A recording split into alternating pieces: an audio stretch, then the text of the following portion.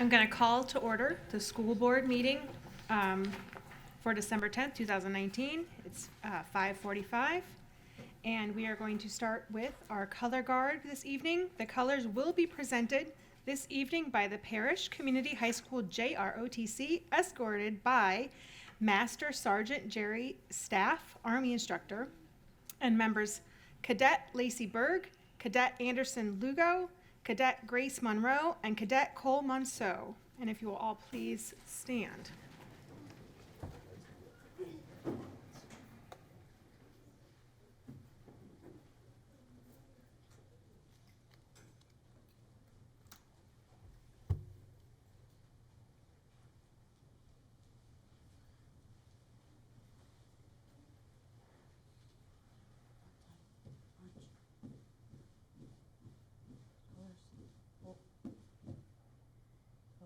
Up, left face, breathe in, arms. I pledge allegiance To the flag of the United States of America and to the republic for which it stands, one nation, under God, indivisible, with liberty and justice for all. Order, arms. Right face. Column left, arch.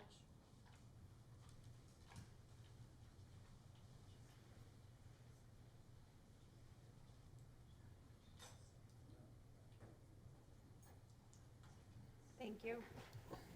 Those are M14s. I said those are M14s. I haven't seen them yet. Tonight, we're going to start with our student celebrations. To begin with, we will have Lee Middle School Hurricane Relief.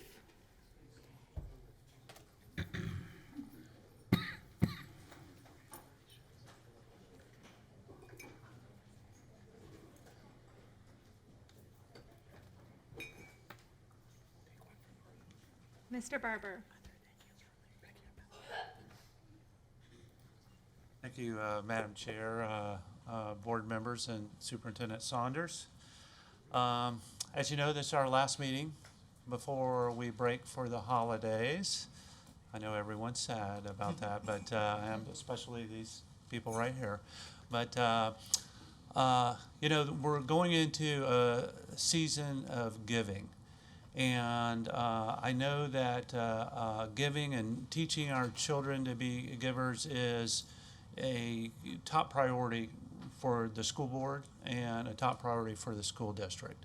And our schools do a great job of giving in so many ways throughout the year.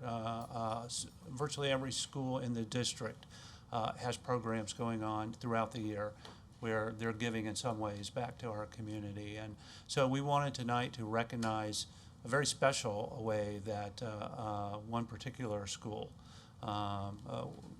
gave back in a big way. And this is not the first time that we've recognized this particular school and this particular group, because they have a history of doing this, but their efforts were so extraordinary, we thought it was important that we bring them back. And it's the school is Lee Middle School, and to tell us more about what they did this year in the aftermath of Hurricane Dorian, I'd like to introduce the business teacher and FBLA advisor, Richard Daynell. So, Richard. Awesome, thank you. Good evening. So as Mr. Barber said, we've done this a couple of times. We were lucky enough to be able to help with Harvey, Irma. Last year we went to Panama City a couple of times to help out after Michael went through. And when Dorian parked itself over the Bahamas, it just seemed like the next thing to do was reach out and help them. So this is a handful of my 50 FBLA members. They were the ones that reached out. They brought in donations. We had help from the county. We had help from other schools.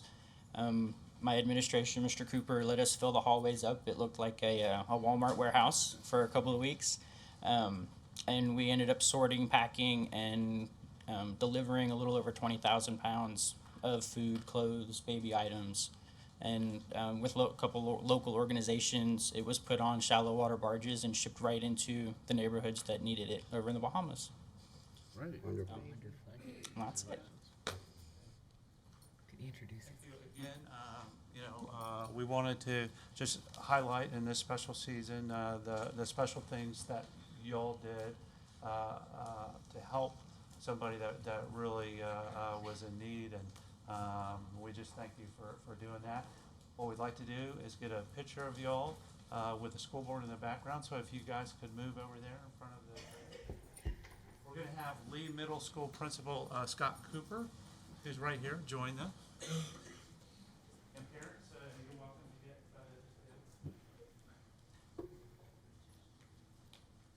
just don't get in my way.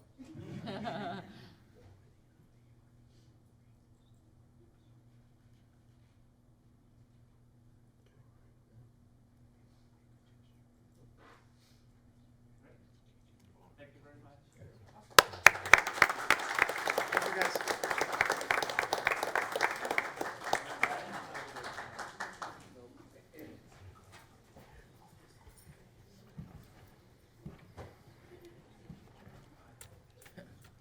There's a little Christmas tree. That's cute.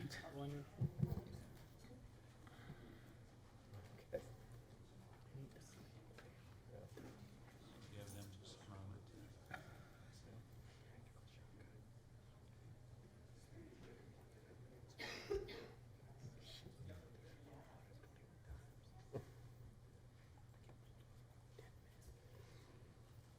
All right. We had one other recognition that we wanted to have tonight.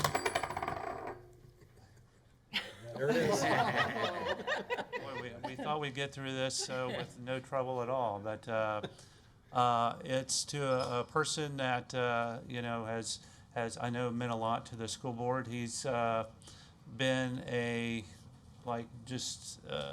sort of a rock of composure through some very difficult times, and he's always had an answer, I think, for virtually every question that you've directed his way. But I'd like to ask School Board Attorney James Dye to come down here. So, Mr. Dye.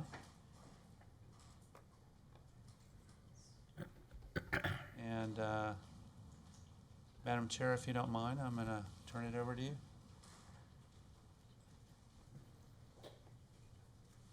Sure.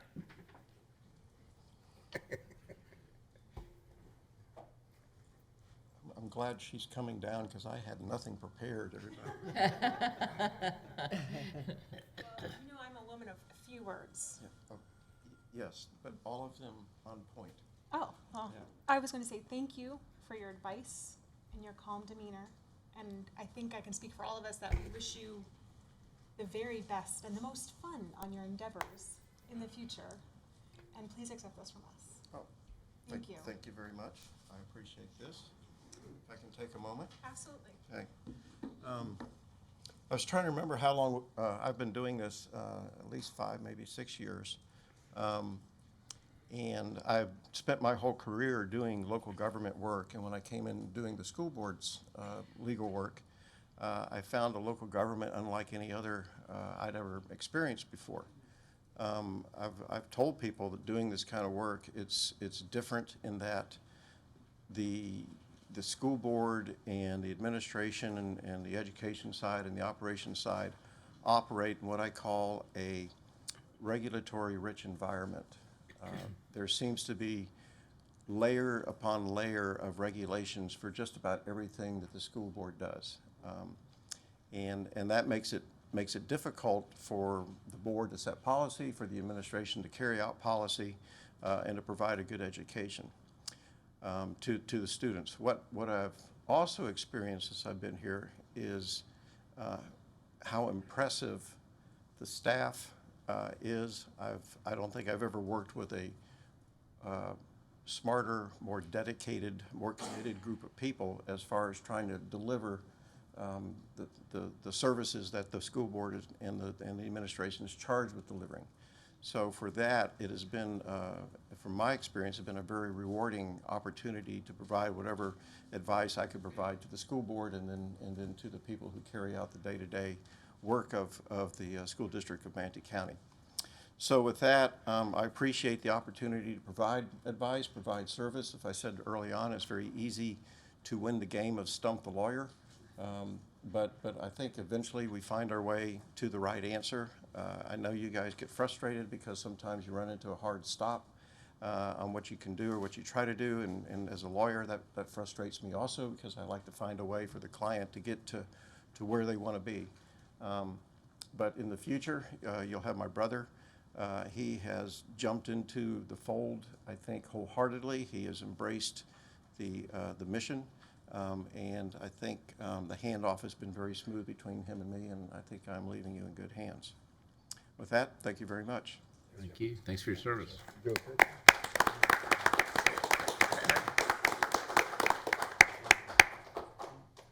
thought it would be. Come down. For the school board to come down and Ms. Myers Come on down.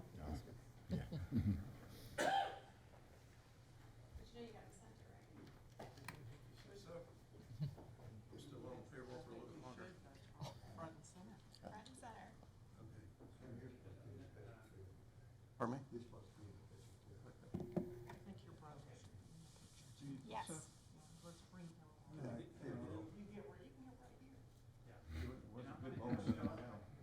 Jan, could you come on this side as well?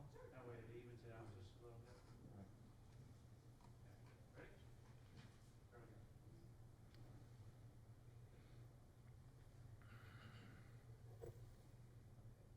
There we go. Congratulations.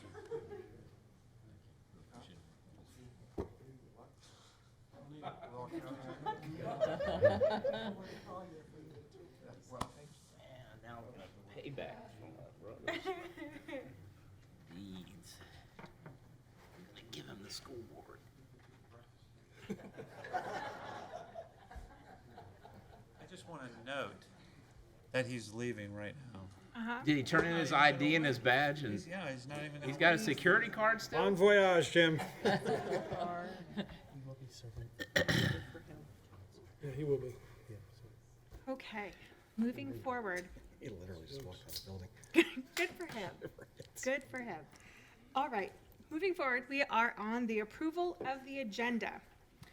The chair has found good cause to amend the agenda to include all items listed under agenda amendments on the December 10th, 2019 agenda, updated December 10th, 2019, and posted to the district website, which is www.manateeschools.net. And before I ask for a motion, I would like to really address one of the agenda amendments, to read into the record why there were agenda amendments made today. It came to, I believe, the superintendent and I's understanding that there was still a lot of questions around those items that were pulled today.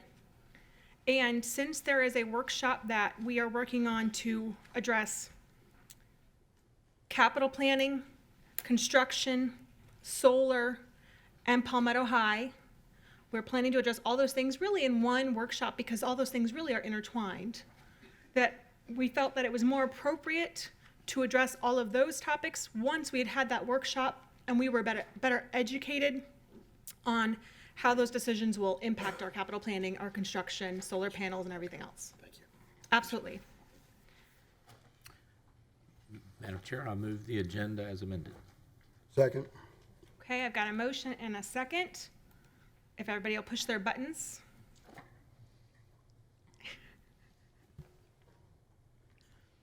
Is there any public comment on this? No.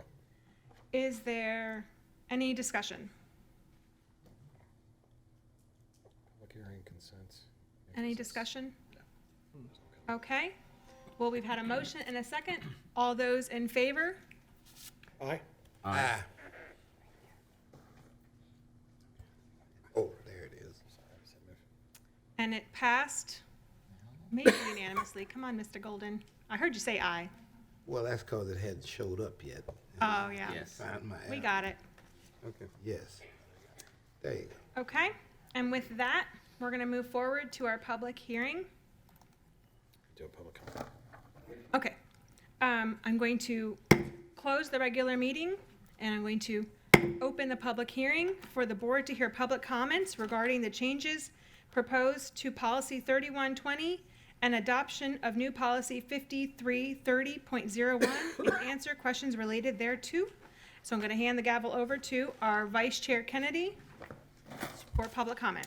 Thank you. And just 3120, Madam Chair, is about the employment of instructional staff, and policy 5330.01 is about medical marijuana. So we have 3 members signed up, but this is a public hearing, so if anybody else would like to speak after these 3, you're welcome to just approach the podium and speak if you'd like to. But first up, Mrs. Mendel.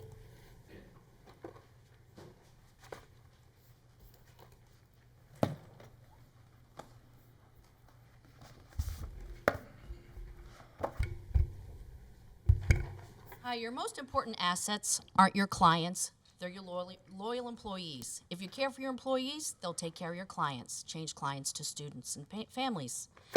Employees stay when they are paid well, mentored, challenged, promoted, involved, appreciated, valued, empowered, trusted.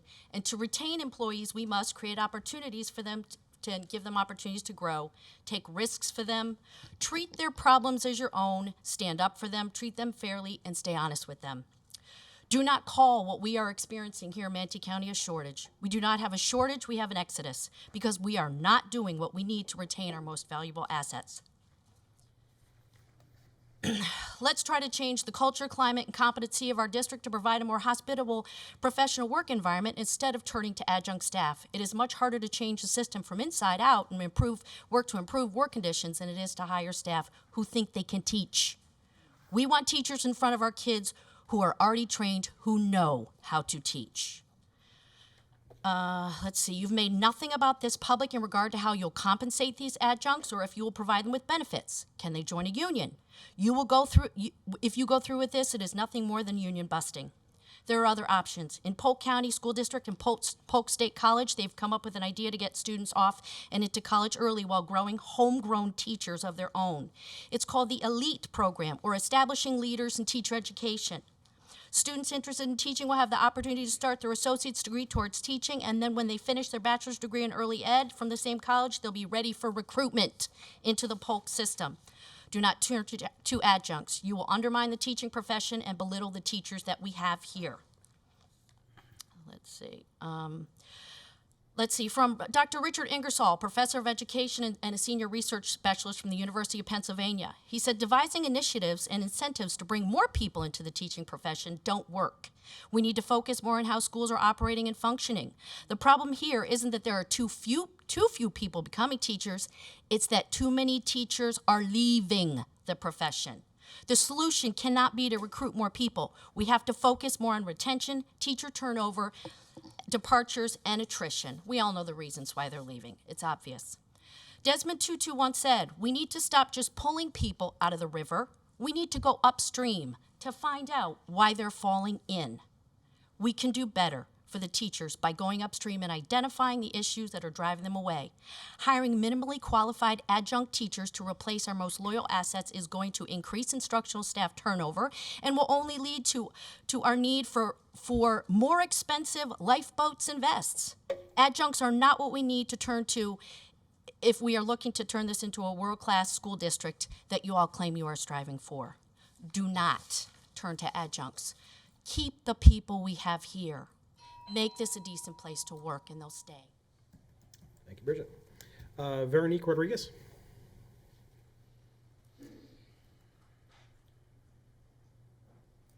Veronique. Okay, Mrs. Rhodes. Betty.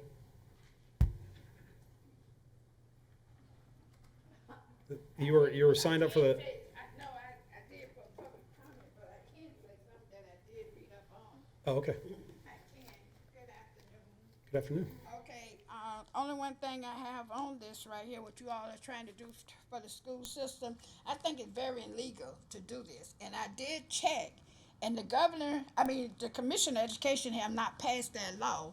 And what I'm thinking, Manatee County School Board is doing whatever they want to do when it comes to teachers here. Now, if I was a teacher here, I know with the bargain unit back in 1970, you cannot strike, but maybe we better turn the table around for the teachers can strike, because you all demeaning these teachers who have an education, where you're bringing the others in. And I know for a fact, I checked LMA Road, and the staff names is not there. And now if I was a parent that had a paraprofessional teaching my kids the core subject, it would be a nightmare for you all. So I don't go along with it, and y'all better think for y'all overdo what the state haven't passed. And I know Richard was talking about that, but he haven't passed that law yet. What y'all trying to do, I do for a teacher certificate. Miss Sanders gonna give the certificate or whatever. I don't go along with it. But for American marijuana, if a kid is sick, I go along with it because it's passed by the state. So what you do, you make that up and they go in the clinic before they help. That I go along with that. That's it. Thank you. Okay, thank you. Would anybody else like to speak on this issue?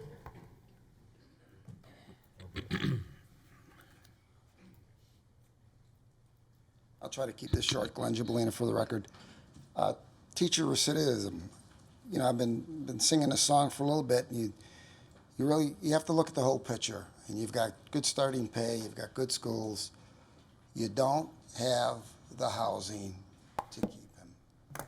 I think when you build a new school and you talk to these developers and they want to give you 20 or 30 acres, that you have to make it very clear to them that we have entry-level teachers and custodians making $40,000, $50,000 a year that cannot afford to live in your gated community. So you're either going to earmark some affordable housing for our entry-level teachers, or we're not going to teach. It's real simple. You've got to get tough with these developers. They have not built 1 square foot of affordable housing, not only for teachers. They haven't done it for first responders. They haven't done it for EMS. They haven't done it for the Alice folks in this community, which, by the way, 43% of Manatee County citizens live very close to the poverty level. You can't afford to live here. When you go market rate rentals and you're spending over 35% of your income, it's unacceptable. Teachers may love to teach here, great weather, great schools, but if they can't afford to live here, they're going to go someplace where either they're going to get more pay or they're going to do affordable housing. There are models throughout the country where school districts are providing the housing for their employees, and that's a big benefit. If you've got a teacher that's flip-flopping between Sarasota and Manatee, you say, guess what? We're going to get you an apartment for $700 a month instead of the market rate of $1,100, and we're going to keep that rate for 4 or 5 years. You've got a loyal employee. I think housing is a big, big part of keeping teachers, qualified teachers here, particularly entry-level teachers. Not to mention your bus drivers and custodial and cafeteria and everyone else, all your support groups that don't make 3 figures. So all I'm saying is you need to send a message to the developers that enough is enough. If you're not going to put in affordable housing, then we're going to put it in for you. And just get tough with them. They've got the money. Thank you. Right. Thanks, Glenn. Glenn, just a reminder for future, the item here is about creating an adjunct teacher position. I know your comment is related. I didn't want to interrupt your flow, but just for next time, it has to be specific to the item. So, no, you're fine. You're fine. Ms. Rodriguez, did you want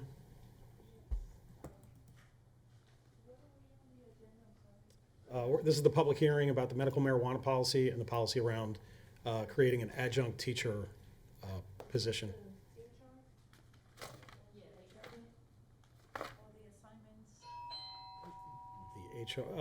It's a policy that creates a new path to hiring teachers, and it creates an adjunct position. Okay, Mr. Hunley? Good evening, Ed Hunley. Good I just have a couple of questions about this position, and it's mostly regarding schools that are either Title I schools or schools in need of improvement. Is this policy going to be one that's used at those types of schools, or are you going to follow along the lines of the state guidelines where you have to have certified personnel in those core curricular classes for schools that have struggling academic issues.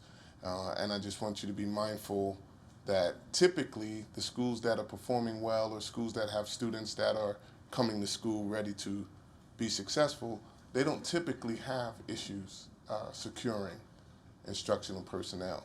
It's the harder to reach, harder to teach schools, which creates a conflict because those are the schools where you're not supposed to have people that aren't fully certified teaching core classes. So in your discussions and in your decision-making process, I hope that you take that into consideration because those students need the absolute best that they can get.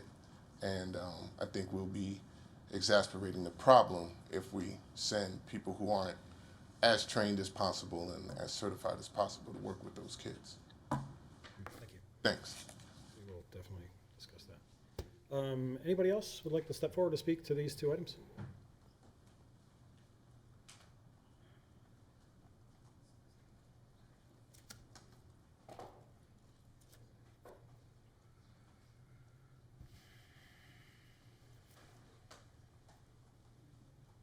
Good evening. Good evening. Joanna Phillips. I think the adjunct positions will create people that just want money. They just want a paycheck. The care and concern for students wouldn't be there because coming in off of the street just to teach because I don't have to have my certification, I'll jump on it any day just so I can make $1. There needs to be care and concern for the position in order to effectively teach the position. Thank you. Anybody else? All right. Madam Chair, that concludes public comment. Okay, with that, we will close the public hearing and we will reconvene the regular meeting. And Madam Superintendent, do you have a recommendation? Yes, I recommend the approval of the proposed revisions to policy 3120, employment of instructional staff, and adoption of new policy 5330.01, medical marijuana. So moved. Okay, there's a motion. We have no button up. There we go.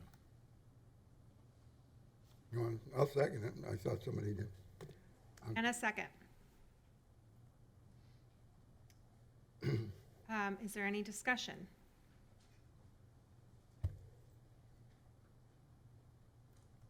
Madam Superintendent? I would like Mr. Titlebaum to possibly make a clarification so that folks fully understand what the adjunct teacher position is in terms of certification. I think that may be helpful. Is that okay, or am I not able to do that? No, I thought we were doing medical marijuana then. Yeah, It looks like they're together on here. we did. Oh, they're both together. Oh, I definitely have some questions then, whenever Mr. Titlebaum is done. Thank you. Members of the board, Madam Superintendent, Mr. Dye. To begin with, let me start with the statute itself. It's embedded in section 1012.57, and it says that school district school boards shall adopt rules to allow for the issuance of an adjunct teaching certificate to applicants to fulfill the requirements. Shall means may, not may. Shall means must. The legislature sees the need for this, and they direct the school boards to, in fact, take action with a specific set of rules. Let me go through them for a moment. They must show an expertise in the subject matter that they're going to teach. So it's not just something randomly, and we are to ensure as a district that those individuals possess such expertise. What the goal of the legislature was to enhance the diversity of course offerings in school districts. And being a lawyer, should there be an introduction to law, they would grab a lawyer to teach something like that to our AP classes in ACE. Or should it be a vocational? They need a welder for a vocational part-time. You'd have to have a welder for that particular reason in one of our high schools. Someone that would show expertise. And I'm just giving you examples This is Mitch speaking. It's not gospel on this one.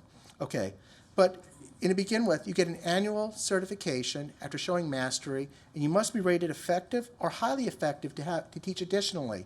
Bear in mind, this is not meant to be full-time bypass the state process. Individuals that have the certification can become certified teachers.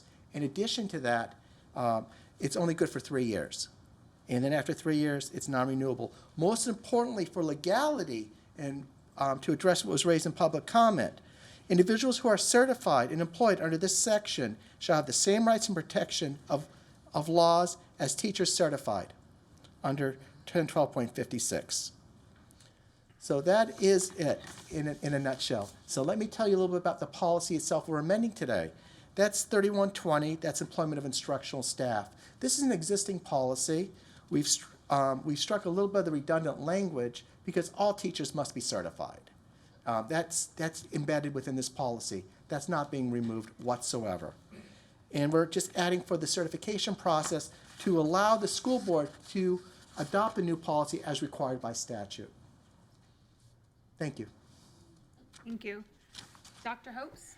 I have a question, Yes, sir. Mr. Titlebaum, on the 5330.01 medical marijuana. Sure.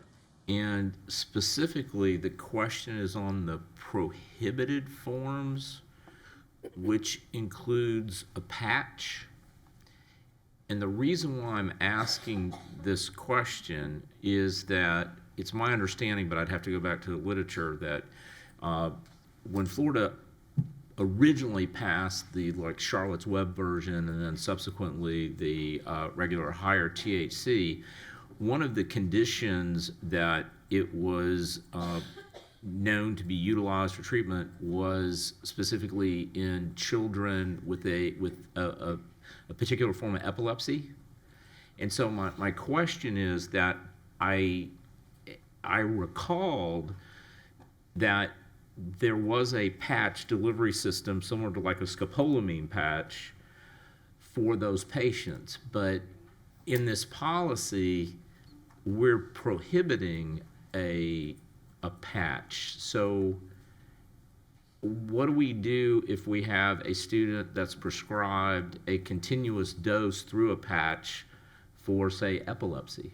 You're talking about transdermal patch. Transdermal patch. I think the issue that the legislature had with something like this would be issues of contamination. If you have a patch, if it's pulled off of you, that would be a consideration. But ultimately, as members of the board, this is not a statutory prohibition. It's not being statutorily prohibited. You obviously don't want people smoking marijuana, medical marijuana on school grounds.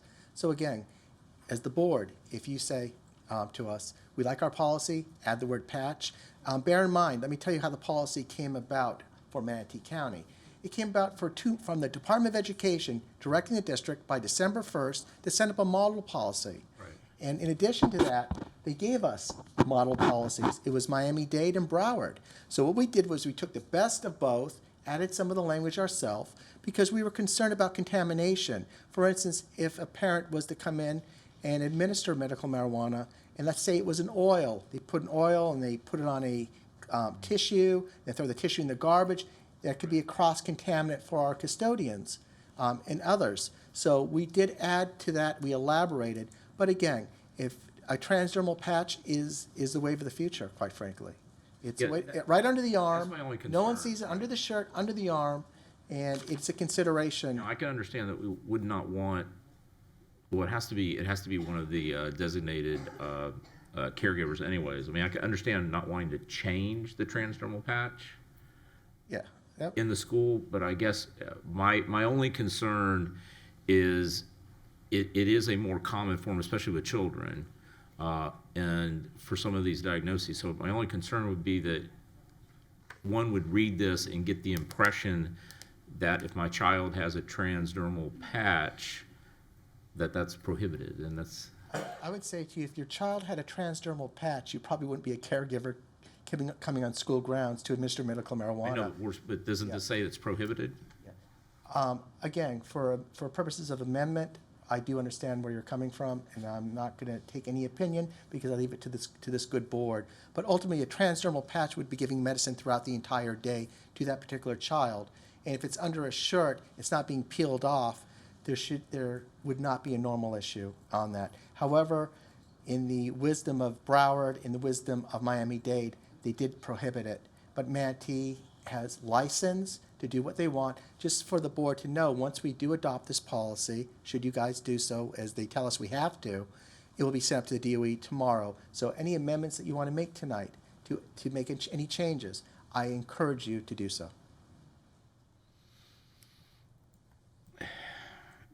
Madam Chair, that's the one area that concerns me, because I know that for a particular type of pediatric diagnosis, they use a transdermal patch, which quite frankly is probably the best way to deliver it.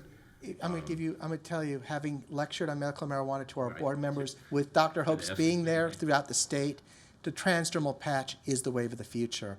It will eliminate any parent coming on school grounds. Once they have a transdermal patch on, it's good for a certain period of time. You're never going to know it's there.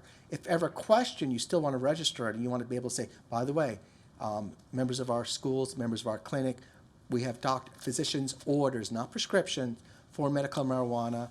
Here they are. This is how it's being administered, just for informational purposes only. Again, for purposes not having cross-contaminants in the unlikely event the child is injured. But that is the wave of the future. So if and I'm not sure of the posture for the attorney, but I mean, I would propose that the patch be included in the permissible forms under paragraph E as an amendment and be stricken from paragraph H. Is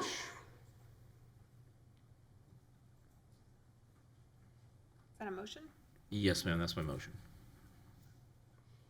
Could you repeat that? To insert in paragraph E permissible forms of medical marijuana, low THC cannabinoid products, and it would be. It almost has to be a separate sentence because the one you say is fully absorbed for a short period of time. So after on the third line of paragraph E, it would include a statement that a transdermal patch is permissible, and we're assuming that this is all prescribed. A physician Physician prescribed. But a physician, by physician orders, a transdermal patch under physician's orders. Yes, exactly right. And that is the key word, transdermal patch. Right. So we don't create our own. So a parent Right. doesn't come in, take a Band-Aid and put oil on it and say, oh, by the way, I'm Right. slapping it on, it's good, we're good to go. That's not what we're intending in this. Okay. To clarify, medical marijuana license to, Right. so it's not just doctor prescribed, you have to be a medical marijuana patient, and have that Well, license. that's assumed in all this. We don't. Right, I know, but I just. Correct. I just want to make sure. I just don't want to add the line, doctor prescribed, Well, I'm assuming that any permissible form is a doctor prescribed, or we're not going to let a child bring it onto campus. Correct? Physician's orders as required by statute. I mean, that's technically what I would say as an attorney. Physician's orders as required by statute, but it's close enough that you will make sure that if there's a transdermal patch, it will be from a student that is a patient of a physician that is duly licensed, which is a strict requirement in the state of Florida, able to give physician's orders. With a copy of the prescription and the product, the labeling on file in the office or whatever. But bear in mind, this is one thing, and again, I bring this to the board, with a transdermal patch, be specific, that is not visible, that is secured, so another student doesn't see a Band-Aid, oh, let me pull this off of you.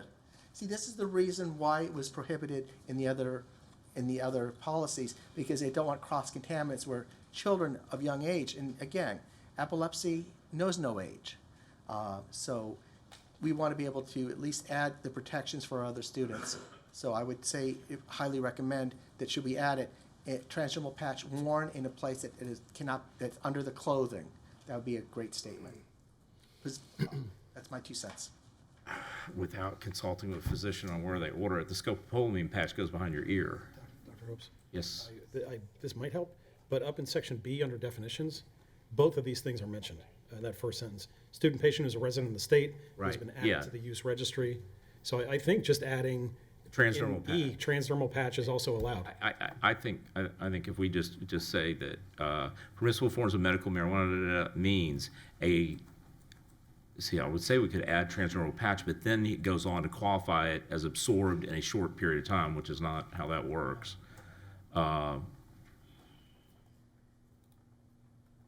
Let's just say after that, a short period of time, just do comma and transdermal patch. So what I'm hearing, to be clear, is you have made a motion to add, at the end of that Paragraph first E. sentence, in paragraph E, and a transdermal patch under physician order is permissible. And the other part of your motion that I heard was to remove the word patches from item H. Correct. Am I correct in understanding your motion? Yes, Madam Chair. I'll second that. And there is a second. And to provide legal counsel authority to make any technical amendments to that language. That way you can work it out with the powers that be. Yeah, understood, sir. I'll second that. Thank you. There is a motion and a second. Is there any discussion on this amendment? Madam Chair, you made reference, and I need some help on this. We're talking about, on page 16 in our packet, we're talking about H there. There being an amendment? On mine, it says packet page 18.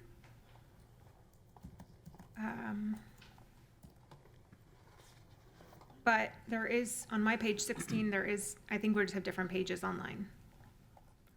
It's under the medical marijuana policy, and if you follow the definitions down, you will eventually get to Paragraph E. E and H.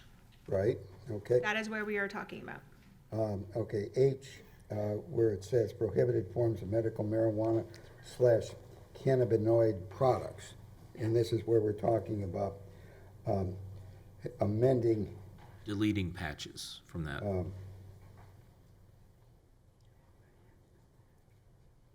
Okay, the word patches after vapors. Yeah, Okay. to delete that. Okay, and your motion is to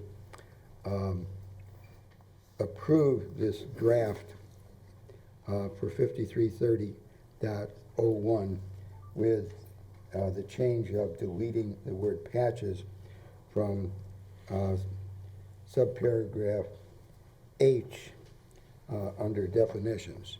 Do I understand correctly? And to insert the word transdermal patch in paragraph E following period of time. Make that a comma.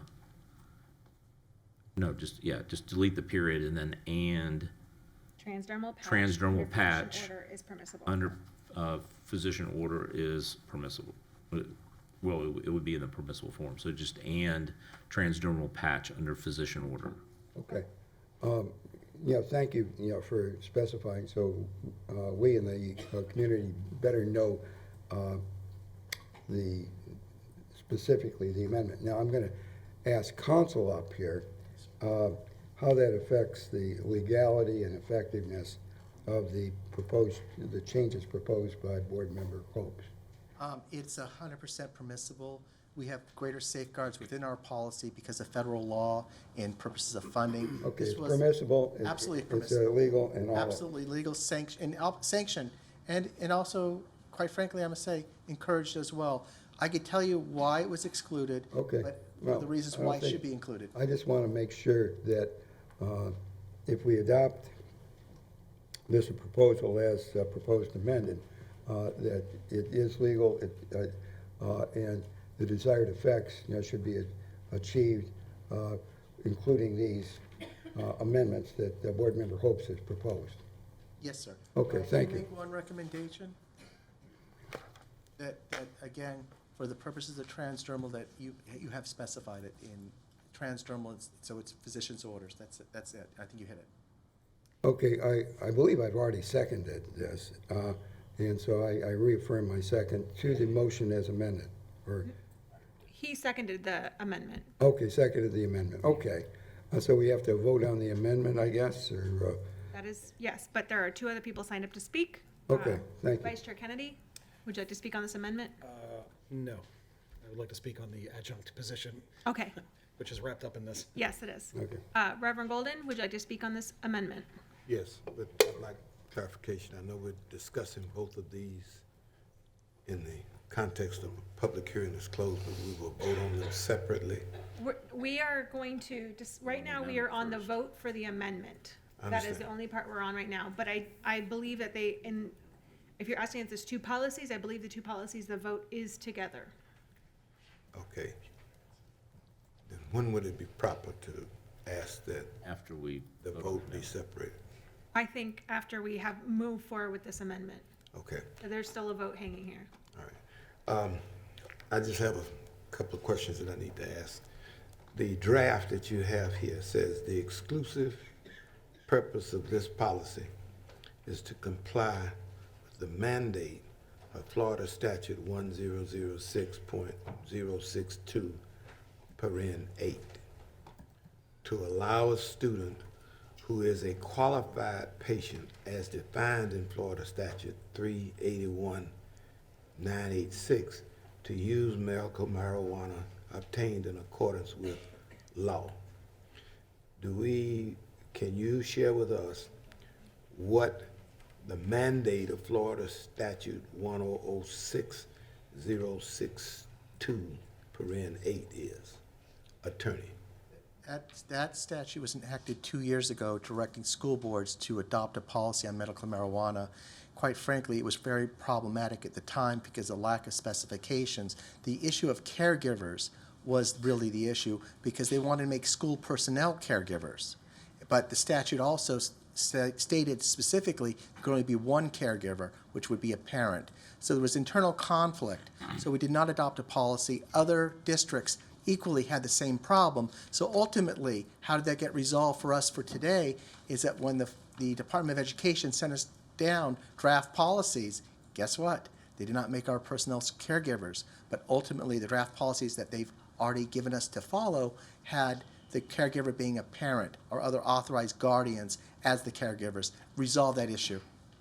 But it's a mandate by the Florida legislature. Again, it was 2 years ago. Now, with respect to the issue of who would be qualified to administer the medical marijuana, the proposed statute that you have here under paragraph A1 says school site staff, school nurses, health screener technicians, other contracted health care personnel, or the school principal are not allowed to administer,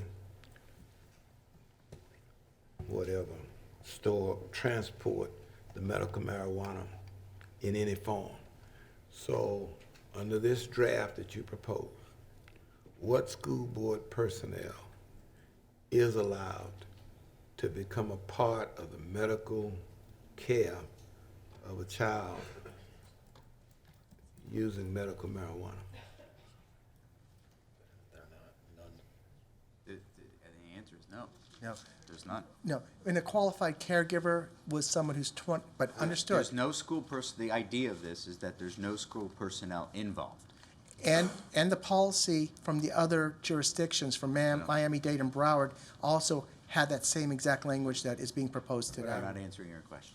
Yeah, what I'm at a loss to understand is why are we having this long protracted discussion about something that takes place between a kid, its parents, and the medical doctor, when in fact nobody in the school system is allowed to participate in that or to facilitate that. It just seems like we're using a lot of words to say if your authorized medical practitioner has determined that you need medical marijuana, we will not stop you from coming to school. That is correct. Okay, so I'm just trying to figure out, because it seems as if that one day there's gonna be a kid that has medical marijuana as a treatment or something for whatever condition he might have, and we are gonna be liable because we didn't do anything about that. The liability came with the original draft from the legislature, which was having our personnel administer it, our personnel storing it. So that liability was erased by these model policies. But you're raising the issues that were embedded in the problems that we had with enacting an initial policy. What I'm really trying to say is, why aren't we just here to decide that we are going to enter a policy that allows a child to come off of Manatee County Public School property who is being treated by the use of medical marijuana? Because it seems, what you say at the very beginning is, and I'm still going to ask it, it says to comply with the mandate of 1006-062 paren 8. And that mandate simply says we can't keep the kids off the campus. Yeah. That's very clear. Understood. I understand your question. The issues that we've had are federal law, which still has as a controlled substance, and also a child coming on without proper guidance for this policy. So we're enacting a policy. The statute is clearly telling us to do it. The DOE is trying to enforce the mandates of that statute. I'm not being fair with you. I've read 1006-0628. It's the list of prohibited substances. So what we're trying to do is to get this included as a non-prohibited substance. Under certain circumstances, so we still don't violate our own code of student conduct as well. There's a lot of moving parts to this. I believe Mr. Kennedy felt like he might be able to assist. Rev, we're creating a really weird, the legislature has created a really interesting situation where if the student is a medical marijuana patient, we're creating a policy that says their caregiver can come onto campus, administer the medicine, and then leave campus with the medicine. So the student or patient is not allowed to possess the THC on campus at any time unless it is being administered to them by someone who is not school district personnel. Okay. I thought that's what you were trying to do.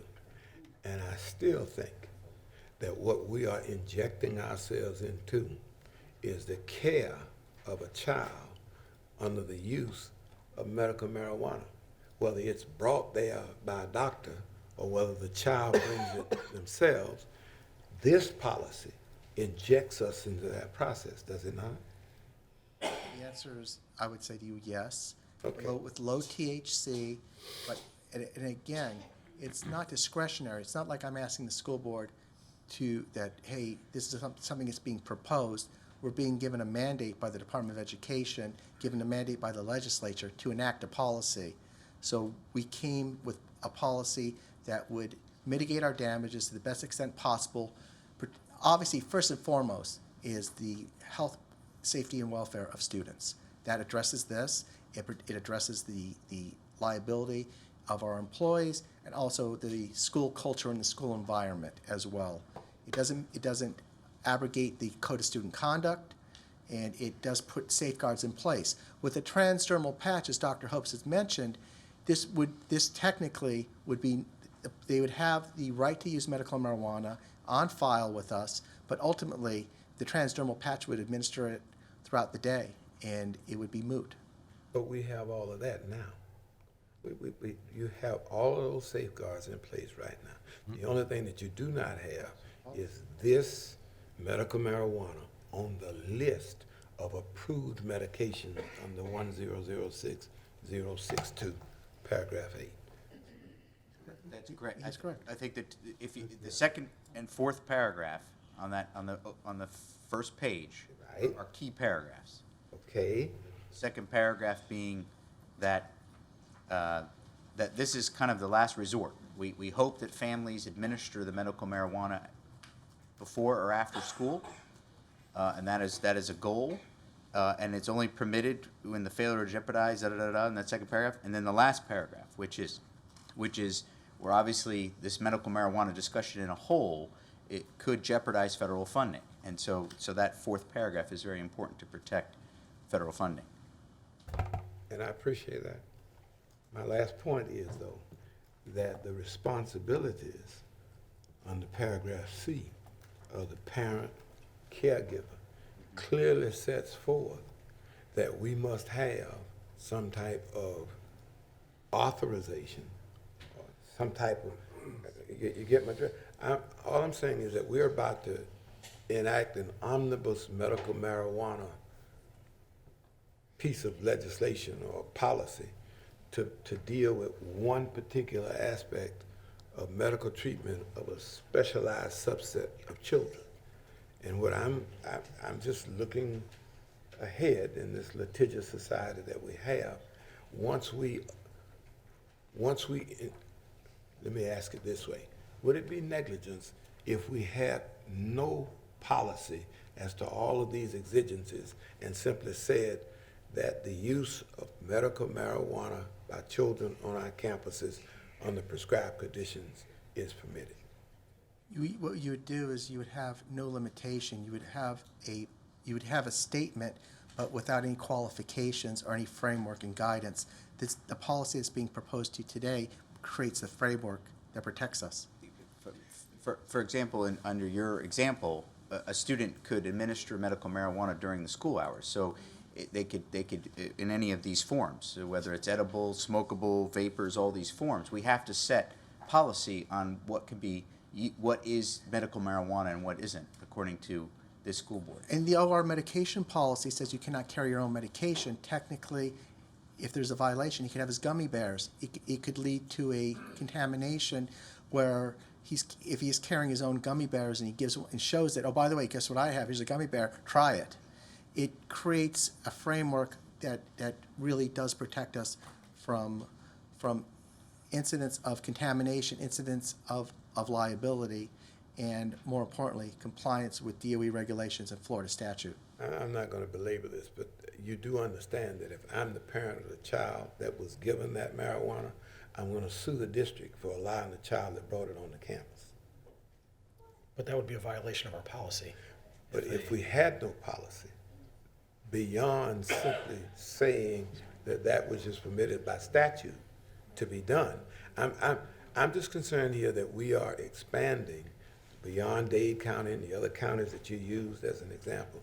We're making up our own way here that is taking us down a rabbit hole that will allow what you said, but would also expose us to the consequences of that from the other child. That's all. Reverend Golden, this policy that you have before you is primarily Miami-Dade with some Broward thrown in, with some Manatee for clarification. It is the model policy. It wasn't free drafted. It's a model policy that was given to us by the Department of Education. That is what they suggested we can follow. And of course, I wanted to use the language that the DOE has already approved. So ultimately, I used the best of both. And with very minor changes. Some things in Broward had greater clarification, but primarily Miami hit it. In regards to the waste of the medical marijuana, when I talk about the tissue with the oil, that was something that we did ourselves, having consulted with Therese Masterson, our head school nurse, who had that concern. It wasn't done in a vacuum. Thank you.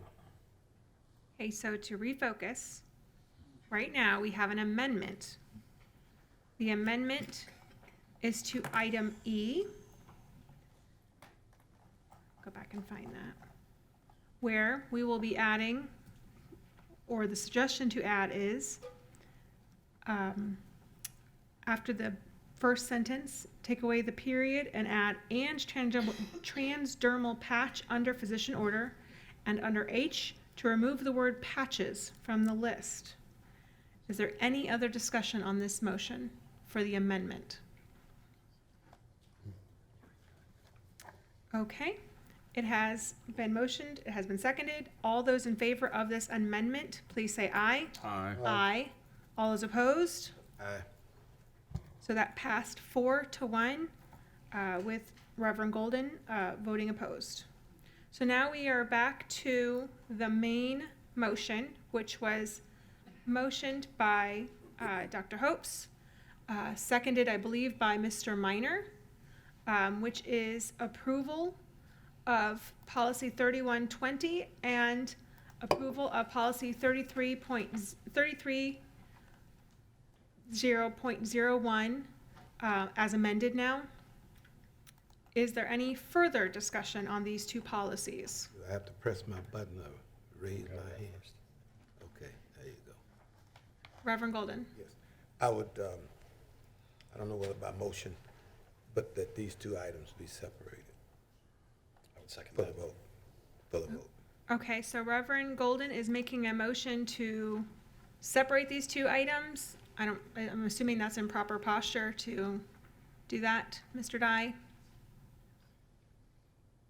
Wasn't there only 2 items? Yes. You've already acted on one. No. We amended one. We amended one of them, Oh, but there are 2 there still, Two separate policies. 2 separate policies. Separate them out. yeah, separate them out. Yep, separate them out. Okay, so we have a motion from Reverend Golden to separate. It has been seconded by Vice Chair Kennedy. Is there anyone that would like to speak on this? You made the motion. Any more conversation? No? Vice Chair Kennedy, you're all lit up to speak. Not about this, about the adjunct position. Okay. Is there any other discussion on severing these two? Okay, then let's vote. All those in favor of separating these two policies, say aye. Aye. Aye. All those opposed? Nay? Okay, we have 1 opposed, and that would be Mr. Minor, but it has passed. So let's move to perhaps the first policy, which was 3120, since that was the first one on the list. That is employment of instructional staff. Now, since that's been motioned and seconded together, but now we have severed them, do we have to have that approved, like another recommendation from the superintendent, or if we've already separated them, but it's already had a motion and a second, does that work for both of those? I would say yes. To which one of those? I think that was a question of both. Both of them. That we need a new motion. Do we need a new motion? You can proceed with both of them now. Okay. Yeah. So let's start with our first one, which is 3120, employment and instructional staff. I guess I will go from the original motioner and the original seconder. So that would be Dr. Hopes and Mr. Minor. And per what we discussed earlier, I'm going to give the opportunity for the motioner to make a comment first.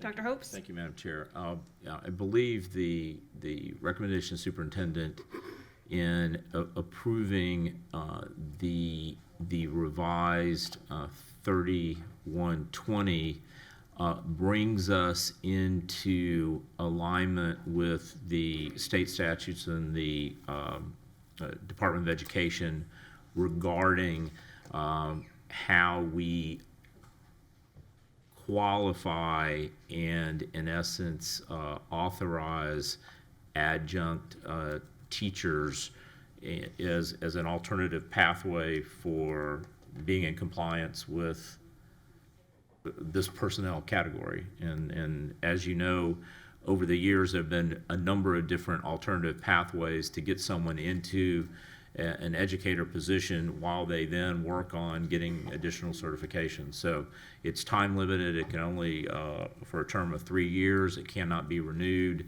And the intent is to bring qualified individuals that meet the statutory requirements into the classrooms to provide instruction in areas, and in many cases it may be in a field that we haven't even defined yet.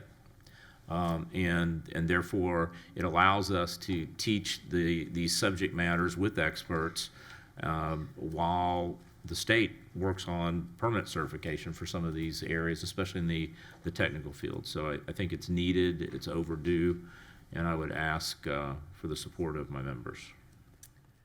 Vice Chair Kennedy, I have you signed up to speak. Oh, yeah, thank you. This is an interesting one because there are kind of like, much like the WIT elementary debate, I think there's a lot of good points on both sides here. But the first thing, I want to ask the superintendent a couple questions to address a couple things that were brought up in public comment, which I think are very relevant for me. The first one is, and I don't see it in the policy, and I honestly, I wasn't even looking for it when getting ready for the meeting, but if a person is hired under this job title, are they covered by collective bargaining? According to our policy, they will meet the same qualifications as any other MEA member because they would be classified as a teacher. That's why it's amended within our instructional policy update. And they will be required to have the certification options, meaning we give an industry certification of the district if you have an expertise in an industry field in the private sector. If you have a degree in an area, but you don't have a teaching certificate, you can get a temporary and work on with outside and other traditional ways of being certified. So they will stick, absolutely. So what it's meant is if you are going to try to put in place a couple of courses, a couple of sections, a couple of periods of a course, but you don't have enough to hire a full-time staff member, but you may want to teach 2 sections of Chinese or 2 sections of welding. It allows you the flexibility of having an adjunct person, someone like the colleges do, and still be able to employ them in those temporary rates if a district needs to. And then to Mr. Hunley's question about Title I, I'll address that in a second, but obviously the requirements for, I might get this slightly wrong, but like turnaround schools, for example, they must have certified personnel. I'm probably getting part of this. I feel like I'm forgetting something. All the Title I requirements are still in place no matter what.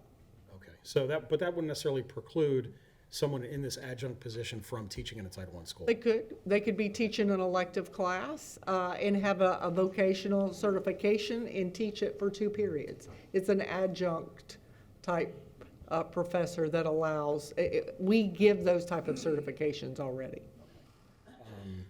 And then, Madam Chair, I just have a couple of comments on this. You know, I do plan to support this. I am aware of the reservations, but there are a couple of protections in place, I think has been mentioned. In order to qualify for this adjunct position, you must pass the subject area test before you can be placed. It is only for 3 years, but that's if you're full-time. So the way it reads, if you're part-time, you could be an adjunct part-time forever. The fact that they're covered by collective bargaining puts my mind at ease somewhat with this. But I do fear from the state level that this is, I guess the only word I can think of is kind of a Trojan horse as a way to kind of undermine the profession. But on the other hand, there are some protections in there. They are covered by collective bargaining. And we already have a shortage statewide that shows when you look at the trend, it's just getting worse and worse every year. So I do like the option that if we are struggling to fill positions, there is another avenue there. So I realize this new option is not without some question marks, but I think the benefits outweigh those question marks. So I will support it. Thanks, Madam Chair. Mr. Minor? Okay, thank you, Madam Chair. My remarks, parallel, Board Member Kennedy's, that, this is an option for our district, for our students, for our community, for folks who may not be full-time teachers or they're retired teachers, but have great skills that they would like to, share, and others would like to, partake of. And, the superintendent mentioned, well, there may be somebody out there who's very good in Mandarin or some form of Chinese or Japanese or whatever that is not available in any of our schools, or not many of the schools, but there may be some, students and parents who would like to have their son or daughter, be in a school that has that available, through an adjunct, so that they can, learn that language because they're, for whatever reason, maybe, for business, that one of the parents is going to go to Japan or whatever, and I think it gives us, it improves the flexibility of our curriculum to serve the community. And also it does help address, the need, for, people with a teaching ability, to provide something that they're good at and can offer. And so I support this, this motion. Thank you. Reverend Golden? I would like to know if the scale of pay for adjunct teachers is a pro rata scale to those who are full-time and fully certified, or if this is just not another way to try to appear to give quality education at a discount rate, at a bargain basement rate. It just seems like we don't seem to run out of ways to try to figure out how to get more for less. And I'm really concerned about whether or not a teacher that makes $50 an hour is going to have an adjunct working next to them who makes $50 an hour, just works fewer hours, or are they going to not only work fewer hours, but they're going to be paid $30 an hour? Madam Superintendent? Yes, the great thing about this provision, it is under our instructional policy. It is bargained with the MEA. If you are classified as a teacher, the pay scale has to follow just like any other teacher. So if you're only teaching a few periods, it would be prorated, but their hourly rate would be the same. I will tell you, our district has a great working relationship with the union.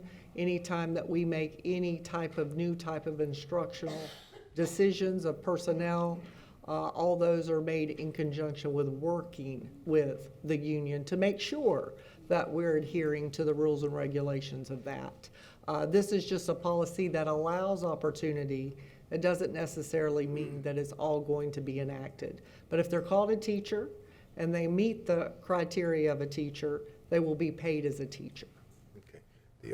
The other question that I had along those lines is that with respect to adjunct teachers, I don't know which high school we have here that offers Chinese, but I'm concerned about math, the STEM courses, and whether or not there's any, this is designed to get around the immediate certification requirements. So if I'm a adjunct teacher and you're in the 10th grade, you're going to have me till you graduate. So you'll never have a certified math teacher. That's what how do we make that up? I don't mind hiring you part-time. You might want to work part-time. That's fine. But just because you work part-time doesn't mean that the children should get part-time quality. I guess I'm not saying that right, but you understand what I mean. How do we mediate against that? Because the real crunch is that oftentimes we can't afford a whole new teacher in a particular class or in a particular area, even though we have enough students to justify another half teacher. It seems that we're operating at cross purposes here. We're going to have adjuncts who don't have to meet the stringent certification requirements right away, but we don't have the money, or we can't afford to bring them on to work. That they can only work part time. How do we get beyond that?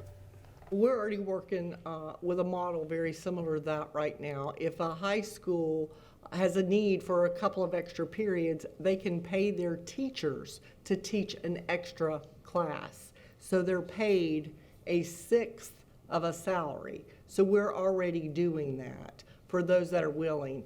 In addition, we have our own virtual program. So if a school has enough students to offer another section of a class that they may not have a teacher to do, they can go online. We have enough, we can assign a teacher within our community that is willing to sign up and teach that class. So we're already kind of doing it.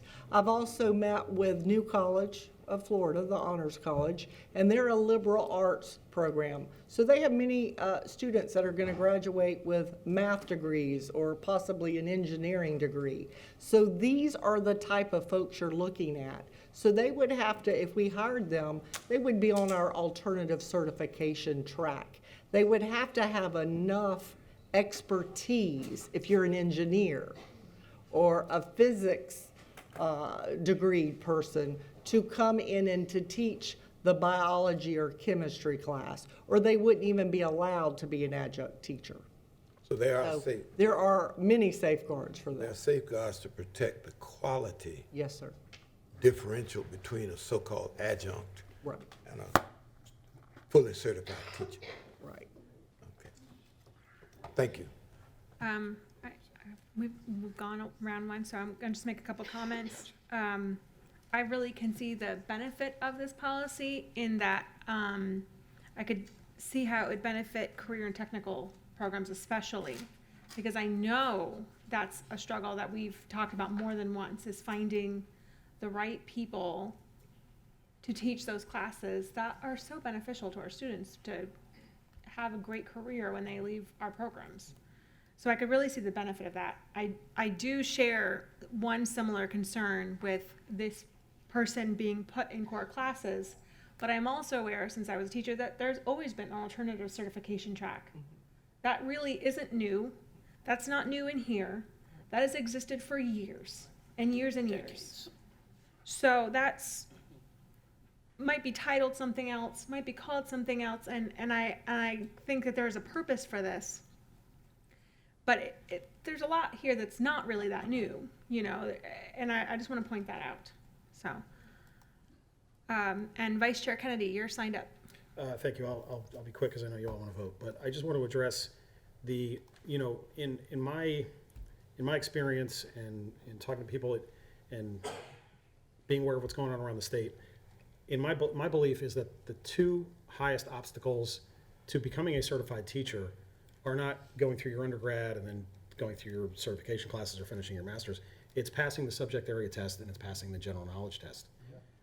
So there are, to Reverend Golden's point, there is a high bar here to continue or to be able to get this. And there's another factor kind of at work here for me because I'm and I did my education up in Pennsylvania, so I'm comfortable saying this 1,000 miles away. But I didn't really learn anything about being a good teacher until I actually stepped into a classroom. I finished an undergrad and a master's degree, and then I did my student teaching in my undergrad, but that's like dipping your toe in the pool. But then my first teaching job, I stepped into a classroom full of teenagers, and I dove headfirst into the pool. And it took me a couple years to really, find my find my way and like really feel confident in what I was doing. And to me, you see so many people who go through that whole process, their undergrad, their master's, and then a month into their teaching career, they're quitting and moving on to something else. So on the other hand, I think there's a lot of people out there, and we've lost many of them over the past few years because they couldn't pass the general knowledge test, who were great with kids and were really good at their job and were good teachers, but just couldn't pass that test. So that factor is not, at least it's only the subject area test, which I think is valid. But this is a really tough one because being certified and being a good teacher are not necessarily correlated. You can be one without the other. So like I said kind of at the beginning, I think I have reservations, but I think there's enough good here that gets me across the finish line for it. So we just got to keep an eye on it. If we have to change the policy, we change the policy. Absolutely. If there's no other conversation, I'm going to call a vote for policy 3120. It was moved by Dr. Hopes, seconded by Mr. Minor. All those in favor? It's not up there, Reverend Golden. It's not you this time. It's just gonna voice vote it, okay? All those, Y'all just fooling with me. not this time. That knocks us off. All those in favor of policy 3120, please signify by saying aye. Aye. Aye. All those opposed? Okay, motion carries unanimously. Let's move on to policy 5330.01, which was our medical marijuana policy. As amended. It was amended to add in section E, transdermal patch under physician order and remove the word patches. It was, the original motion was made by Dr. Hopes and Mr. Minor. As per what we discussed earlier, the person that makes the motion can begin discussion. Dr. Hopes, is there anything you'd like to start us off with? I would just ask for your favorable vote, members, on this necessary and required policy for us to adopt in accordance with the Department of Education and the legislature. Is there Thank any you. further discussion? We've discussed this one quite a bit. Okay, so we are on to policy 5330.01 as amended. All those in favor, please signify by saying aye. Aye. Aye. All those opposed? Aye. We have one no, that is Reverend Golden, and 4 in the affirmative, so that passes. And with that, let's move forward with the approval of the minutes. Madam So moved. We're not there yet, but thank you. Madam Superintendent, do you have a recommendation? Yes, I recommend the approval of the minutes from November 12th, 2019 workshop and regular meeting and public hearing, and November 19th, 2019 reorganizational meeting. So moved. Second. Okay, there's a motion and a second. I'm assuming there's no public comment on approval of our minutes? No, ma'am. Is there, Hey, click your thing. is there any, I gotta move. is there any discussion? Okay, then let's call the vote. All those in favor, please signify by saying aye. Aye. Aye. All those opposed? Okay, that passes unanimously. Let's move on to our consent. Madam Superintendent, do you have a recommendation? Yes, I recommend the approval of the consent agenda for December 10th, 2019. So moved. Second. It's been moved and seconded. Vice Chair Kennedy, is there any public comment? There is. Yes, there are. A couple. Mr. Gibolina, you were up first. You're a pass, okay.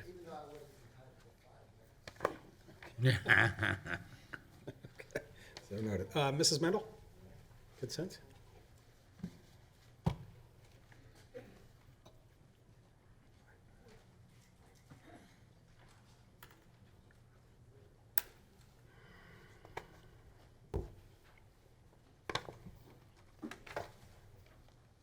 I am speaking on number one, another $110,000 for Pragmatic Works Consulting Incorporated.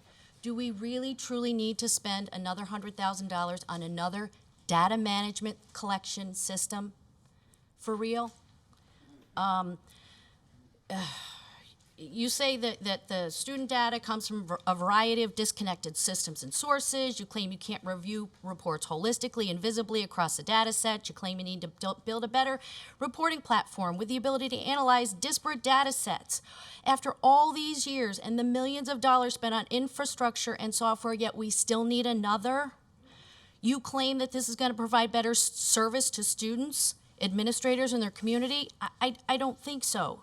You claim that this product will help you to target data sources like from business systems, from ERP, Focus School Software, Florida Department of Ed, iReady, School City, Schoology, District Excel files, District Quarterly Benchmark data.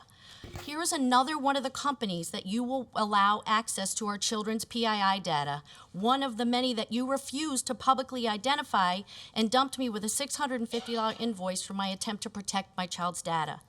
At one point in the contract you're going to sign, it says this company will not share students' PII data, but they will if you let them. Okay? This is insane to me. This is a 6-week project. Here's they're going to gather data from the following areas on our students: attendance, grades, GPA, student behavior, test scores, college and career ready scores, free and reduced lunch, ESOL. You have School City, Focus, Schoology, and the dashboards that your curriculum and data department have created. You don't need one more thing that will fall on the backs of taxpayers. We are sick and tired of your data mining and the ed tech vendors that profit from the metadata that they collect on our children. The project staffing includes this: one senior developer, full-time, 6 weeks, $200 an hour, $48,000. Project management person, 6 weeks, $160 an hour, $6,400. And a 1-year support service contract for $13,200, and all the travel and living expenses that those 2 employees will garner. This is crazy for 6 weeks of work for another data system, and we're tired of funding it. Take that money to use it for professional development for your adjunct instructional staff who will have no background in child development or instructional methods or pedagogy. You're going to need that money for PD, for people who have no idea how to do it. You think anybody can teach? You think teaching is babysitting? Not everybody. Just because they are mastered the content know how to be an instructor. Save that money for PD. The board needs to take an inventory on the student data collection systems that we already have. And you need to find out how many of these employees even know how to use what we do have. Thank you. Madam Chair, that's it. Okay. All those in favor of the consent agenda, please signify by saying aye. Aye. Aye. All those opposed? And it passes unanimously. Let's move on to new business.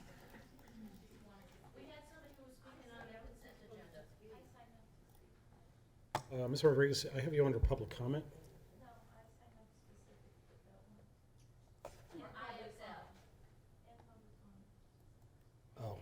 Oh. We already voted on I mean, we've already voted. I'm fine. I don't know how the board feels. I'm fine with you coming up to address it. The vote is done.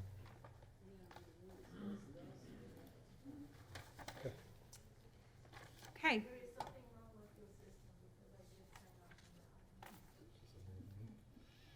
We typically do not allow people to speak out from the audience, but I'm going to address what you just said. What you did say was that you have a problem with the system.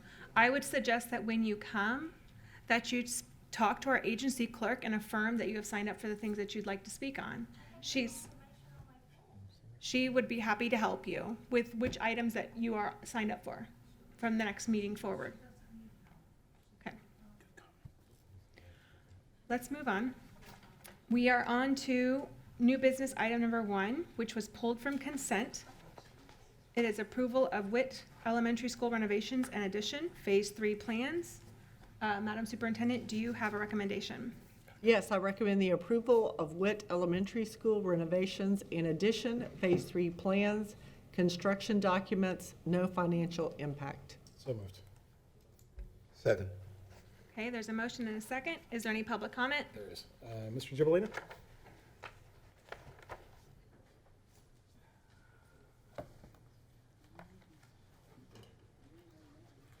For the record, Glenn Gibolino. Again, the renovations, I understand you, the folks that go to that school did express their concerns. But again, go back to the construction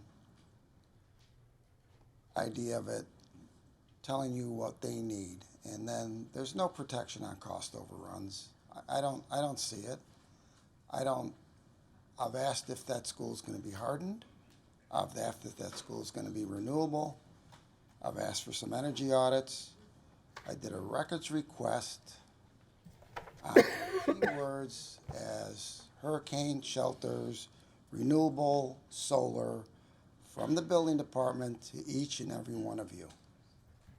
That records request has not been fulfilled yet, but I will pretty much sure they have not communicated with this board on tens of millions of dollars in the direction without the proper input.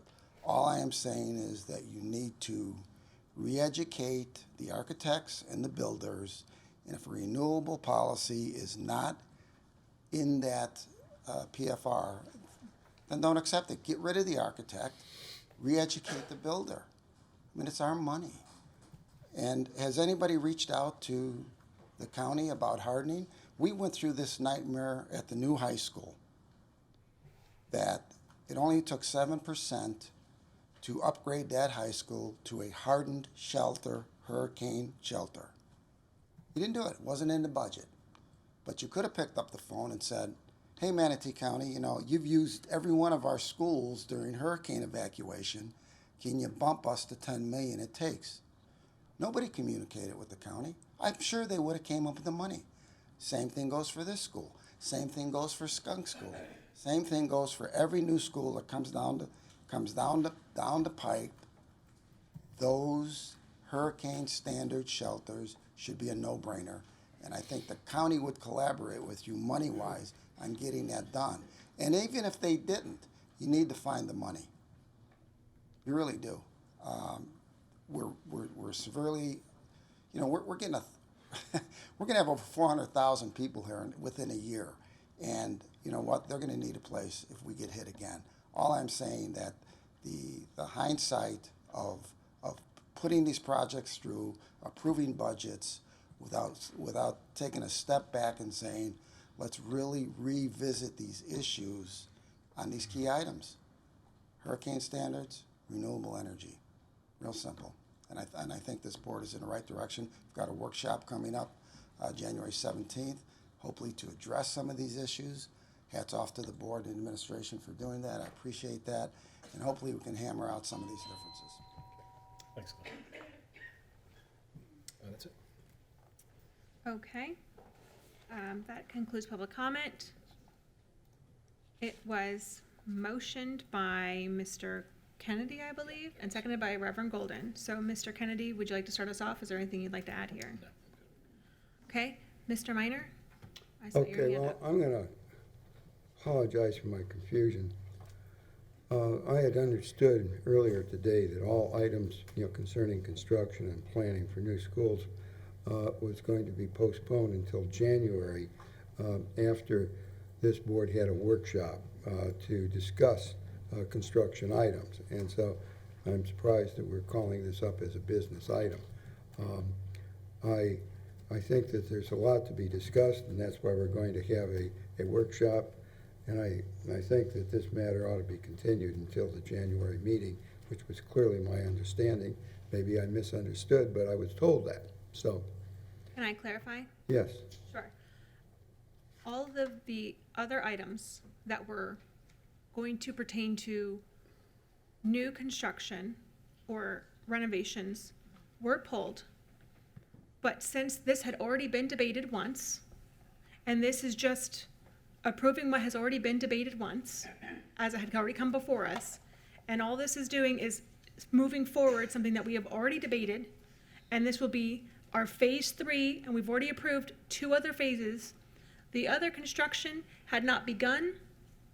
Some of it we had not even negotiated with anyone yet, and it was the very beginning stages.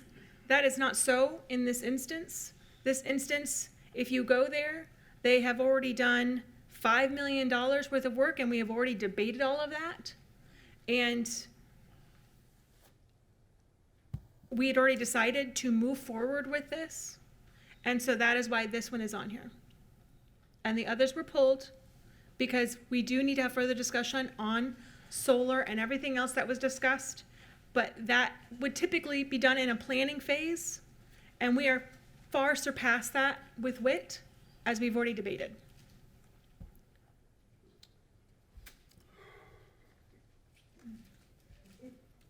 I mean, you're always welcome to make a motion to postpone if you'd like. I'll make a motion to postpone. I'll second the motion. Okay, we've got a motion and a second. Is there any discussion on the motion to postpone? Yes. You Thank made the motion? Thank you, Madam Chair. My point of discussion is for the same reasons that we're having a workshop. That there hasn't been provided to this board, to the community, information about alternatives that would be better our schools and our community. whether it be with respect to having, as discussed earlier, hurricane hardening or making it energy efficient. And I have, in a letter that a copy of which was sent to all board members, I had requested that our construction department come forward with information about what the additional costs would be to make new construction energy efficient, and how much savings there would be to the district and to the taxpayers. That information has not been forthcoming. I think that we ought to postpone our vote until we as a board and our community has had that information presented. And that's one thing. I think it's important that all of that information be before us before we start spending millions of dollars more on any project.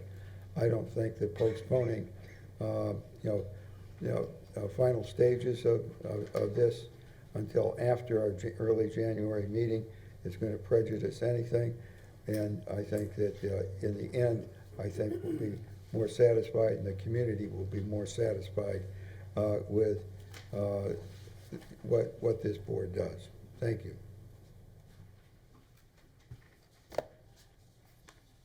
Dr. Hopes?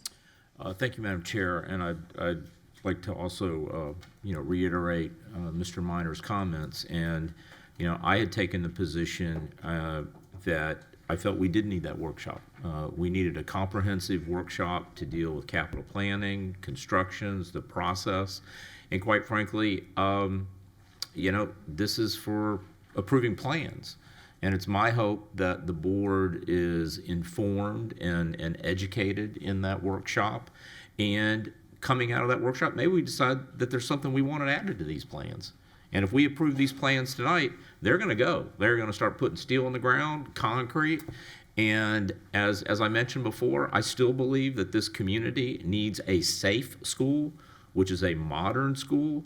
And I think that we need to pause. And I think the right decision was made. We pulled those other projects off of the agenda today. We're going to have a comprehensive workshop. We're going to hear from experts in alternative energy, in design, and capital planning. And I think then the board will be in a better position to make the best decision for this school and the others to follow. And I look forward to that workshop in January. I'll be voting no on this. And the next item with regards to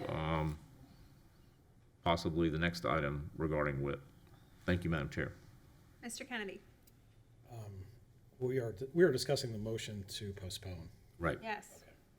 I'm going to vote no on the motion to postpone. As the chair has reminded us, we litigated this fully at the last meeting, or 2 meetings ago, I forget. This is phase 3 of the project. There was a lot of really harsh things said about this campus. And so to delay the improvements to this campus feels a little contradictory to me, because if we do postpone this and then we have this workshop where we talk about improvements, then how long, if we vote to make improvements, how long does that then push this project down the road again? So I would ask my board colleagues to please do not support this motion to postpone, and let's move on. We're in phase 3. Ms. Messenger, can I vote? Do you have a speaker button? I don't. I do not. We're going to work on that. Okay. I believe he has. I believe he has one. Just doesn't He know doesn't how want to push He it. doesn't know how to No, work. we don't. it. She's pushing her, I'm telling you. We do not have It's a, all shenanigans. we do not have a speaker button. Okay, what would you like to say? So we had the SAC meeting last week at WIT. Myself, Construction Services, Jane Drager, her team was there as well, along with the architect, and there were a number of parents there. And truly, it feels like we don't have the momentum to continue if we postpone. I mean, they were behind rebuilding this school. It's not a new construction. We're not, we can't make it what it isn't. We can't go and make it a hardened building if it's not already hardened right now. And so, I feel like just from being there and hearing their concerns, they're ready to move this thing forward. They're asking, why has it taken so long to get to this point? And so I just wanted to make sure everyone had the input from the SAC. I mean, truly, everybody was seemingly ready to move forward with this project. And we had the architect, we showed the plans, this is what we're gonna do. So that's where we are, that's the input from the meeting last week. Is there any other comment? I guess I get a comment. I mean, if you hit that button. Well, I don't have a button. Oh, is that how this is Yeah, now? Okay. okay, I got Reverend it. Golden, what Okay. would you like to say? Well, well, before I say what I have to say, I'd like to ask the two people who've already spoken and said they're not gonna support this, if they would change their minds so that we might have some unanimity in the face of having heard again from WIT. This is the third time we've done this. And I mean, we just keep doing it and keep doing it and keep doing it. And I, for one, am not gonna change my mind from the last time and the time before. And I'm not quite so sure what we hope to accomplish by this, except some ethereal idea that we're gonna come up with a better plan. The mistake was made 3 years ago now, and now you want me to join in correcting that mistake. I'm not gonna do that. I've made enough mistakes in the 1 year that I've been here than to not adopt. And it's all right. So, than to not adopt mistakes that were made before I got here. Because if you go back and look at the record of the votes that were taken at that time, this was supported. So I don't know why there's the change in atmosphere, attitude, or what have you, but my vote is still the same as it was. Okay, it's gone around once. I'd like to address this. I went to a meeting at WIT, and it was expressed, as Mr. Wagner said, a desire to move forward with the renovations. They want to know that it's a full gut. I'm sure that was all just discussed with you guys. They were very clear in what they wanted to see happen. They were hurt and upset by what was said the last time we discussed this. And I think I can really say that. I don't know if that was expressed at the last SAC meeting, but that they made that very clear to me. I think there are parents that would love to see a new school have been built there. I don't want to keep rehashing this. Is why I put it on here, and we didn't remove it because we're just going to keep rehashing it over and over again. Yeah, parents would love to have seen that happen, but I think they recognize that that was not feasible. And we are already our third phase in. So to me, postponing this doesn't make sense financially. It doesn't make sense to the community. It doesn't seem fair to the parents that have been waiting for 3 years and then some, because actually WIT was actually part of the sales tax promise that was 18 years ago or 15 years ago, how many years ago it was. They were part of that, and they got nothing from that. So to me, this is a long time coming. I believe in the value of having that workshop and having a very lengthy conversation about how we can properly manage our capital dollars to get all the projects done that we really believe we need to get done. But we are already halfway in this one. All the others that got pulled, that we can really have a valuable conversation on. But this we've already debated. Dr. Hopes. Well, Madam Chair, the debate that we had at the last meeting was whether we were going to do the proper analysis to determine what's feasible. The debate we had at the last meeting ended up in a vote of whether to proceed with an addition and renovations rather than to do the analysis. The vote today is approving construction documents. Now, have you reviewed all the construction documents, the plans, and when you state that you had parents, how many parents were at the meeting? What percentage of the total population serving WIT was there? And was it a majority of the parents of those students? Or was it a minority amount? So, I mean, we're talking about approving the construction documents. And I got to, quite frankly, I don't know what went into the construction documents. And my confidence, I hate to say it, but my confidence in the construction department has continued to slide And I'm hoping when we all get together, including the members of the construction department next month, that my confidence level will rise. Right now, I am just not comfortable approving tens of millions of dollars because we've already spent X amount. And that's just where I am. I'm so looking forward to January. I wish we would have done it a few months ago, but we finally came together and agreed that we need to do this. Because I'm telling you, we are spending hundreds of millions of dollars a year of taxpayer money on construction, and I think it's out of control. I don't think there's a strategy. I don't think we're informed. I mean, I am used to projects at like the University of South Florida where the construction department comes in, and when we're talking about spending 20, 30, 40, 50 million dollars, we get pretty healthy presentations. Presentations to the Finance Committee, presentations to the Strategic Initiatives Committee, presentations to the ACE, dealing with the academics to make sure that that building is in alignment with what the board's academic committee is looking to do. We don't get any of that. We're up here as if everybody who gives us these recommendations knows exactly what they're talking about. It's the most efficient and effective way to do it. And quite frankly, I went out to the school too. And I mean, it's a lovely campus. It's spread out, you know, like a middle school or a community college.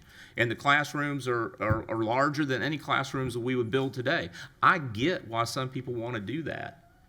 But what I don't know, and I posed this to the principal, I said, if we give you the same number of dollars per student to cover your energy bill as we give another school, say one that's built more efficiently, what dollars are you going to take out of the classroom to pay that electric bill and pay that energy bill? Those are the types of discussions we need to be having. And this has nothing to do. I'm going with the majority of the board. The majority of the board said we're going to renovate and add on rather than replace. Now I want to focus, okay, we're going to renovate. I want to make sure that those renovation plans are in alignment with the academic goals and mission that the superintendent has. I want to know that whatever's going into that school are the best choices for that plan. And quite frankly, I'll be perfectly honest, I've been drilling into all this stuff, and I haven't sat down with the construction department to go through these construction documents that we're approving. Every one of us up here who has not reviewed those construction documents, however thick that stack is saying, I've got so much confidence in the information that's being given to me, I'm going to spend $17 million of taxpayer money. And I don't have that information. I'm sorry, I didn't have enough time to go down there in the past 3 weeks and review those construction documents. And I can't vote that way. I will not vote that way. I'm spending this money as if I'm spending my own money, and I'm not going to do it until I'm better informed. Thank you, Madam Chair. Reverend Golden? Thank you, Madam Chair. The issue here, not really wit.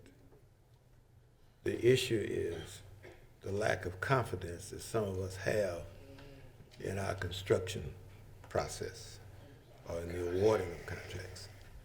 And we've gone over this at least 3 times so far.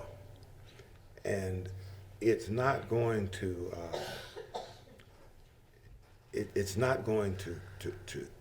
to make a difference to the people at WIT if we change our direction now. It's going to make a difference between us. All of this newfound desire to want to be involved to the extent that some of us seem to want to be involved, that's wonderful, but this involvement, this spirit, should have manifested itself before we spent $5 million. Because there was an attitude and there was a spirit that said, let's go forward. Because the other thing I remember about the last meeting was that we also incorporated into that process a fixed price for the work to be done. And I'm just saying, we've done the best we could do under that and for that. which doesn't stop us from doing better going forward. But I am convinced that to continue to look back, we're going to mess up more as we try to go forward.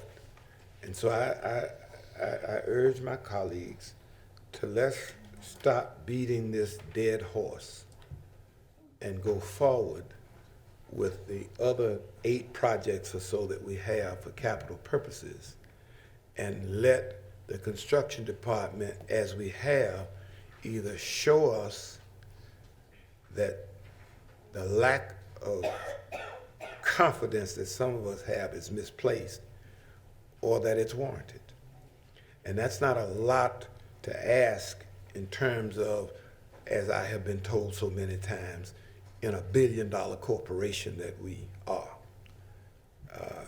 every year. So I'm not quite so sure why we, other than the fact that some of us don't have confidence in our construction services department, I'm not so sure why we keep being forced to regurgitate this in such a way that it's not very productive and not very helpful and not very unifying. That's all. Vice Chair Kennedy? Thank you. I have 2 things I want to address.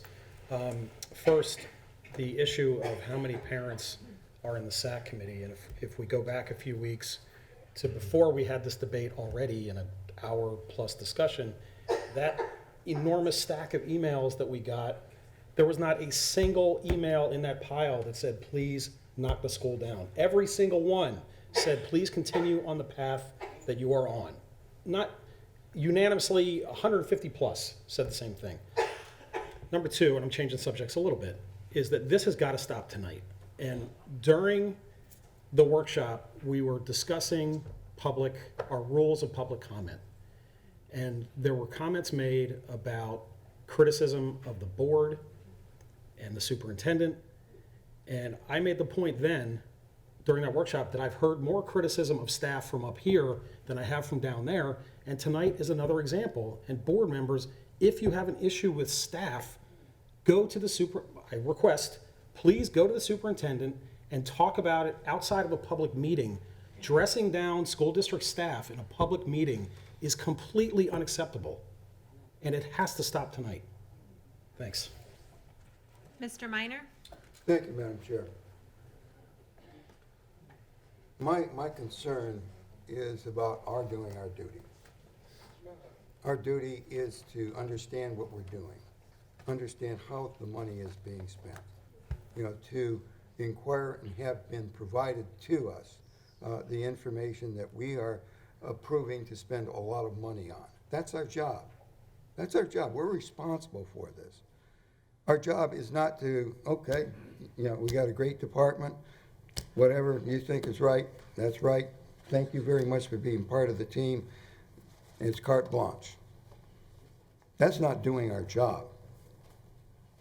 And I have not, and I'm not sure anybody else up here has really looked at the plans. I had a letter that was copied to everybody here asking, that department to come forward with, topographical plans and information about, savings. I haven't received anything. Nobody else has. In my letter, I praised them for, what they've done on other projects. It was not a negative letter. It was a letter asking for information to help me, help us all, do what I think is our job in looking at how our money is being spent, for this district. And, well, we don't have that. And after that letter was, sent yesterday, I guess. It all kind of flows together here. And then today I was told all the construction is off the agenda, and that we were going to have a workshop. And I said, that makes a lot of sense. It makes a lot of sense that, get all this information together to help us do a job to approve, spending millions of dollars. Now, if anybody wants to take that as being degrading of a department, I disagree. I think asking them to work with us to help us do the job that we are voted to do is not wrong. It's the absolute requirement of this position, to take it seriously, to understand what we're doing. And I'm kind of amiss, I'm asking to postpone it until they've had more time, I guess they need, to provide information that I've requested, and to present it, to say, this is wise, to spend these millions of dollars, and this is the best way to do it, and we don't need to make any change. Okay, fine. I've done my job, they've done their job. Let's applaud, everybody, and the citizens of this committee can say, the board is doing their job. They're looking out for how we spend this money. They are concerned about WIT. They are concerned about everyone in this district, that we are mindful that this money doesn't grow on trees. It's going to be spent wisely. And that's why I praised, the superintendent and everyone else who was responsible for, setting a workshop that should be done. To argue, well, it should have been done a long time ago, is like, that's a bad excuse for not doing the right thing now. And I think the time is to do the right thing now, and starting, for the early next month, it's not a bad time, to start doing the right thing now. And that's why I respectfully, to everyone here, suggest that this world isn't going to come to an end if we postpone it and do our job and become informed, and we have the plans. I had an issue, with a recent job we had that, and I spoke with Deputy Superintendent Wagner about this. I wish I had seen the topographical plans for construct. This was out. Doug, what school was that where we had the driveway issue? Okay, and this was never presented to this board. To discuss, does this make sense? This board ultimately is the one who gets and deserves to get the criticism if it's not a good project. And if we haven't taken the time, done our due diligence, to ask for the information, to see it, have it laid out, see how the money is being spent, well, we really earn the criticism. And there's so many projects that, we got a great department, but we're not doing our job if we don't ask the questions. Be it, knowing how the property is laid out, how does that affect drainage? We've talked about problems over at Palmetto. They have the best track in the school district. This rubberized, none of this, like minor, falling on a cinder track and getting cinders, from his butt up. This is a great track. Isn't it wonderful? I walked around that. Now, why I say that is, that's a great track, but not for drainage. And they got a drainage problem over there. If you walk around the field, it's soggy. Now, we never saw, that was never taken into consideration, but we should have. And I'm saying, these we should haves, I'm trying to say we should not have. And one of the ways to stop having those we should have is to do it and get the reports and have these topographical maps. This is where this is, where that is. This is where, a bus turnaround is going to be. And we have this. And that's why I think a little bit of caution, using the time that we have to have that laid out to us, is the right thing to do. The right thing to do now. And thank you very much for the opportunity to make my plea that we do it the right way. Thank you, Madam Chair. Okay, we've gone around twice. I would like to take a time to speak.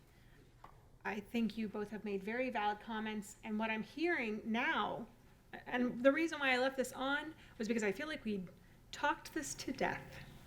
And like I said before, I don't really like to waste anybody's time. But what I'm hearing is that there are people that have asked questions and haven't gotten answers. That's right. Well, that to me is a whole different personal issue, because I believe every person on this board should be well informed when they make a vote. So let me ask Mr. Wagner. if we were to delay this until the January 28th meeting, if it were to be postponed, what effect would that have on this project? So a couple things, as I understand it from our SAC meeting and from reviewing the construction documents, which we did have them in the room in 533, so they have been in there since the board agenda was published, of course. And to answer Mr. Minor's request, you asked which school had the driveway issue. It was the Barbara Harvey Elementary School. That's what it was. We were scrambling. We were scrambling, right. And you did ask for the topographical surveys, which I'm under the impression that they were delivered today to you, so you did have those. You requested them I never did any topographical surveys anytime today. on Sunday. And we, Or on Sunday or Monday or Tuesday or any day of the week. Okay. all right. So to answer your question about what does it do, so the challenge we have with that school is that the swing space, it's a packed school. So the swing space, when you try to renovate a building, you have to have a place for the students to go when you're renovating. So you're not, tearing up the inside of a building and there's students in there. And so really they have a summer, this summer, and next summer. So they really just have 2 summers to do that. And during the year, they could move, the principal has to work that out of where the students are going to go when they're tearing up the buildings and renovating them.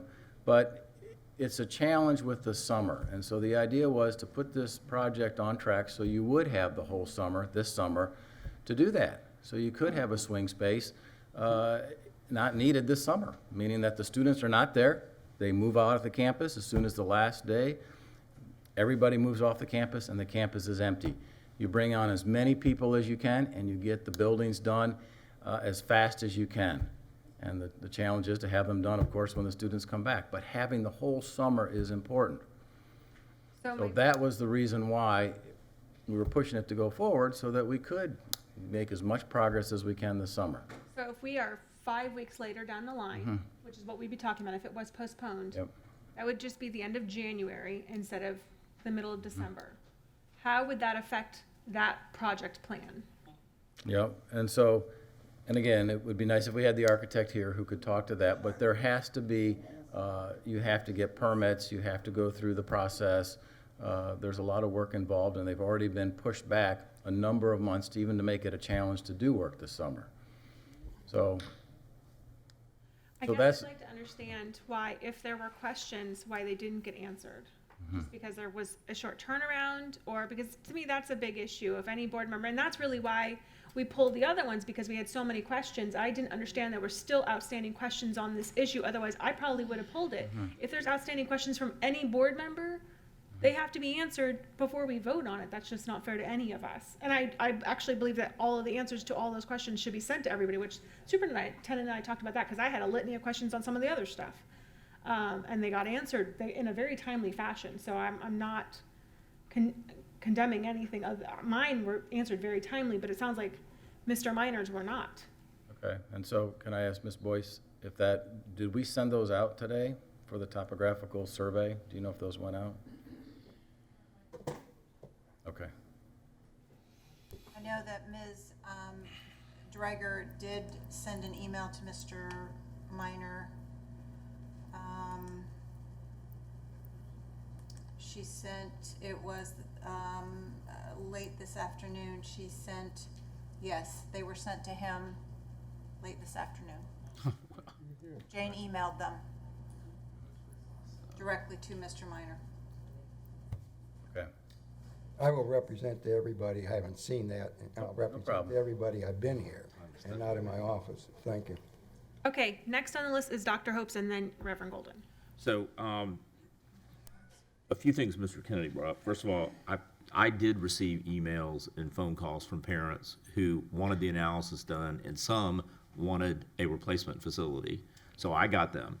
But what I'd like to remind all of my colleagues is you need to go back to state statutes and the Constitution, because it says, regardless of how a school board member is elected, when we take office, we represent the entire county, which is over 350,000 people, not 150 email individuals or 20 or 30 SAC members. We represent the entire population of the county of Manatee County, Florida. And those are who we are making these decisions on behalf of. And this you can appreciate because I'm going to bring this up in January. I had the opportunity to stand by and be seated to a professor at USF who who introduced herself as a hurricane researcher. But at 2 o'clock in the morning, I looked at her background, and she's from the UK, and this one individual's work convinced me, regardless of political affiliation, that we have a climate issue, and it is impacting our school district. Perfect example of what concerns me about WIT, why I want to see these construction documents. I want to see the elevation surveys. We all by now have seen the situation at Palmetto, where they started building buildings in 1950 at one elevation, and every subsequent construction project, they were built at a higher elevation. Let me tell you something about WIT right now. That new pad for that new building is at a different elevation. That playground is at a different elevation, well below everything else. Those turning lanes are at a different elevation. And what really bothered me when I walked around that campus is in between 3 buildings, there is a drainage area that's at a different elevation. And I asked the principal, how often do you have standing water in that? Well, pretty often. And now I knew the answer to the question because I saw the staining around it. We have an elementary school that's got a drainage area that fills with standing water right next to classrooms for kindergartners. And there's no fence around it. That bothers me. I want to see those elevation studies. I want to make sure that what we're not doing there is building buildings up higher than the existing buildings and creating the problem that we had at Palmetto. And I do believe now, like I said, I'm a Republican, but this one researcher convinced me that there is something going on. And when we make the decisions about what we're doing in construction of these schools, I want to anticipate what elevation they're going to be at 30 years from now and where that floodplain is going to change next. And I'm talking about a department, I'm not talking about individual staff. It's a process that has been going on in construction for more than 30 years. I'm not being critical of individual staff members. It is this black box that we're now peeling away. And so that is why, I was under the impression that we were taking all these construction projects off because there are unanswered. And I have new questions I want to ask with regards to the elevation, and I want to make sure we're not creating a problem. On one side of that, new construction, we got a lake or a pond, and then you stand there and look out, and it's like you're looking down into the Serengeti Plain where those little kids are playing because it's at a different elevation too. I just think there are questions that we need to answer, and I will tell you, it's only been a few weeks since I have a different attitude about this whole thing about the moving floodplain in Manatee County and where water's rising. And what I don't want is I don't want this board in this year to make decisions that creates another Palmetto High School situation. And I just don't think we have enough information to make these decisions. And according to the statutes and the Constitution, as well as the 4 of you, we represent the entire county, every person living in Manatee County. And sometimes that's hard. Sometimes that's hard because we have a school who a commitment was made to them decades ago, and definitely when the tax was extended, that they were on that list. It was in the bond documents. I get it. But that doesn't mean I'm willing to not make the best decision possible for that community. And sometimes you just have to take a pause. In my life, the projects that I forced through because I wanted them so bad are the ones that ended up not turning out all that great because I had already spent $1 million over here, and by God, I'm gonna fix it. And I'm going to go spend another $5 million because I already spent $1 million. And guess where that got me? A bunch of mad shareholders. And I wasn't unaware of the unanswered questions that Mr. Manatee has. And if he got an email this afternoon of something that he requested, he certainly didn't have enough time to dissolve it because we've been in meetings since 2 o'clock. Thank you, Madam Chair. I really want someone else to support Mr. Minor's motion to postpone this decision. Let's do our homework, let's get our questions answered, and let's respond to the entire population of Manatee County and show them that regardless of what somebody spent before, that we're not going to possibly throw good money after bad. Thank you, Madam Chairman. Reverend Golden, and I hope your words are call to question.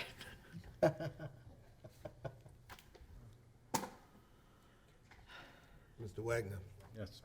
could you please tell me, if you know, how long the elevation documents that Dr. Hopes is referring to have been available? From my understanding is that he requested them on Sunday. I asked how long have they been available, the information, data? From Dr. Hopes? No. How long has the information that has been prepared been available regarding elevations? Oh, the topographical information? Yes, that sir. Mr. Minor requested those. Well, is that one of the same topographical elevations? No, Construction documents. yeah, yeah. We have designed this, it's been on hold for 8 months. So this was designed and presented to the school, I'm gonna go a year ago, I'm gonna say. And I don't know exactly to the number, but I'm gonna say, if it's been delayed for at least 8 months, I think that we've had this for a year. And I would like for you to tell me when the first request was made by any board member for the topographical. No, you don't escalate. I can talk over that. I can do this. I know what I'm doing. So, would you please tell me when the first request was made by Mr. Minor with respect to this topographical information that he just got this afternoon? Michelle probably has that. I believe on Sunday, but Mr. Minor, I don't know, you tell me, I believe it was Sunday you requested the information on the topographical survey. And I understand from Ms. Boyce, then it was today he received it, which obviously would not be enough time for him to review it and. Now, Mr. Minor sent an email yesterday, Monday, December 9th at 5:09 p.m. to Ms. Drager, along with you and myself and Mr. Gibolina. At the bottom of it, he said, if possible, would you please have available at tomorrow's meeting any preliminary topographical maps, preliminary construction plans. And these are the preliminary topographical maps and plans that have been 8 months ago. Is that correct? I can't answer that. If the topographical plans were part of the construction docs, I assume they are, of course. All right. But So even when we were voting last month to move forward with Wood Elementary, the request with respect to this topographical information that is just so essential now to us making a good decision had not even been requested. to my knowledge, that had not. Okay. Now moving on to the elevation information that Dr. Hopes thinks is very important, because if we build something over there, it might sink into the ground. How long has that been available? So it's one and the same. So the topographical shows the elevations of all the buildings and the swales that he's talking about for the drainage. So it would be one of the same. It would be the same. Okay. And when was the first request made by Dr. Hopes with respect to wanting to receive this information so he could make a fully informed decision? I don't believe that he made the request for the topographical, unless I'm corrected here. I wasn't expecting this to be on the agenda tonight. Right. And I just got back into town. Well, I haven't asked those questions yet. not that I'm gonna be argumentative, and I think I still have the flow. The bottom line is, I wasn't expecting it to be on the agenda either, because I thought it had already been approved and that we were moving to the next phase. This is not the first time this has come up. And every one of these other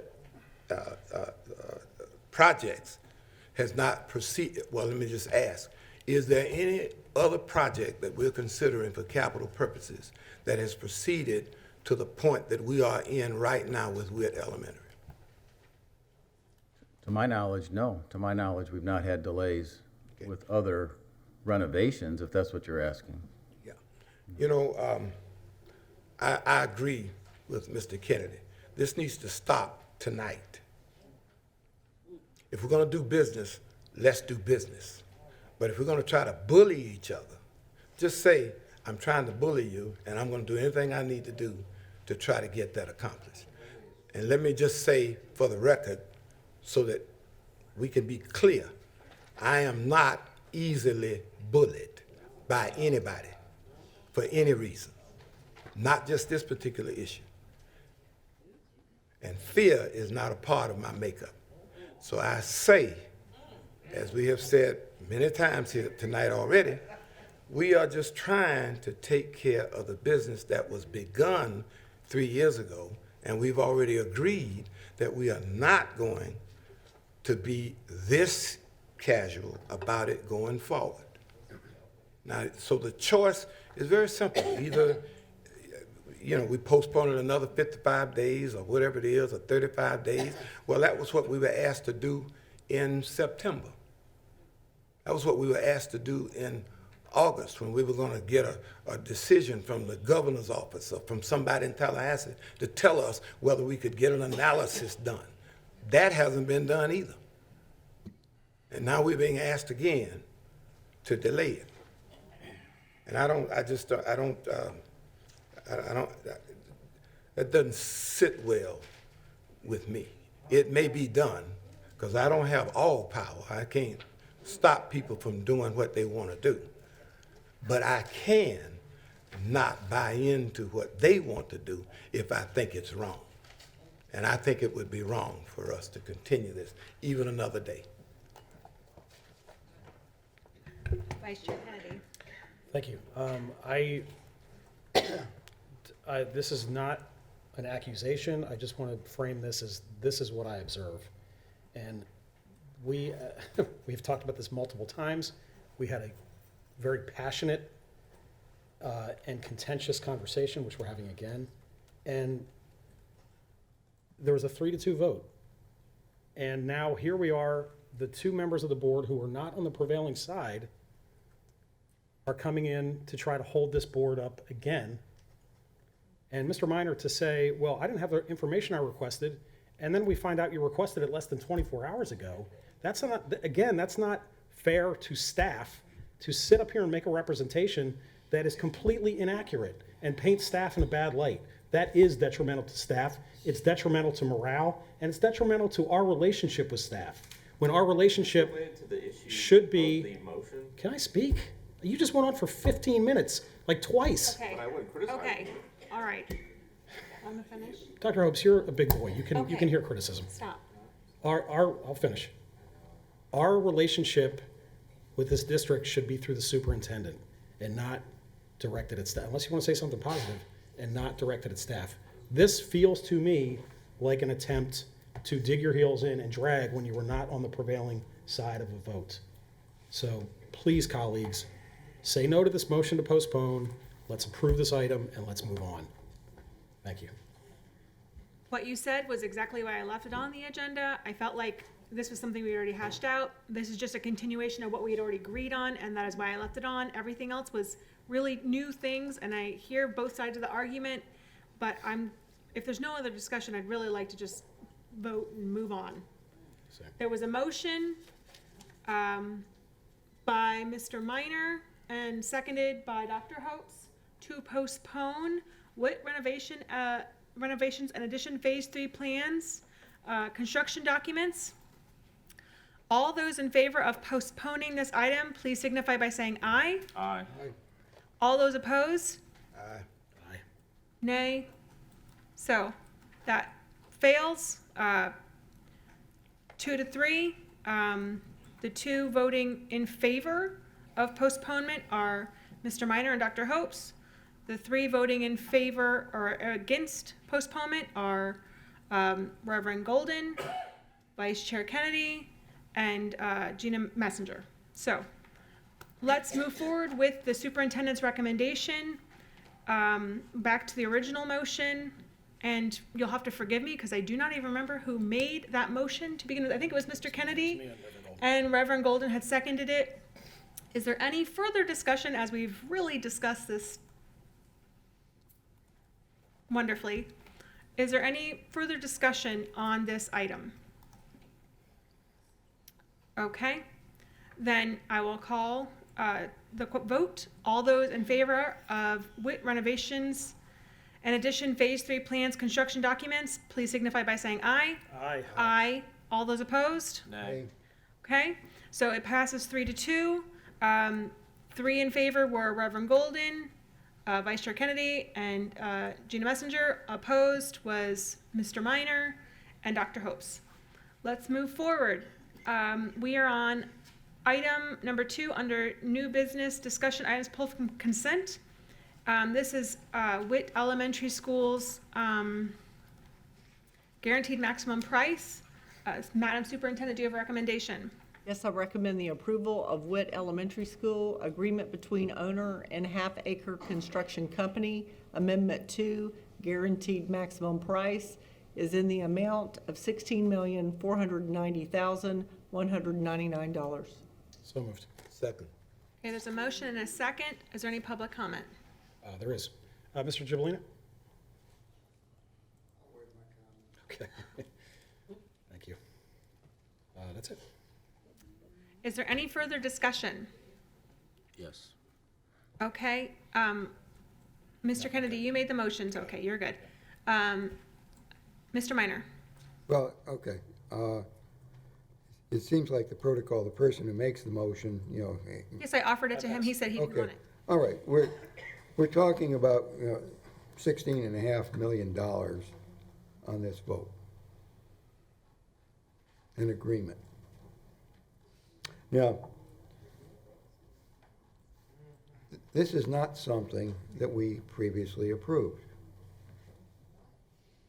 The argument is, well, we were going to go forward. Go forward with what? Now we're getting into defining what. And I think that, going back to what I was talking about before, having this workshop to know, understand, and the community understand and appreciate the what. The $16.5 million, are we really getting what an investment in a structure that best, serves not just the school but the community? Is this how energy efficient is this going to be? What are the plans?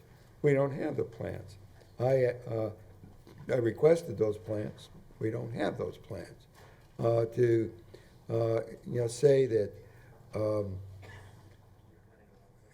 it's improper to ask for something at a meeting where that $16.5 million is going to be voted on and to be presented, and for questions, for staff to be here to respond to, I don't think it's not a delay.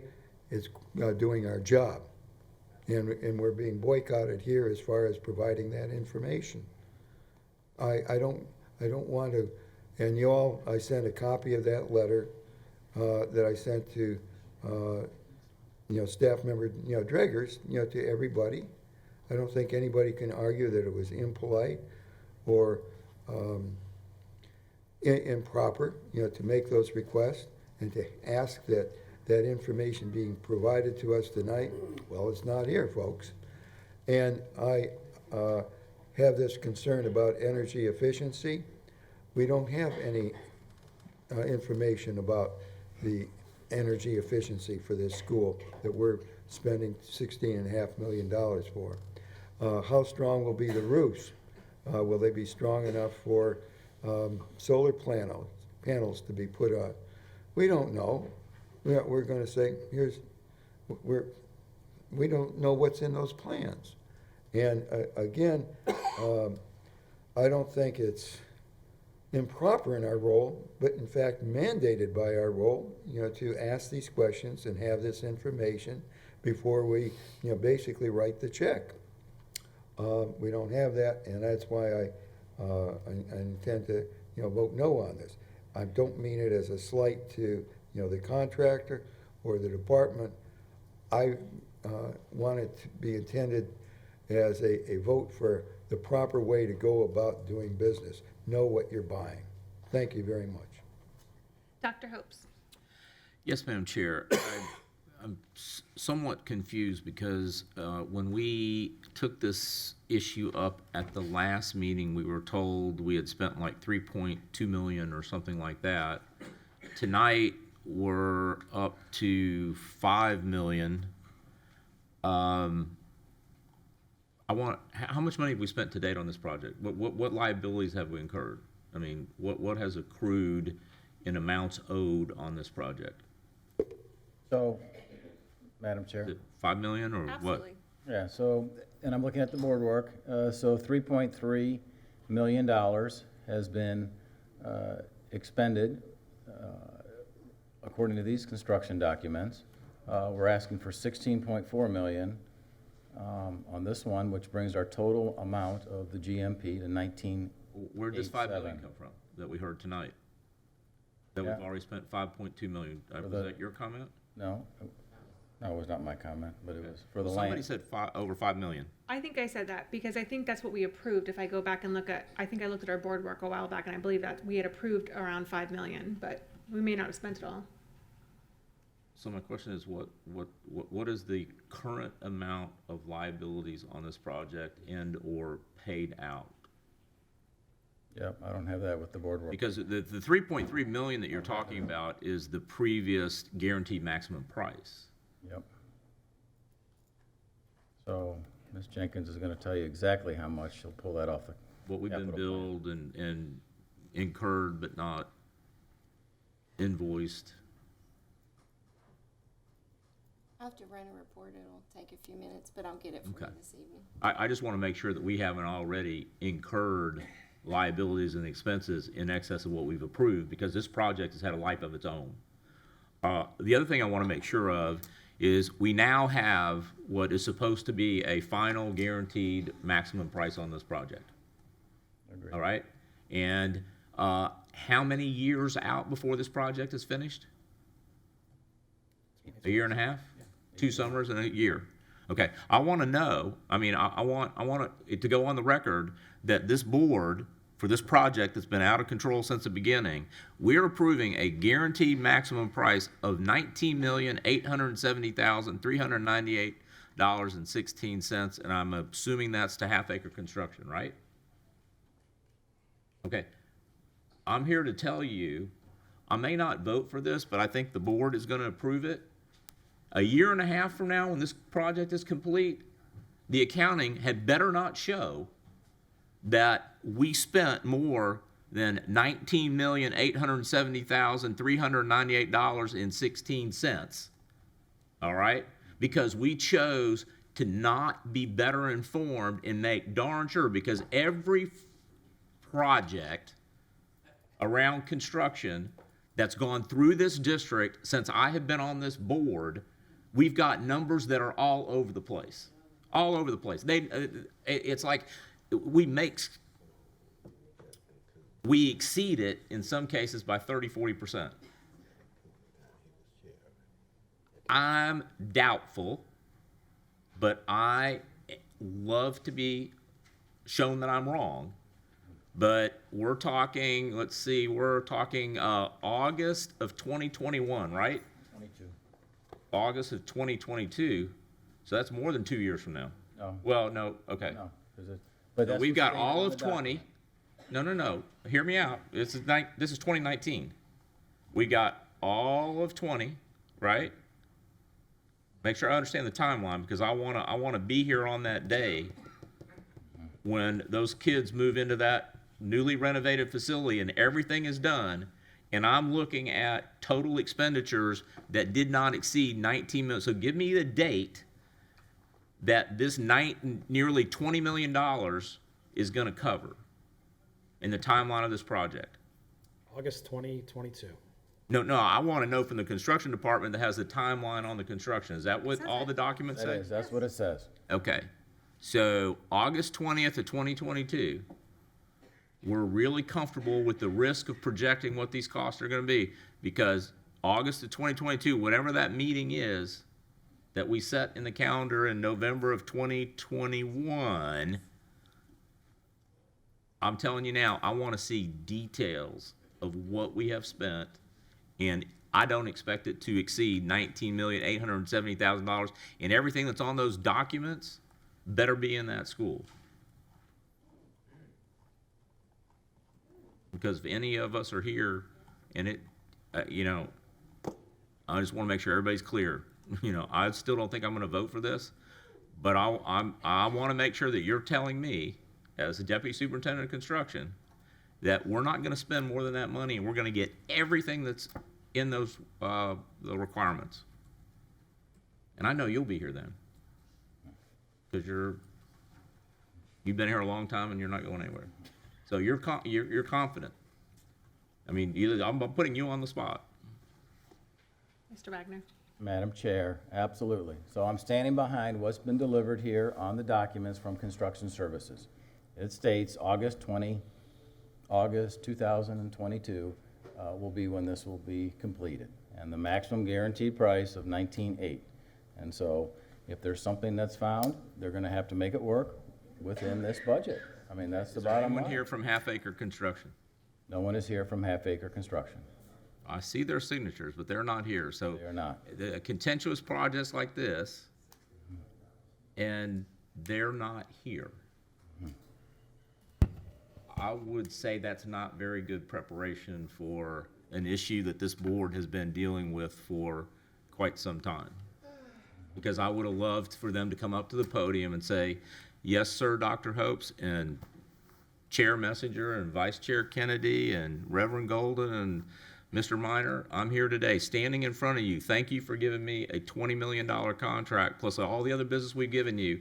And I'm here to tell you, if it has to come out of my pocket, this project's gonna come in at this number or less. And there's nobody here. You know why? Because they think we're just gonna do whatever we're told to do and just rubber stamp it. Thank you, Madam Chair. Reverend Golden. I don't have anything else to say. No? No, You did hit the button though, so I was really proud of you. that was a mistake. Oh, okay. Is there any other discussion? All right, I think we've discussed this. Wait, now it says one board member. Hey, that's still you. You hit the button again. Do you want to talk? Oh, jeez. Okay, you just keep doing it. So I'm just gonna okay. Then let's vote. All those in favor of WIT renovation, guaranteed maximum price, please signify by saying aye. Aye. Aye. All those opposed? Nay? No. Okay, the motion carries 3-2. Gina Messenger, Vice Chair Kennedy, and Reverend Golden voting in the affirmative, and Dr. Hopes and Mr. Minor voting against. Okay, let's move on to new business. Item number 1. Madam Superintendent, do you have a recommendation? Yes, I recommend approval of the budget amendments for October 2019. So moved? Second. Okay, there's been a motion and a second. Is there any public comment? Hey, Vice Chair. No. Is there any discussion? Okay, seeing that there is none, let's vote. All those in favor of the October 2019 budget amendments, please signify by saying aye. Aye. All those opposed? Okay, that passes unanimously. I need Reverend Golden to hit second so that we can all vote. Thank you. All right, let's move on to item number 2, approval of the year-to-date financial statements through October 31st, 2019. So moved? Wait, we don't have a recommendation yet. Oh, okay. Does the superintendent have a recommendation? Yes, I recommend the approval of the year-to-date financial statements through October 31st, 2019. So moved? Second, and we do have a public comment. Okay, there's been a motion and a second. And Vice Chair Kennedy. Mr. Nelson, come on.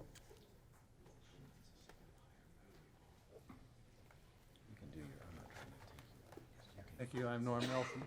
For the sake of the audience, that you don't have an overhead projector, title of it is $250 million. Now, one of the things I gave you, it was being passed out. Is it a lie or fraud? And the reason I call it a lie to myself is because there's 5-year history in you misrepresenting money. Misrepresenting. There's 12 pages to that. 2 of them are my originals, the cover and the summary page. The other 10 pages are your reports that the staff recommended and you approved. So what I'd like to look at reviewing my summary sheet is what you did. I've been here many times over the past 5 years. That's why you got 5 years history, because it's never changed. It never changed. On your budget, beginning of the year, if you look at column M and O, that's the budget. You'll note that when you present the new budget, you count transfers as revenue. You count transfers as revenue. Beginning of the year. You never mention it again. You never mention it again. You'll note at the end of June, as you show transfers, it doesn't count revenue. And let's just stay current. If you look at about the third page from the back, which shows 19 and 20 budget, you're talking about $775 million. That's it. You say you're going to spend $75 million. That's what you authorize, because you count that as revenue when you're budgeting, as income. You never get it. You never get it. And this document tonight, which you're approving, if you look down at the bottom of it, I got the right one, on the bottom highlighted, it shows total other financing sources. And if you look over on October, how much money, revenue, has transfers given you this year? None. Yet you say you're going to go, it's the beginning of the year, it's going to spend 47 million. You never print that number again. So when you're arguing money, construction projects, $24 million or 27, that's peanuts. You told us, you authorized $250 million that you never get. Got 15 seconds left. Got 2 questions. Number one, they told me I'm crazy because I use different accounting methods than you do. You use standards of accounting, best practices. I'd like to see those. Thank you. Thank you, Mr. Nelson. Thank you. Okay, we've had a motion and a second. I'm sorry, does that conclude public comment? Okay. There was a motion and a second to approve the financial statements for October 31st, 2019. Is there any discussion? Okay, well, I don't see any other, so I'm just gonna say, I met with Mr. Nelson this past weekend. He requested a meeting and I sat down with him, and I did forward your questions on, because I do think that deserves an answer. If there is a specific rule, then that would be very easy to, discern, and I don't know if it's gotten forwarded to you, but it's a valid concern. I think we all see it, that, it can be misleading, and if there's anything that we can present to explain that better, I think that would be great. And I know that Mr. Nelson has met with you guys. You've been nothing but welcoming and open to him, but having questions answered from the community is really important. So, thank you. And if there's no other discussion, all those in favor, please signify by saying aye. Aye. Aye. All those opposed? Okay, that passes unanimously. Okay, the next one is our item, and it's the board committee assignments.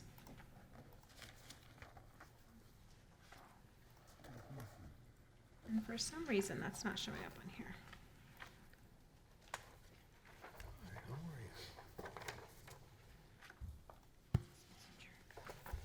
Okay. Okay. have received comments from Dr. Hopes and Mr. Minor. Mr. Minor's are in blue. Dr. Hopes' recommendations are in red. Okay. Okay.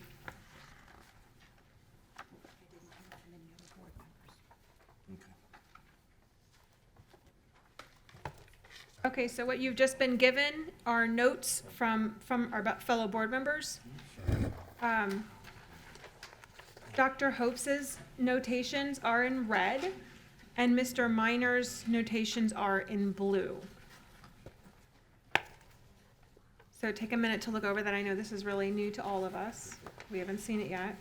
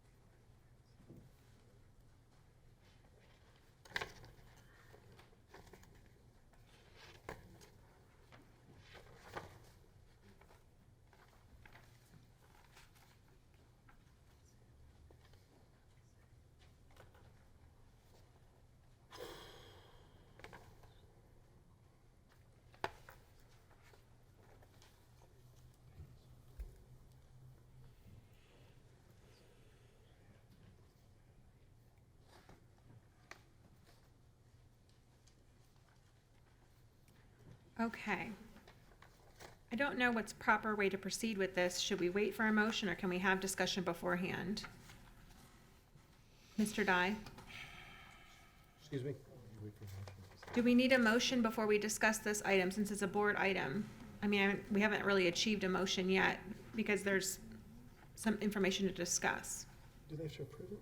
If they approve it, they have to discuss individually. Yeah, I think you can ask if there is any discussion or any objection to that. Yeah. If there's any objections to what is already on the agenda or what has been handed to us, because there's contradictory information on this, so we really can't approve this. We can't really have that motion. We may have a motion to approve one or the other, but really there's people vying for the same spots, so we can't really approve this. I mean, I guess we could and then edit it, but. Mr. Minor, did you have a comment? Yeah, I have some questions. I think you should open it up for discussion. Okay, that's what I wanted to hear. Kind of workshop it. Yes, Ms. Minor, go Okay. ahead. I'm on page 1, and, the second item on here,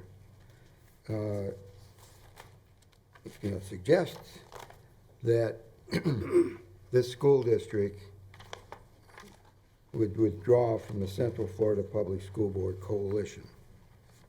This is the first I've ever heard of that. I have represented this district on that particular coalition. I've served as chairman of that coalition. Hillsborough, and I think that we've benefited greatly from being part of that coalition, which meets most monthly, and I think is the best coalition in the state. The folks of the, it says on here, withdraw from coalition and join Greater Florida Consortium of School Board, which here Gina Messenger is representative. That's what's in red. Now, this board wants to fire me from being a representative. Okay, I can find something to do. I don't think it's in this interest of the school district to switch, coalitions. I think the Central Florida School Board Coalition, which meets most monthly, and this other one that doesn't meet monthly, I think maybe quarterly, best serves in keeping, up to date about what's going on. So I don't know where that comes from, that we would withdraw. I know Sarasota is part of that coalition of Greater Florida, which wraps around the Gulf and the Keys and Miami. I don't think they, and I'm not, I don't want to put them down, but we're better, and in our coalition. I'll brag about the coalition. Those of you who are at the FSBA final meeting, the board member of the year, the superintendent of the year, are all members of the Central Florida Public School Board, coalition. And so much for bragging about it. I don't.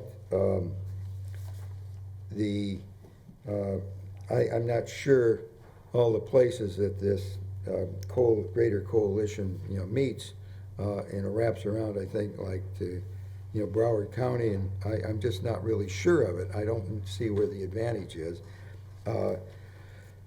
Our friends in Sarasota are members, and my friends who are on the board have pitched me and said, gee, Dave, don't you want to join our coalition? I said, no, I prefer to be on the better one. And so that's my comment. Can we talk about that first item or vote upon that? Can I make a motion specific to this? My motion would be to maintain our membership in the Central Florida Public School Board Coalition. I'm making that motion. Is there a second? Mr. Minor, could you repeat it, please? My motion is that this school district continue to be a member of the Central Florida Public School Boards Coalition. I would second that. With you continuing as our representative? Well, I don't mind doing that, but I just made the motion for our continuing to be in the Central Florida Public School Board Coalition. I second that. Okay.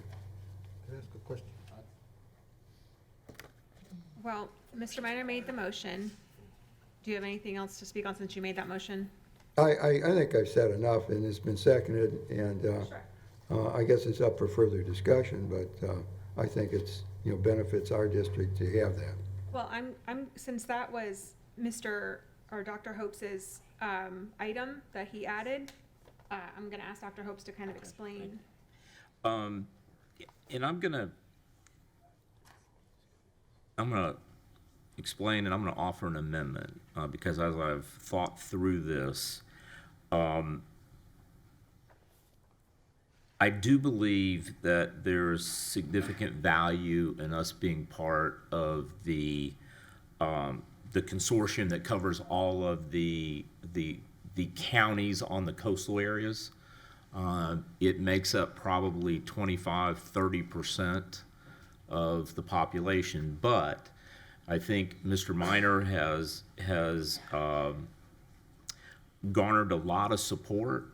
I know the consortium offered us a 50% reduction in the first year because we're in a partial term, and perhaps as a transition, we could continue the Central Florida membership and Mr. Minor or whomever, but also join the much larger consortium, which quite frankly, moving in, not only in this legislative session, but under the new leadership that will be coming in next year, this consortium, which includes, I think, Pasco, Pinellas, Hillsborough, would include Manatee, Sarasota, Lee, Collier, Charlotte, Monroe, Miami-Dade, and Broward, and Martin and St. Lucie. So I mean that is a very potent. I think there's a lot of alignment with the school districts that are in the coastal areas, but at the same time,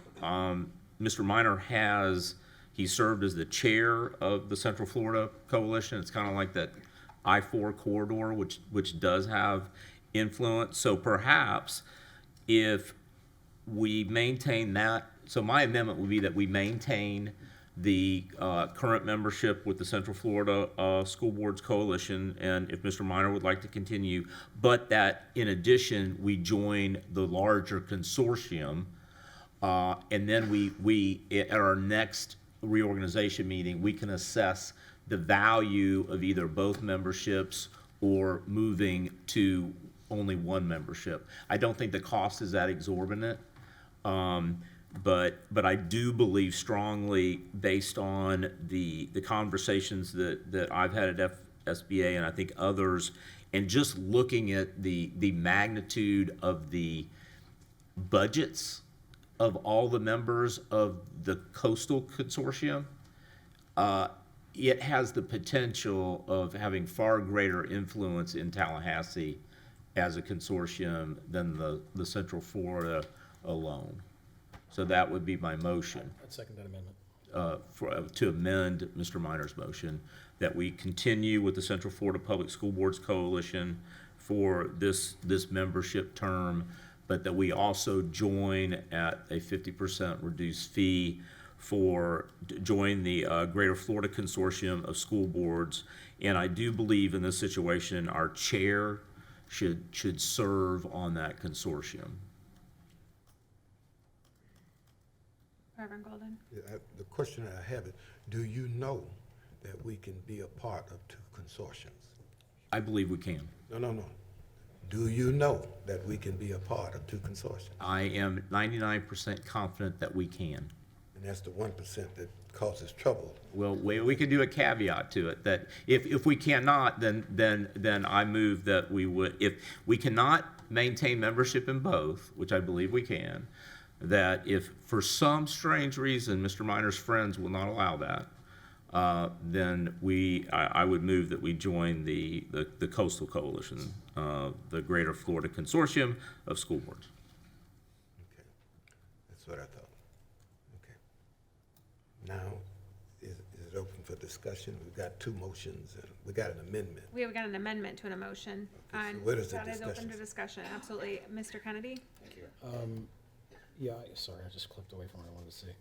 I just want to correct one thing, Dr. Hopes. Pasco and Hillsborough are not in, but it basically runs from Pinellas all the way down to the Keys. So Pinellas and... Pinellas, Sarasota, it skips us. Because Goes all Hillsborough is the not way- actually one of the coastals. You're right. Correct. You're right. No, So yeah, it's- Pasco is, but it's not in. And then St. Lucie, Martin, and then Broward, Miami-Dade. So when you look at this, the number of students represented, just the eyeball test, it's probably pretty close. And I don't know how many school board associations are now in Florida, but we're up to 4 that I know of now, and we're now members, are going to be members with 3 of them. And I was just looking through, I'd never even heard of the organization. I just looked up their legislative agenda. It aligns very closely with ours. So this is not some, organization of wackadoodle school board members. They're very much aligned with ours. That one's going away, by the way. Okay, I have no names. Yeah, I would support both of these. I don't want to support as part of the motion. Gina has to represent the group because there's going to be a lot of travel involved. She has 2 young kids, so I'm not comfortable with that unless you're willing to sign up right now. But as far as I would support joining whatever organizations that board members want to take part in. So that's it. Is there any other discussion on the amendment? Yes, Reverend Golden? I will support the amendment, but if we are not allowed to have both, I would support that we maintain our relationship with the Central Florida Coalition, and that that Attorney Minor be our representative. If we cannot do both, even though we're 99% sure we can. Both will come back. I mean, you made the motion, so, can you put that in there? Yeah, so I'll clarify. I think the best way to handle it is that if we cannot do both, we'll come back to the issue, because I think we're divided on it. We need to move through tonight. Then So my motion would be that we maintain the membership with the Central Florida Public School Boards Coalition, and I'm fine if the rest of the membership's fine with Mr. Minor continuing that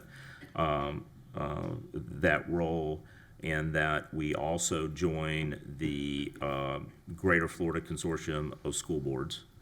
And our chair be representative. if she chooses, and we can also have an alternate, should she not be able to travel. But I think given the makeup of it and the representation on it, I think it's mostly chairs that seem to be involved with it.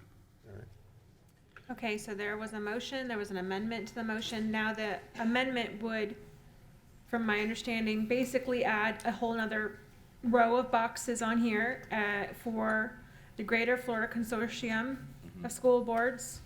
Coastal, is that what it is? The I don't think Greater Florida Coastal's- Consortium of School Boards. Yeah, I don't think just say coastal's in because it's the coastal. title, but they are actively recruiting more coastal school boards. I can tell you that from going to FSBA. But just so we don't have to do this again, it either is or is not going to be permitted. If it is, then we don't have to vote again because we've already decided. If it isn't, we don't have to vote again. because Exactly. it's decided. Exactly. If it, and But we are committed to trying to join both. That's the thing. All right. yes, That's the motion. that is the amendment to the motion. All right. So if there's no other discussion, let's vote on that amendment, which would essentially add the Greater Florida Coalition, sorry, Greater Florida Consortium of School Boards as another item on our board committee worksheet. All those in favor, please signify by saying aye. Aye. Aye. Any opposed? Okay, so we have agreed to add Greater Florida Consortium, just so that I have that. And if the desire is that I be on that, that is totally fine with me. May I Is make there- a comment concerning that? Sure. Central Florida Public School Coalition represents the families of over 1 million students. And it does include other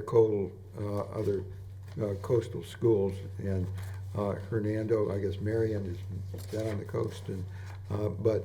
I think Volusia. Yeah, Volusia's on it, Brevard, Indian River, I think St. Lucie, yeah, quite a few, counties on the East Coast. So there are members in both, because Well, I don't know. St. Lucie. What, I think so, but also Orange County, which has quite a few students, Polk, Highlands, Lake County, from which the Superintendent of the Year comes from, Marion County, where the Board Member of the Year comes from. I'm leaving out several, Sumter, and I'm missing several, but it's a wonderfully diverse combination of school districts, and I think we benefited from, Seminole is one of them, and I think that's about it. Going down is kind of Volusia down to Indian River on the East Coast, all of those, and we're on the further west, and I think the farthest north is Marion, and further south is, Highlands, and that's about it, everything in between those school districts. So thank you very much. Are there any other discussion on this document? I guess we should go through each where there was a conflict. Is that what we'd like to do? Go through each one where there's more than one? I left out Osceola. Okay, yeah. Are we good with Mr. Meyer's motion? Or Well, we amended it and we voted. we amended, but I don't think we voted on the original motion. We voted on the amendment, I believe. Okay. I mean, the amendment I kind of guess took care of we it. can do these individually then, I guess. No, I mean, like, you made an amendment, which we approved. Right. But then We didn't approve Mr. Minor's his. original motion is still hanging out there, even though the Yeah, we can do it. amendment Just took care of it vote on the all. motion Yeah, I as feel like the amended. As a amendment took it all. formality. That's fine, that's So- fine. Yeah. So do we want to vote on Mr. Minor's original motion, or can we vote on it overall when we're done But moving through this? That was what turned out to be the amended motion. Okay, I think we approved an amended motion. That's of how I my felt. motion, Which, that's my. Yeah, that's right. Is So- that so- fine? So we'll vote on, yeah, so it's. Okay, You amended my motion and we approved it. okay. Okay, great. I have I feel like once this is all altered, we're probably gonna end up voting on the whole thing anyways, so. The only, we're not withdrawing from that coalition, it's a little bit different than represented here. Okay. Gina's gonna be on the Children's Services Board? As the chair? Okay. And then the next. Do we, do you wanna, Oh, sure. Yeah, if I may. Yeah.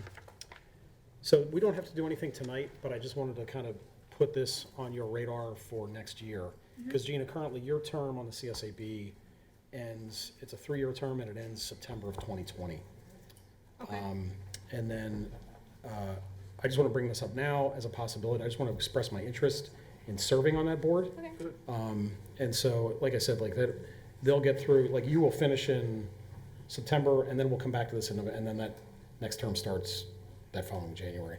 So I just wanted to put that in front of you now instead of popping it on you next November.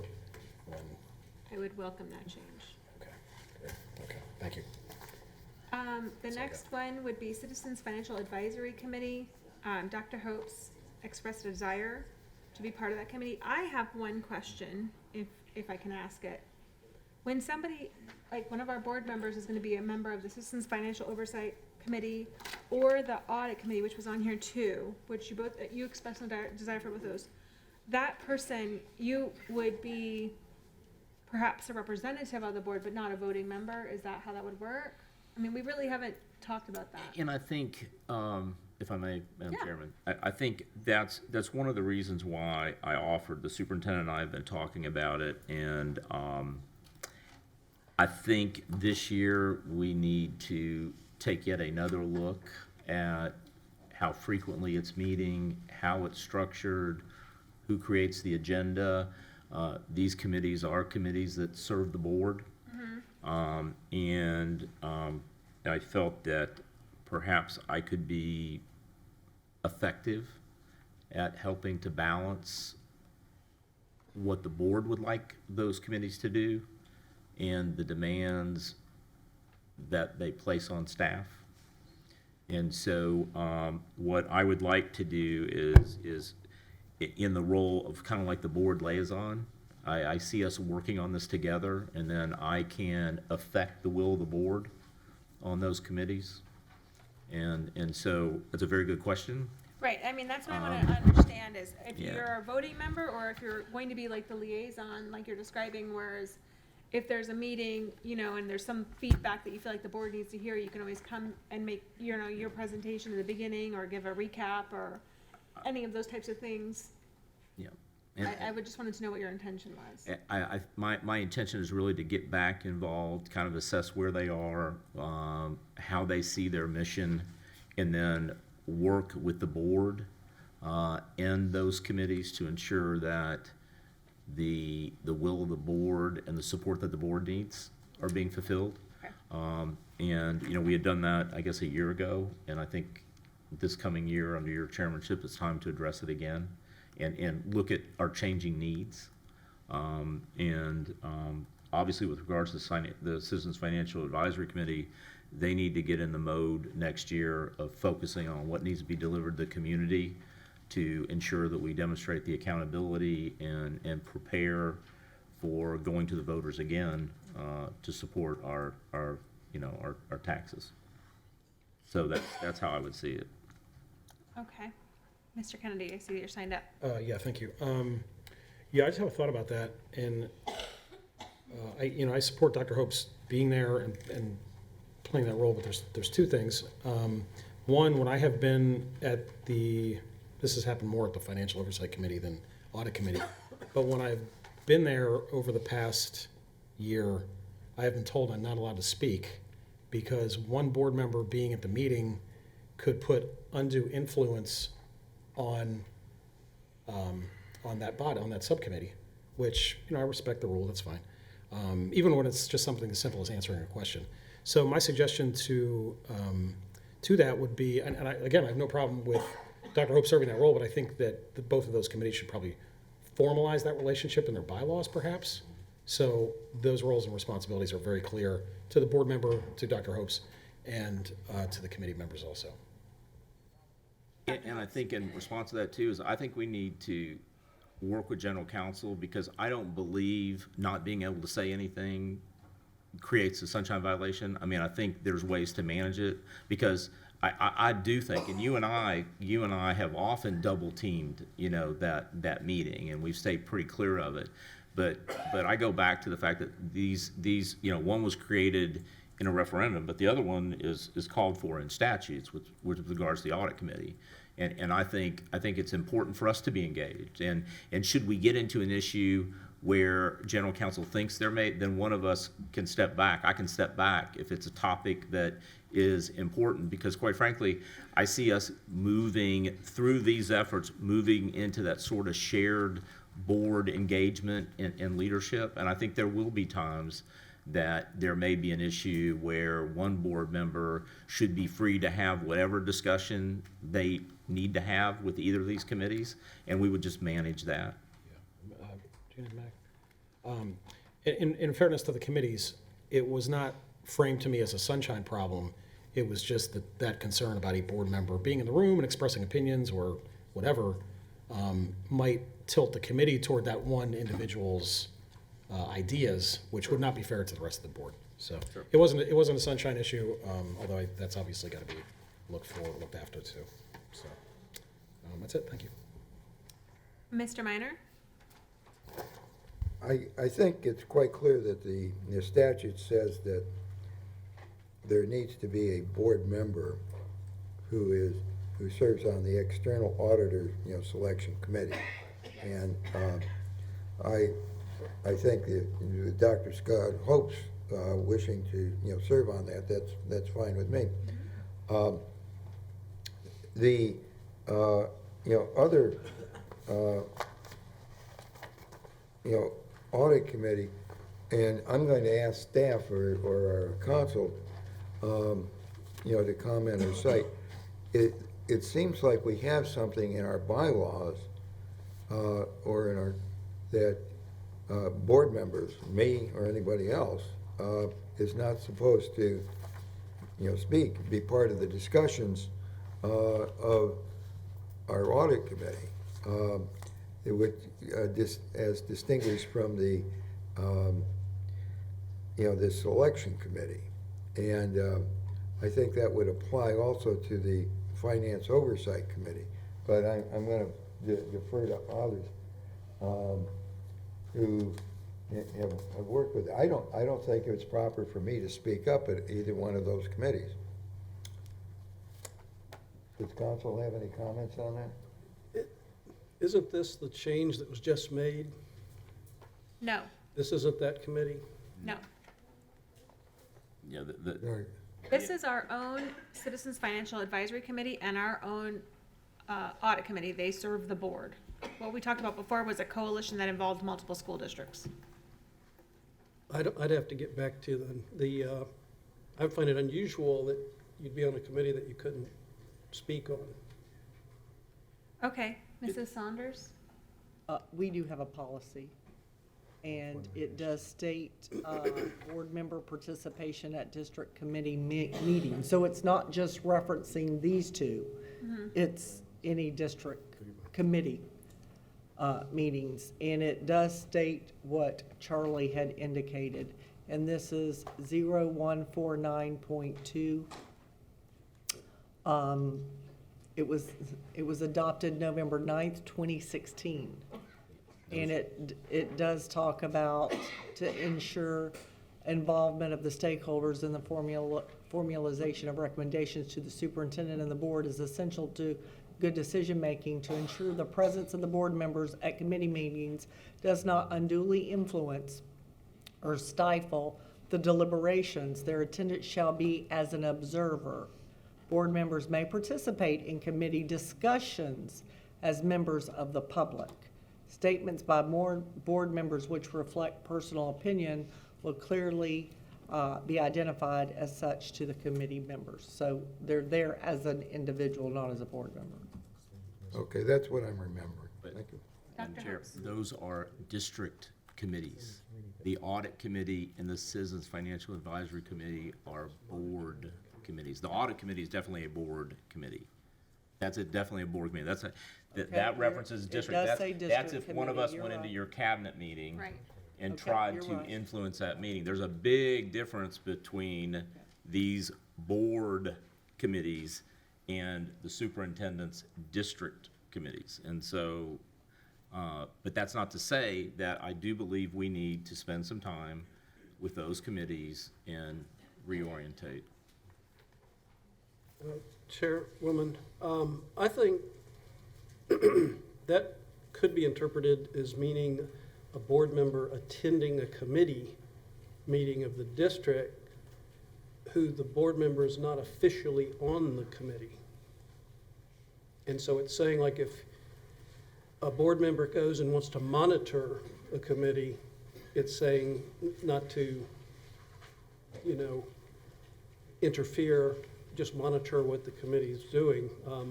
I still find it odd that you would actually be an official member of committee and not be allowed to say anything. That just doesn't make a lot of sense to me. But it goes on to say if there's public input to this, anything on this committee, then you're speaking as a public citizen to it. So there is leeway within our policy. Should they allow public comment, then it's not going to be Dr. Hopes as board member. I'm Dr. Hopes in my individual capacity. I want to just make a comment. And I'm not speaking on behalf of the board. I've never interpreted it as referring to some kind of administrative committee when it talks about, I don't know the exact word, but I always interpreted it as any committee created by this board or statute that we can have citizens and we can go there and we can speak as a citizen, but we're not to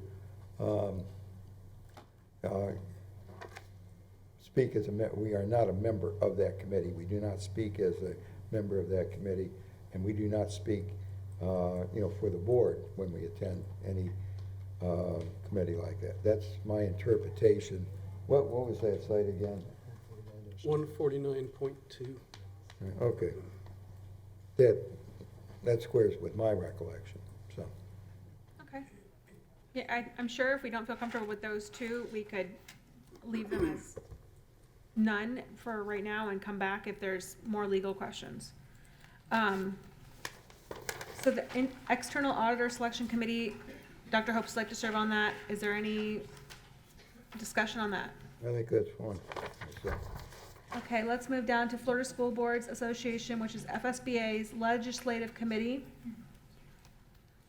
Mr. Minor would like to serve and Dr. Hopes would like to serve. Well, not only Reverend that, Golden. yeah, I would like to serve on the legislative committee with respect to the Florida School Boards Association. We also have a liaison, a legislative liaison that works with the legislative session. That's on the next page. That also has Dave Minor and Dr. Scott Hopes. Yes. And That's because that we requested that everybody turn in their notes by December 2nd. I see. Okay, well, I didn't turn in my notes, so I may lose out. But I just think that with respect to the legislative work in Manatee County, that the only Democrat on the board ought to be able to be involved in the legislative process, particularly since I do that right now for two other organizations. And I would like to be considered for the legislative committee. They also asked for an alternate on that committee. So I'm going to ask that I be the board member and that one of these other two gentlemen become the alternate to that committee, and whichever one is not the alternate to that committee becomes the legislative liaison from this board to, quote, cooperate with legislative delegation, Florida School Board Association, district's legislative liaison, and superintendent regarding educational activities. I can't get into any of these people's offices except the superintendent. So, Dr. Hopes? I'll go ahead and withdraw my name because I'm already engaged with them and I'm there all the time, and I do have access, so I'm fine with Mr. Minor continuing in his role as our designated representative on on both the liaison as well as the Florida School Boards Association Legislative Committee. Is there any other discussion on this? I just have an idea. Reverend Golden has requested the FSBA Legislative Committee.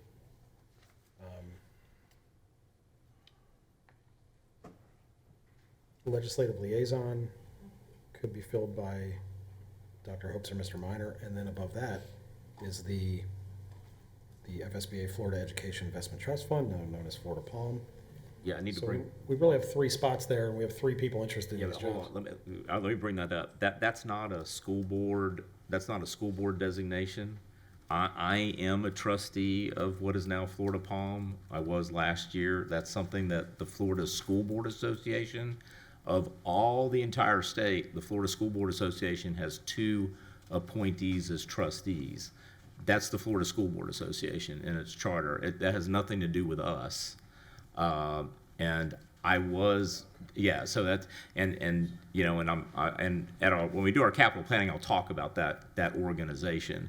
But there are only 2 school board members in the state that are asked to serve as trustees of that nearly $3 billion a year investment fund. And that's the role I've played for the past year and this year as well. And I don't know how long the appointment is. It's a lengthy appointment because there's a whole lot of, you know, SEC stuff. I mean, it's a pretty involved trustee role. And there are, I think, 2 superintendents and then there are, you know, other members. And it's not just the school boards. The majority of the investors in that fund are not school boards. The Villages is an investor in it.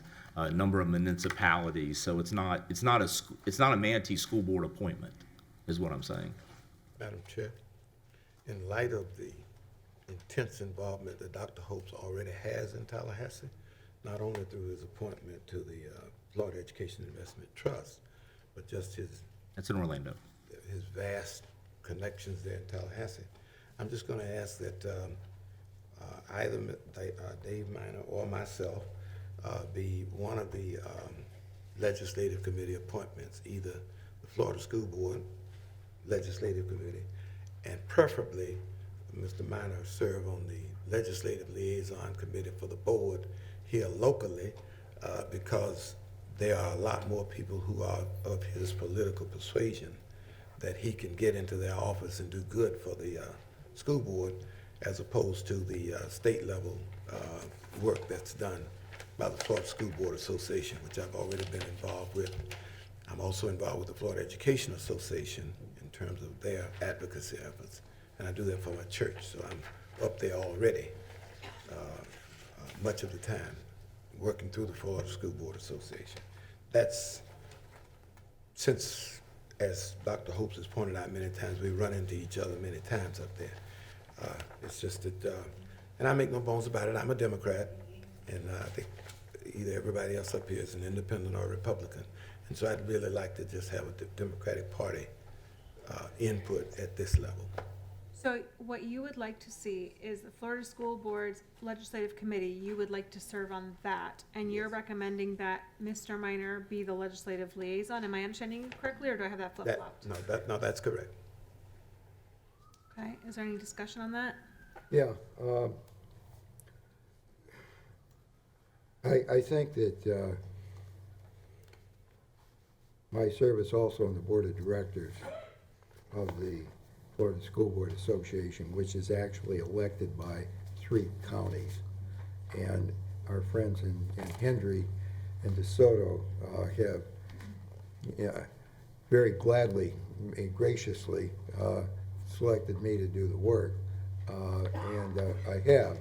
And I think that, you know, helps in my advocacy on behalf of this, you know, community on the legislative committee when I go, you know, like next month to a day in the legislature, and I can speak with representatives that represent not only Manatee County but also Hendry and DeSoto County. And I think that best serves the us in this district, and I would prefer to continue. And I think that our friends in DeSoto and, Henry would like me to continue on the board of directors there. The meetings of the legislative committee usually coincide with meetings of the board of directors of the FSBA. When we were in Tampa, I had serial meetings with both of those, and it kind of works together, and I think that best serves us, and it kind of if I'm going to be there incurring costs for this district, for one trip, it's a lot cheaper than 2 trips.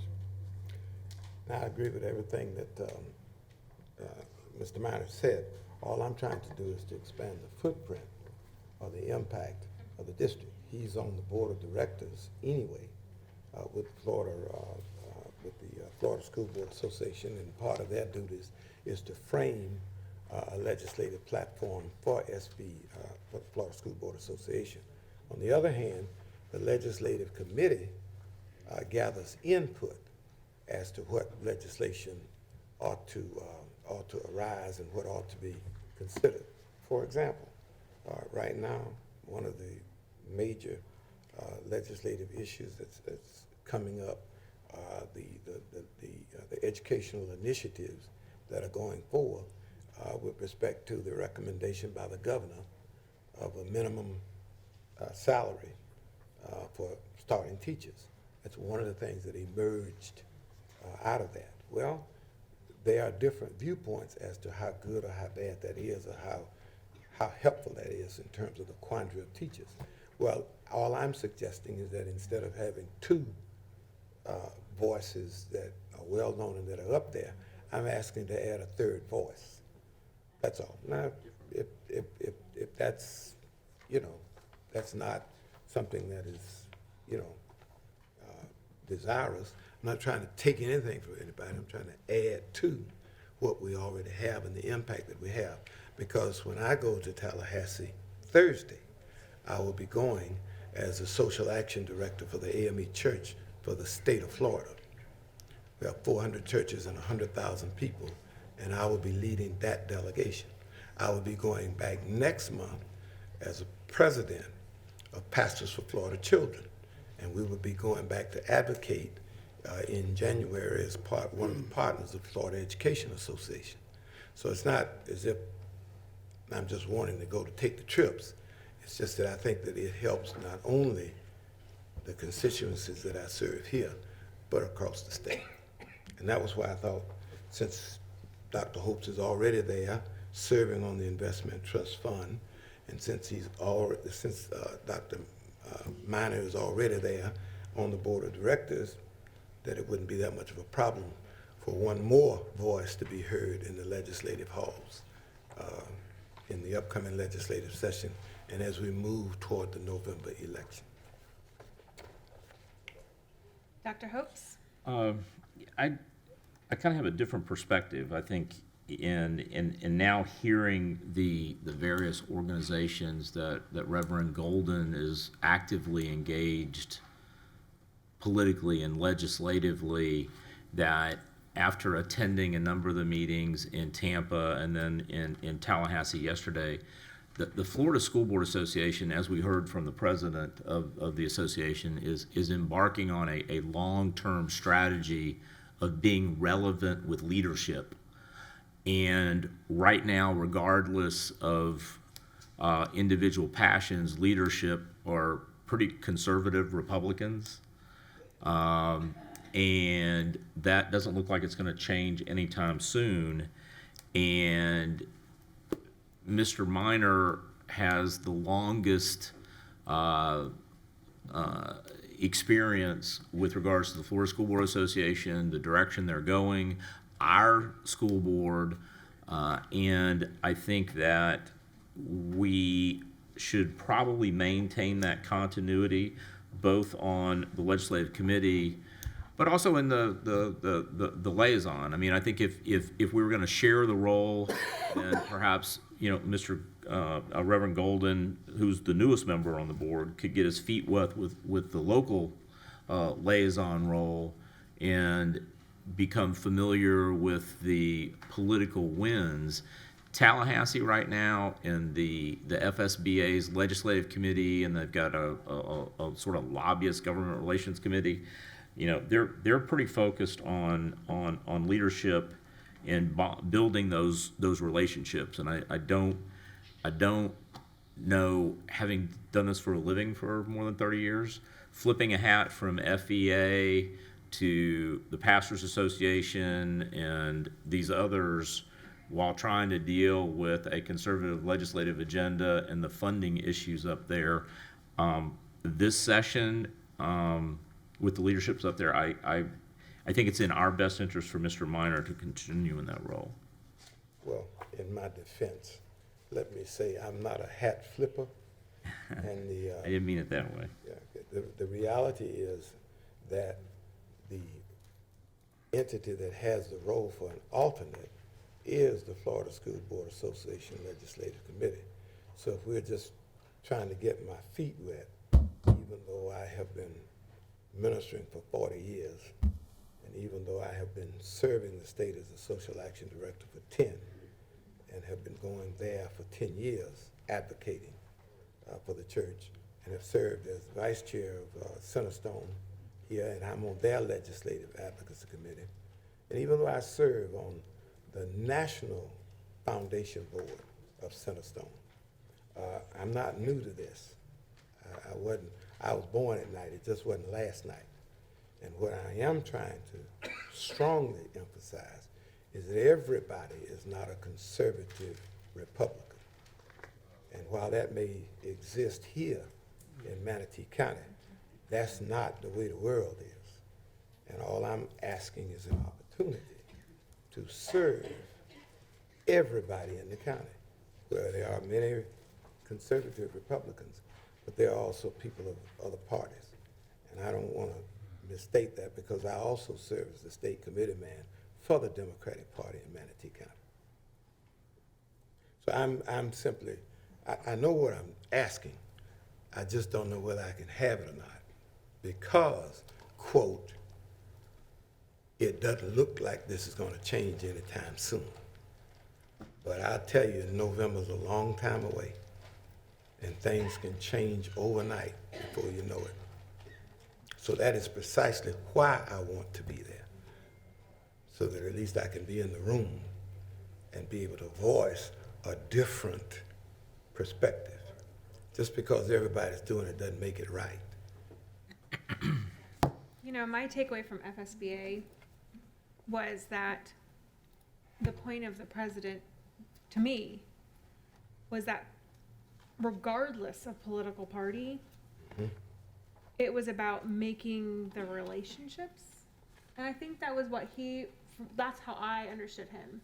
And I don't know where he felt even politically, and I'm really sad that we're even talking about political parties up here at all, because it's a nonpartisan role, and I think we should try to treat it as such. And I would expect that no matter who was representing us for any legislative position, would not put politics in it, and would take what this board believes is the right thing to do and push that forward with our legislators. Not any other pet project, not any other goal, not anything else other than what this board has said is our priority.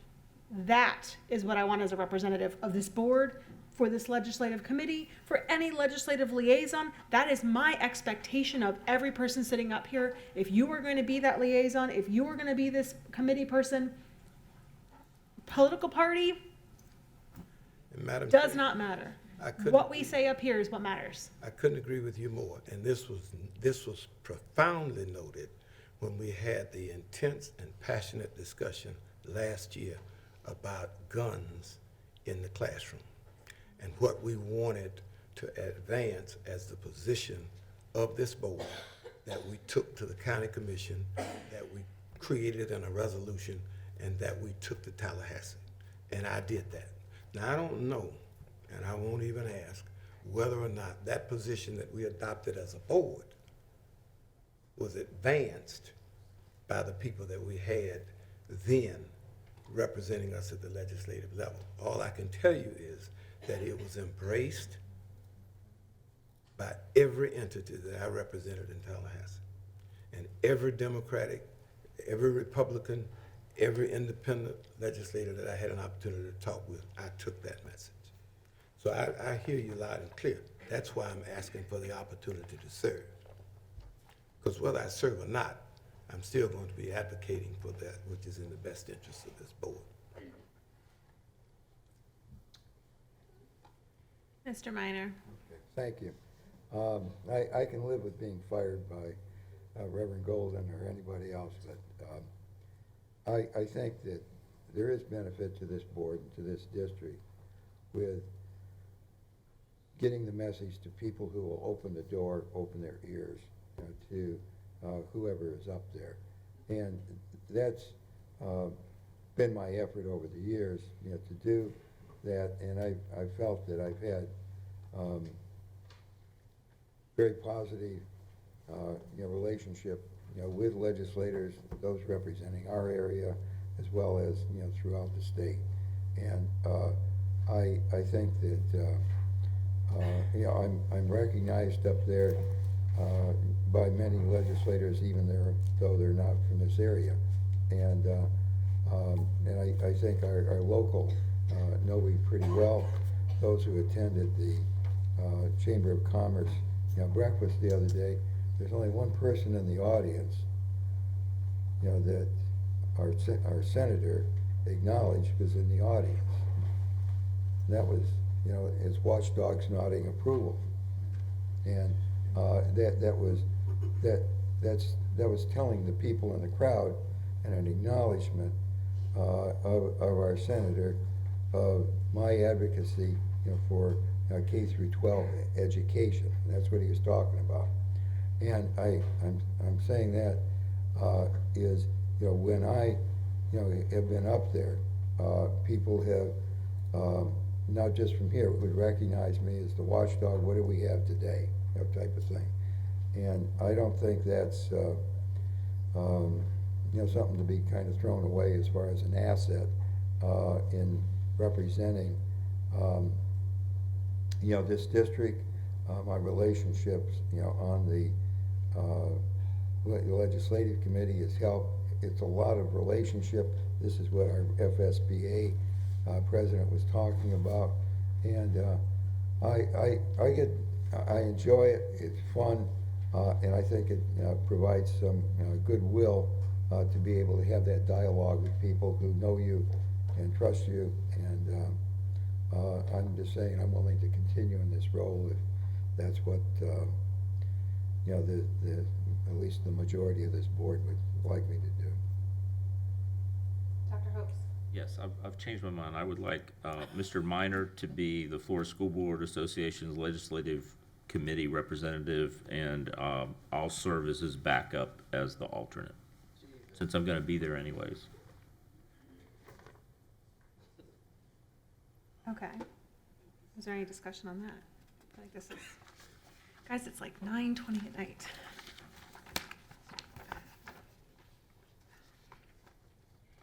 Looks like we don't have any conflict on the other stuff. No, this is the big stuff. Yep. You okay with that, Mr. Minor? Yeah, that's fine. Reverend Golden has stepped out, and I hate to make the decision when he's not in here. That's why I brought it up. I understood your strategy. I'm just not in favor of it. Perhaps. I'm afraid to leave and go to the restroom or get water or anything. You should. You just wait. See what we do to you. Hey. Yeah. I support Board Member Kennedy continuing on Healthy Kids and Reverend Goldman being our representative on the Lakewood Ranch Business Alliance, and that Board Member Kennedy be our representative on the Latin Chamber of Commerce. He's the only one that speaks Spanish, aren't you? Barely. Okay. Coco Neye. No, I'm speaking Japanese there. Donde está su casa? Okay. This is from a guy who found his way around Spain. Okay. Reverend Golden, would you be willing to serve as our legislative liaison? Oh, I don't mind serving as a legislative liaison here in Manatee County. That's what we're asking. Oh, gosh. Okay. Yeah, I'll do that. During your break, Okay, I'm being fired from that position too. well, not necessarily, I'm just asking. Since it was made a decision during your break that perhaps for the FSBA Legislative Committee, there was a suggestion that Mr. Minor maintain that and the alternate be Dr. Hopes. And since that was a suggestion, I was trying to find some middle ground to try and include everyone because I think there's been a lot of valid points. And let me be quite candid. Dave Minor is going to be a lot more effective at trying to reach the members of the county commission in Manatee County than I will be. I can only reach one. He can reach the other four. And is probably friends with the one that I could reach. So I would acquiesce, except that we have Mr. Kennedy here as an alternate. I don't know what. Cross that off. Oh, cross that, okay. Well, I would much rather operate at a level where I can be more effective. See, somebody needs to work with Dr. Hopes in Tallahassee. And I'd rather do that. And seriously, does the board member and the alternate get to attend with respect to the Florida School Board Association Legislative Committee, or is it one or the other? How does that work? I think anybody can attend. I mean, I go to these meetings, and I'm not the designated person. The reason why I brought up being the alternate is, you know, he and I are often, and we bumped into you up there too. That it's just. Madam Chair, at your suggestion, so we don't need to belabor this. The reality is that this is about as red as it can get here and that's the real, that's a real world. And I think that they work collaboratively, one at the local level, the other at the state level. The best place for me to have any impact at all would be as an alternate at the Florida School Board Association. And I would appreciate that. That would work. Yeah. Sure.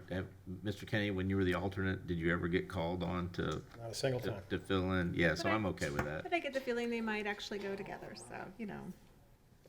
They are the two senior members of the board. Who is this? The two counselors right there. What do you mean? What you mean? Officers of the court. What you talking about? Well, you said we're the two senior meetings. What is that? Saying about them. What are you saying about us? And you got more gray hair than everybody up here. I don't understand that. What's your? I'm sorry. I had to change my. This is blonde hair, and, Okay. I had to change my hair color on my passport application this week. So what I'm hearing is, let's move forward. So what I'm hearing is FSBA Legislative Committee, Mr. Minor, alternate will be Reverend Golden. Right. We all agree? Let's move forward. And Mr. Minor will be the legislative liaison. Yes. Yeah. Okay. Okay. All right. We've agreed to Florida Palm, we've agreed to FSBA. Manatee Chamber of Commerce. Mr. Minor, if you'd like to serve on that instead of myself, that is fine with me, whatever serves. That's fine. Strikes your fancy. Okay, thank you. And We're I good. think the only one that other changes is the Manatee Education Foundation, but that's based on their bylaws. So, moving forward, yes. Yeah, that's my baby. And that's fine. I don't think anybody wants that. No, I was let her gifted have that. it, let her have it. I was gifted that my first year. Well, Yep. does anybody want that gift? I mean, if you want to switch, I'll be the person and you be the alternate. I mean, it's like twice a year. I'll sign up for that. I mean, it's no. God, he's firing you. I mean, if you want it, keep it. I'm just saying, if you don't want it, I'll She take it. just said she was gonna keep it. Serving. Yeah, Let's keep it as it is. Well, whatever you Whatever want to works, whatever works for you, Mr. Kennedy. If you would like to do that, I will support you. do. No, I thought you were saying that I was sensing a little bit of, Have you? I'd be happy to You give were this part up. of that, right? You've Yeah, I been was on part it of that before you were. board, Yeah, so. yeah. It's your call.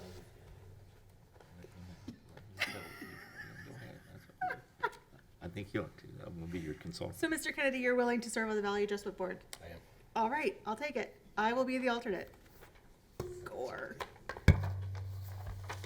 So, I think we've moved through everything. Do I need to read through it one more time, or do we all have an understanding of I think we're what is pretty good. here? Good. I think we're good. Are we ready for Okay. the motion? Yes, please. I move that the board committee workshop as discussed and amended be adopted for the year 2019, 2020. I'll second that. Okay, we've had a motion and a second to approve our board committee worksheet as we have worked through it. For an hour? I think we've discussed it. So let's vote. All those in favor of the committee worksheet as we have worked through it tonight? Move it there. He's on it. All right. Please signify by saying aye. Aye. Aye. Any opposed? All right, we got through that. Wow.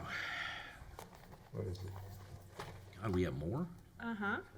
Would Can we there take be a desire break? to have a recess? Yes, absolutely. Okay, I'm going to ask for a 10-minute recess. Will you please set the clock for 10 minutes? That was actually good work. We Okay, probably could've I'm done going to this- recess this. probably could've Thank done this you. in a workshop. I wish y'all could Then talk come back in and together approve. after the recess. I mean, this is embarrassing.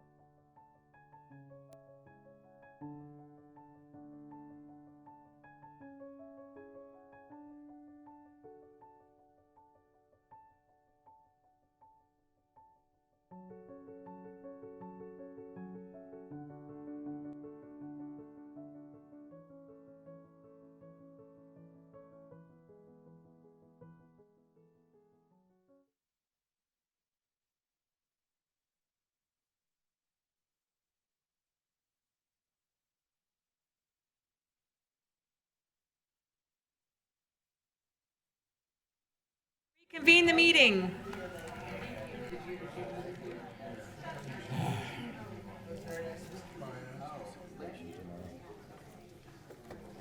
We have had our 10-minute recess, took our much-needed break after going for so many hours. Mr. Minor. Thank you. We are on to item number 4. Oh. Item number 4 is approval of placing Tina Rodriguez on unpaid leave and conduct a hearing on termination of employee. There's public comment on that. Okay, well, we haven't gotten there yet. Madam Superintendent, do you have a recommendation? Yes, I recommend placing Tina Rodriguez on unpaid administrative leave and setting a direct hearing regarding the termination for a date certain. So moved. I'll second. Oh, I'm sorry, I can't second. It's my Second. habit. So moved, second, got There you it. go. And we do have Is there any comment. public comment? There is. Hector Ramos, if you're still in the room? Come on down. Good evening. I'm Hector Ramos. I am the coordinator for ASME in Central Florida. Ms. Tina Rodriguez case, which is sitting back there. Ms. Tina, can you stand up for a second?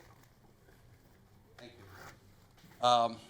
Her case was brought to my attention because of its uniqueness, because of the circumstances, and because the impact her case can have on other drivers. I'm not supposed to go into the particulars of the case. That comes at a different hearing, which Ms. Superintendent mentioned that's to be set up. But I do want to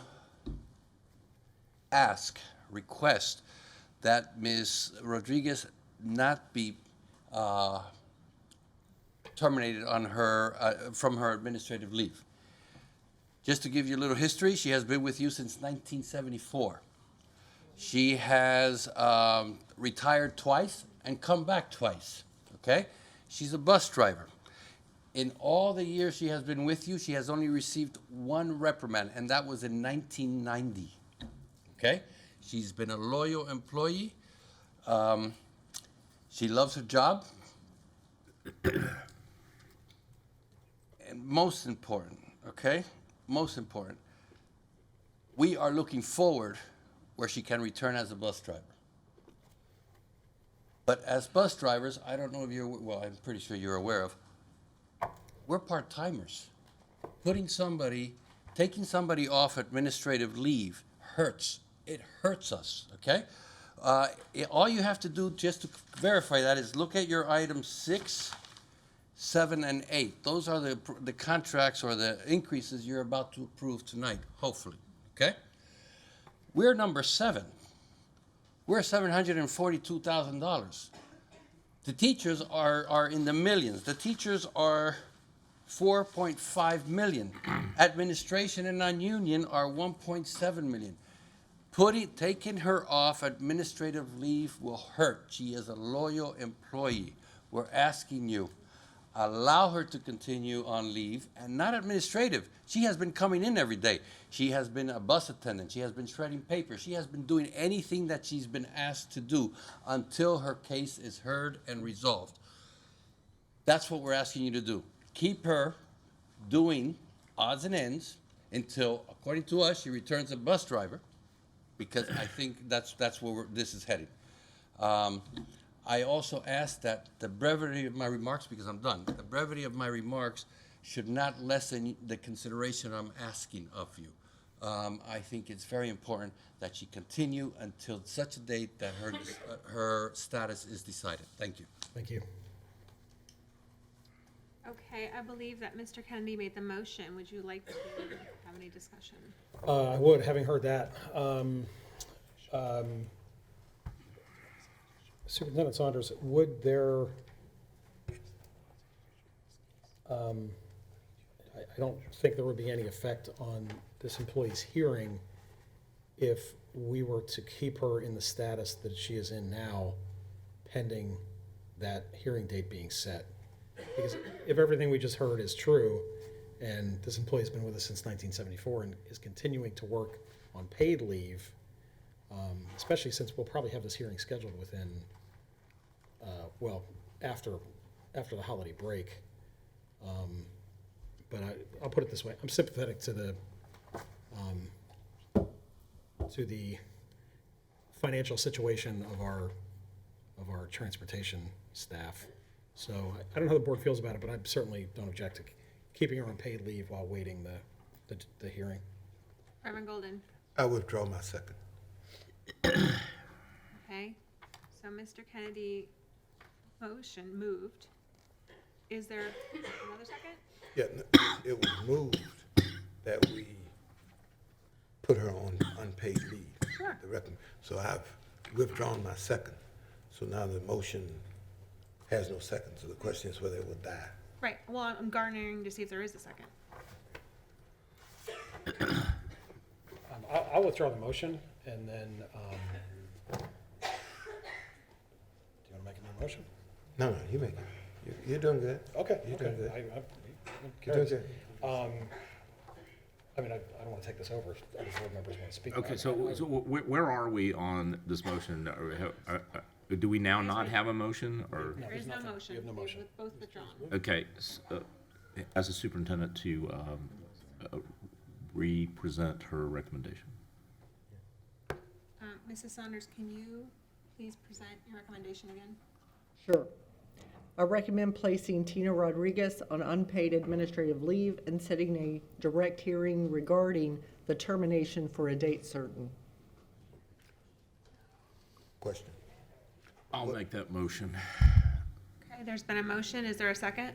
But the same motion that he made? Yes. Okay. Question. What is, We are waiting for a second. Is there a second? I'll second it. I want to have some discussion on this. My discussion is, Hold on. The person that made the motion okay, is Dr. Hopes. yeah, thank you for correcting me. Thank you. So, and this I think would benefit the board, I would like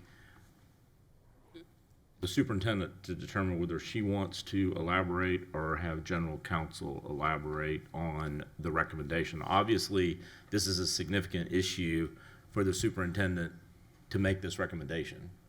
And I think the board owes it both to the superintendent and the employee to hear whatever we can hear, given the fact that this will move most likely into litigation of some sort based on the prior speaker, so.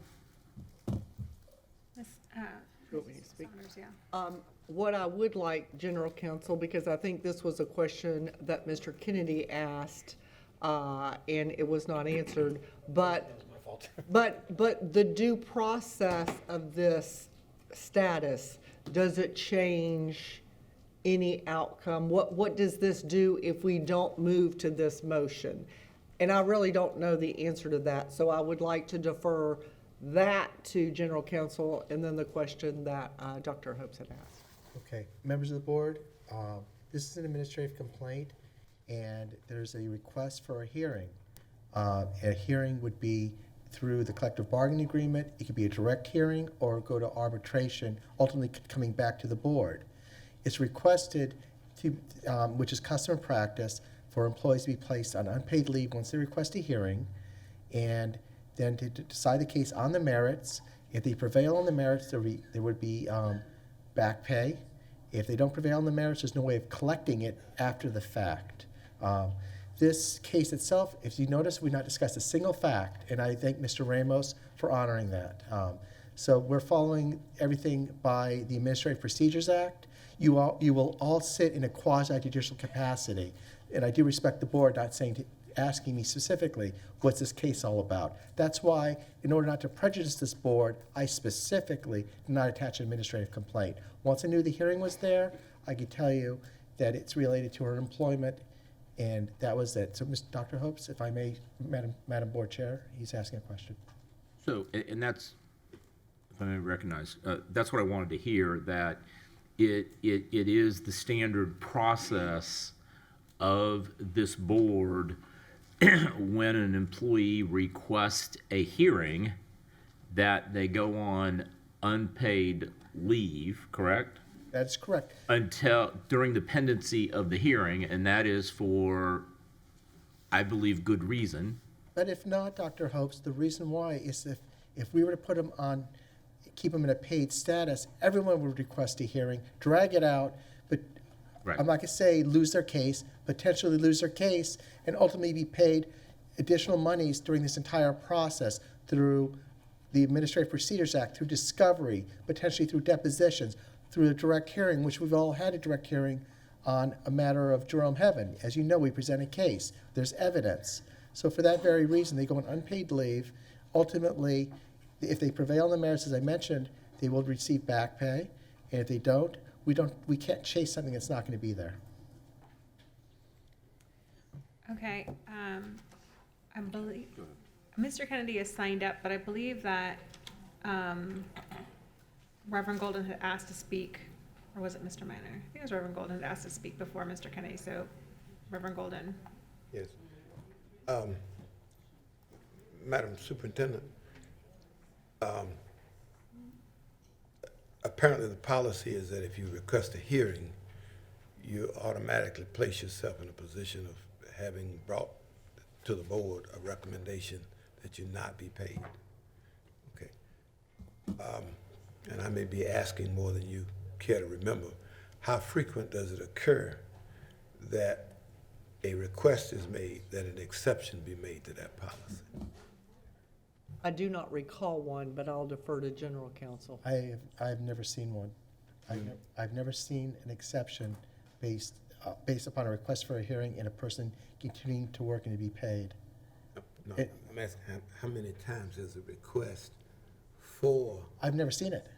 Oh, so nobody's ever come? I've never seen it. This is my very first time ever seeing something like this.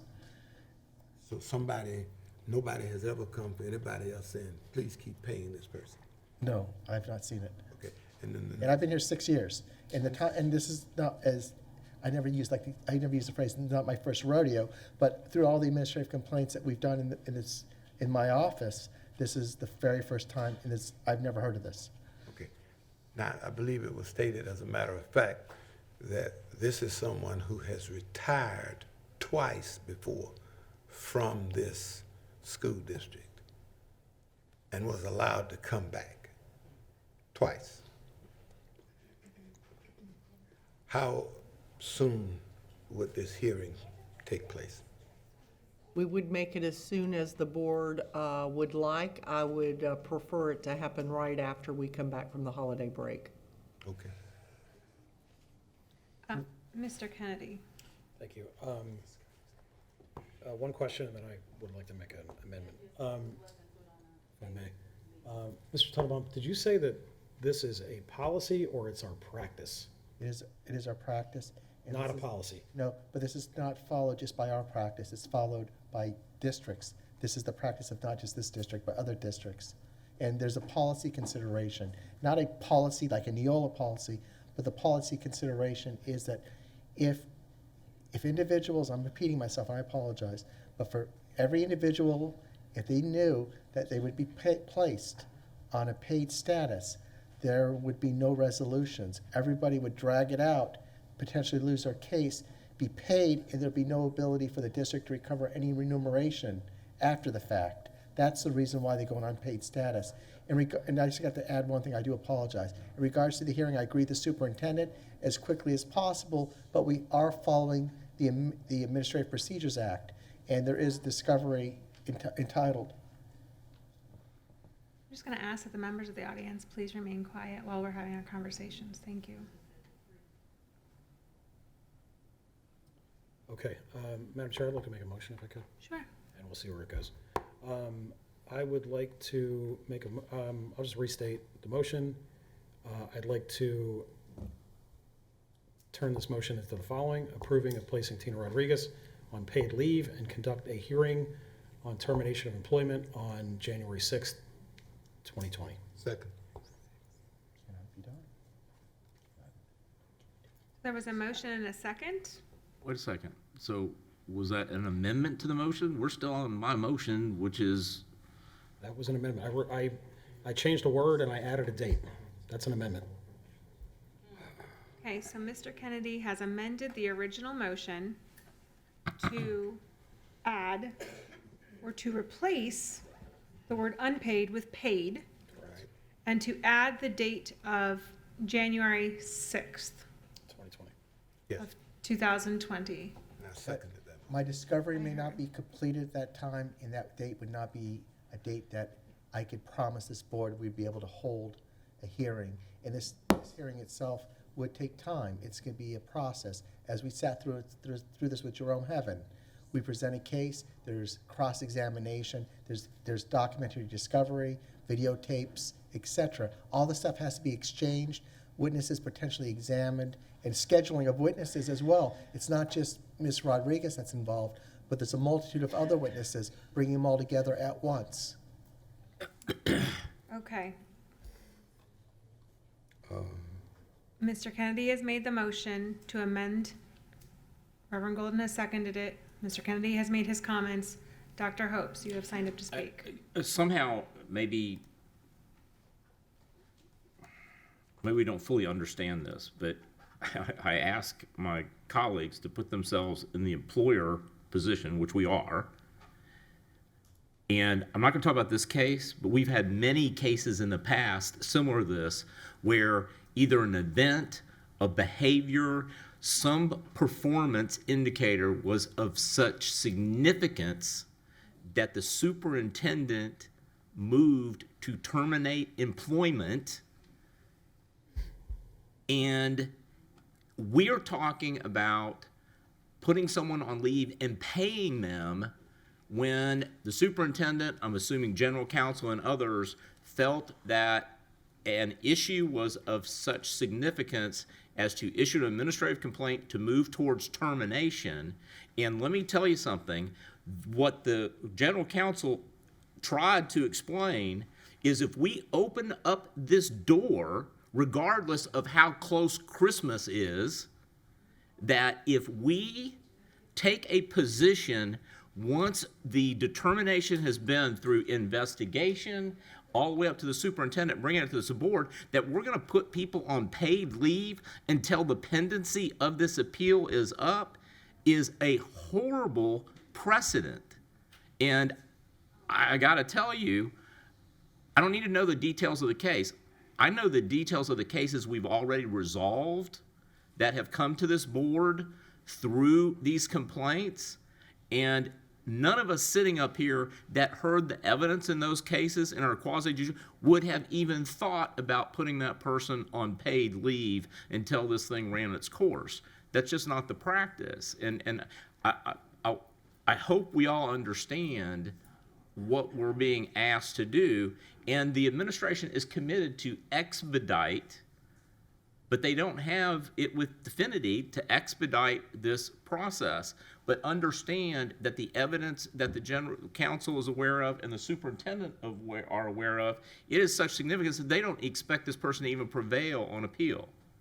So why would we maintain the employment and payment in a situation like that? And I submit to you that we wouldn't, regardless of the time of the year. Thank you, Madam Chair. Reverend Golden, you're signed up to speak. Thank you, Madam Chair.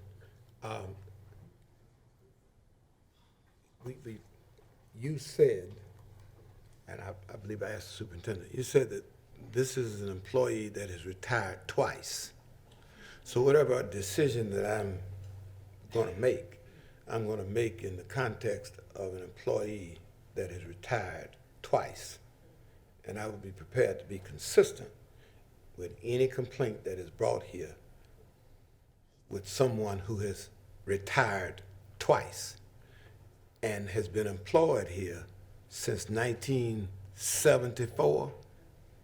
Am I correct?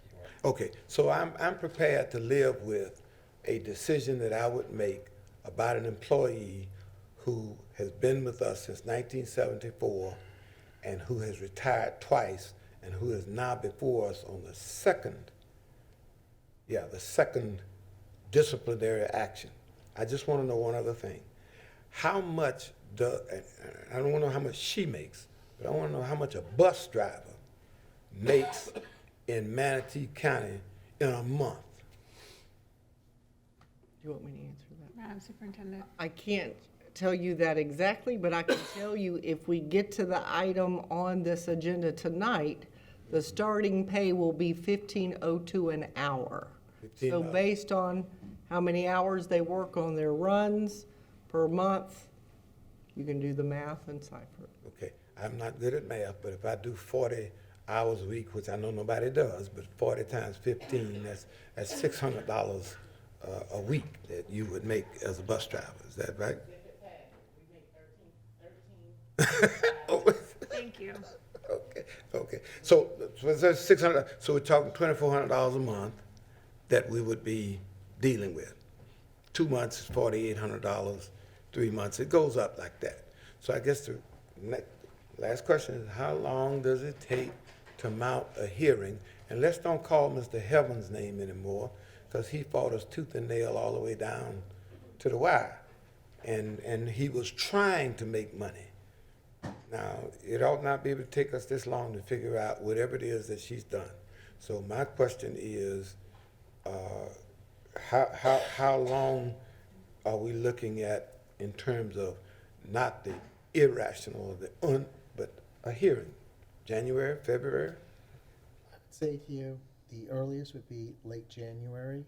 And bear in mind, I want to say something else. If this matter went to DOA, and we've seen what happens in DOA, we would be 6 months down the road, if not longer. So I'm trying to expedite this process and make it cost effective for the district as well. I've worked with Mr. Ramos to complete our pretrial discovery and also pick a date certain where he'd be available with his witnesses and anybody he wants to present. It's a matter of both of us coming together after the discovery is completed. I believe he said early in all of that, late January. So that means late February at the most. We got 2 months that we're looking at. So and I try to be pragmatic here. So this is a $5,000 decision. Yeah, $2,400 a month. Not that? More than that? I'd say less. Benefits, retirement. Okay, that's fine. Mr. Minor. May I ask some questions of the superintendent? Absolutely. Okay. Thank you, ma'am. If later on tonight, this board approves a proposed contract with AskMe, does it provide for retroactive pay? Yes, sir, it does. Now, in this retroactive pay, Ms. Rodriguez was employed, by the district for a period of time post July 1. Can we say that? Yes, sir. Okay. When was her pay suspended? She's still being paid. She's still being paid? Yes, sir. Right now, okay. And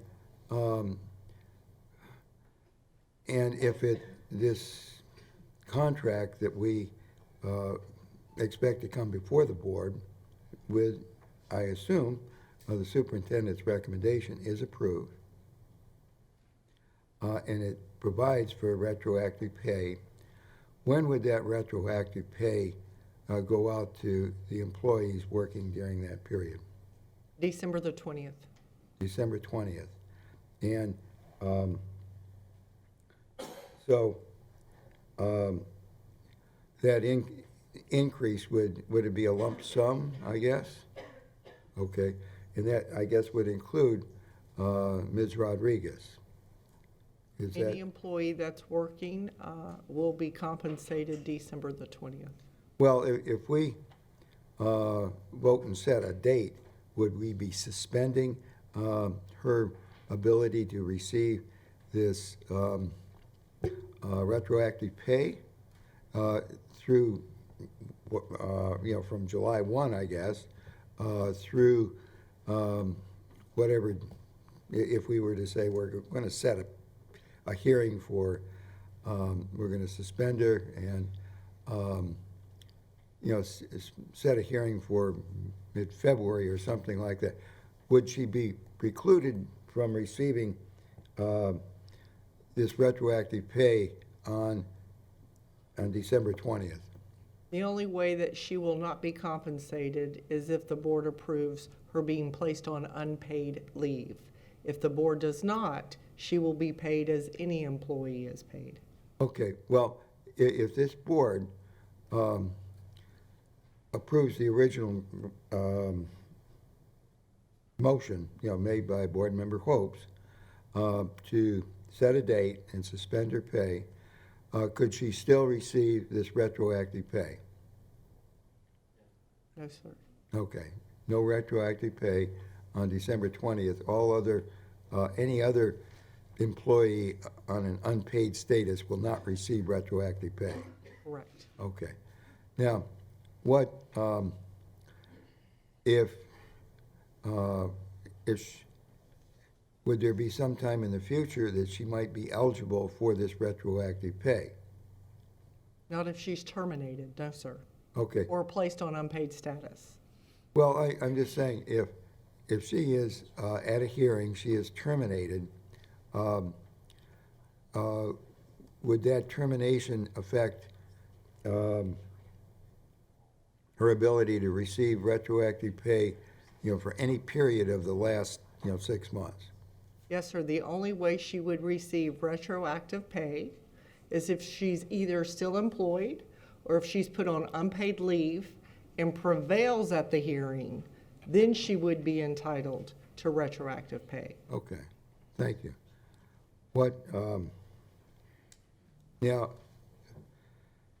if this board were to say, we're going to continue her pay, can we do that and still set the hearing?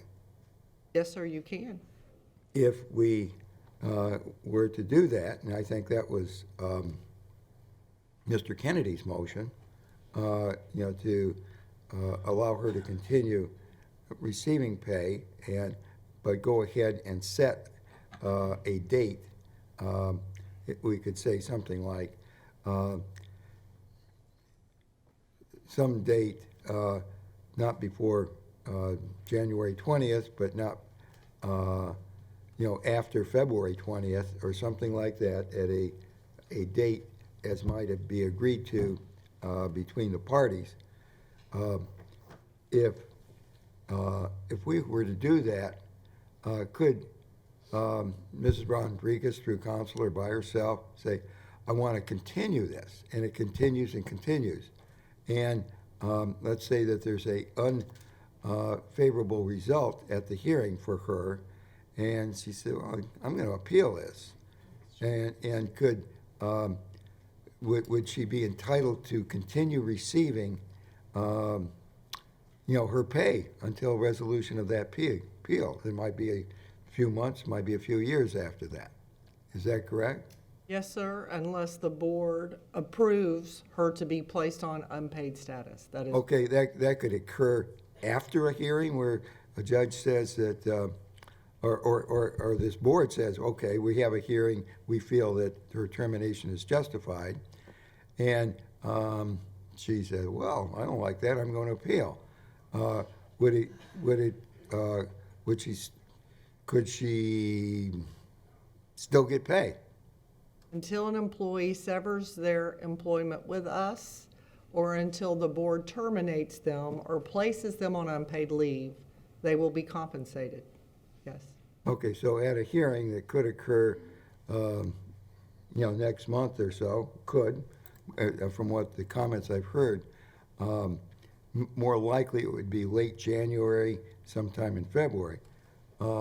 If at that hearing this board decides that really her employment should be terminated, and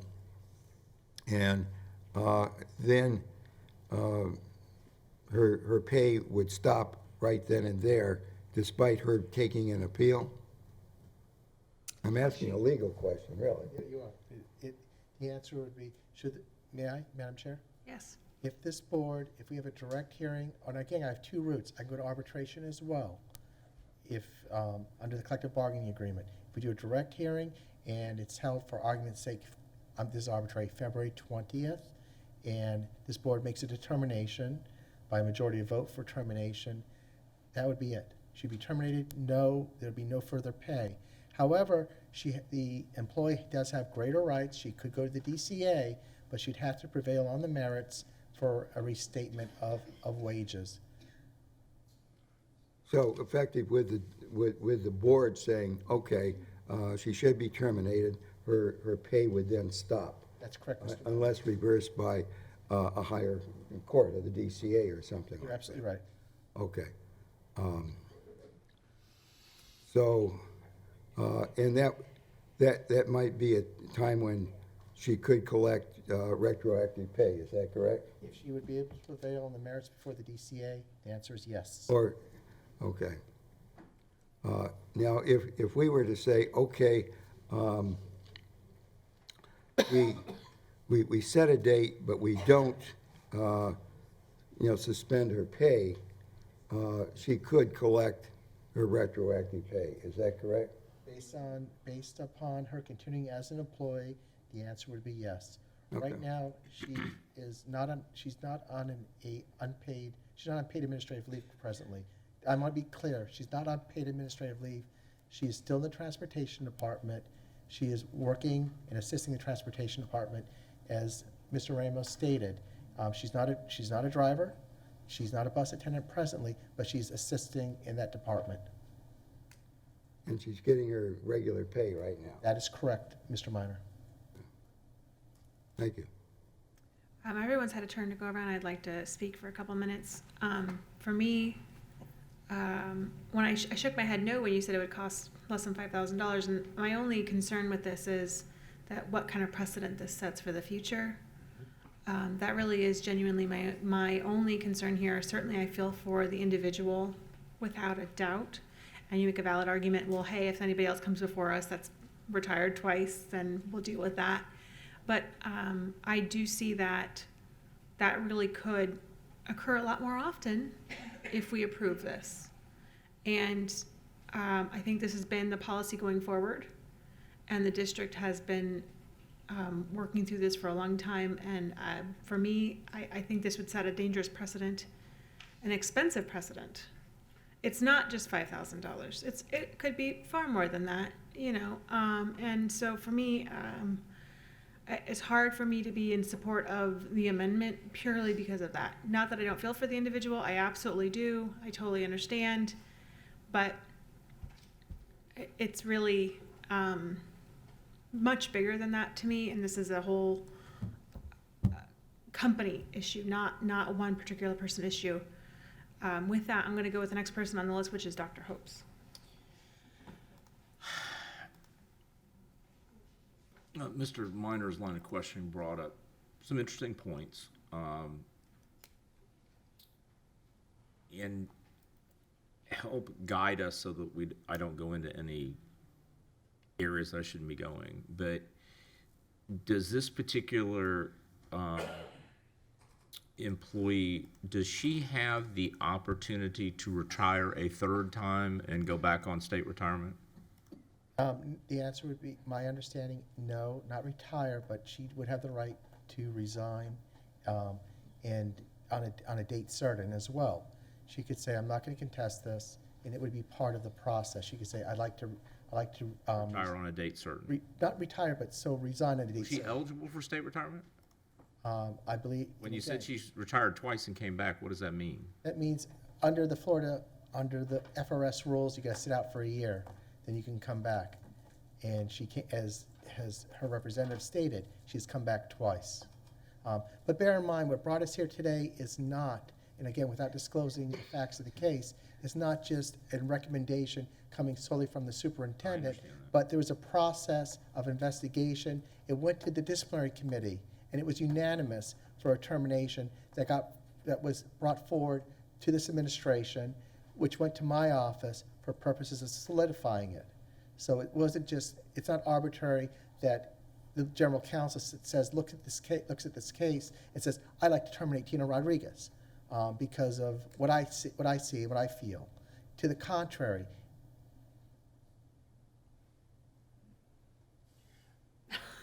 So,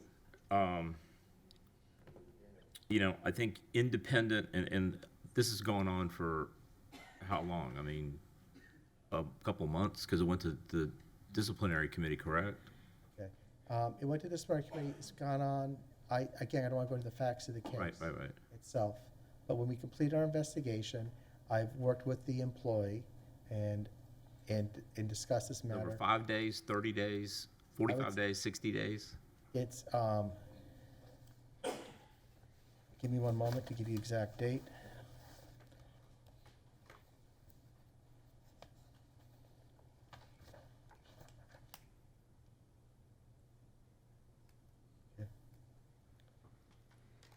We reopened our file on October 10th, so since the file completed, I would say mid to late October, so we're talking about minimum 30 to 40 days. So this is going on for a period of time. That's correct. Up to this point, all the due diligence, the due process of writing up whatever issues brought us to this point, it went through the committee process, it went through the superintendent, the general counsel's office, and now the superintendent is before us today asking us to support her recommendation of an employee that she's responsible for. We are not. And I think regardless of some of the issues that have been brought up, we are getting into a very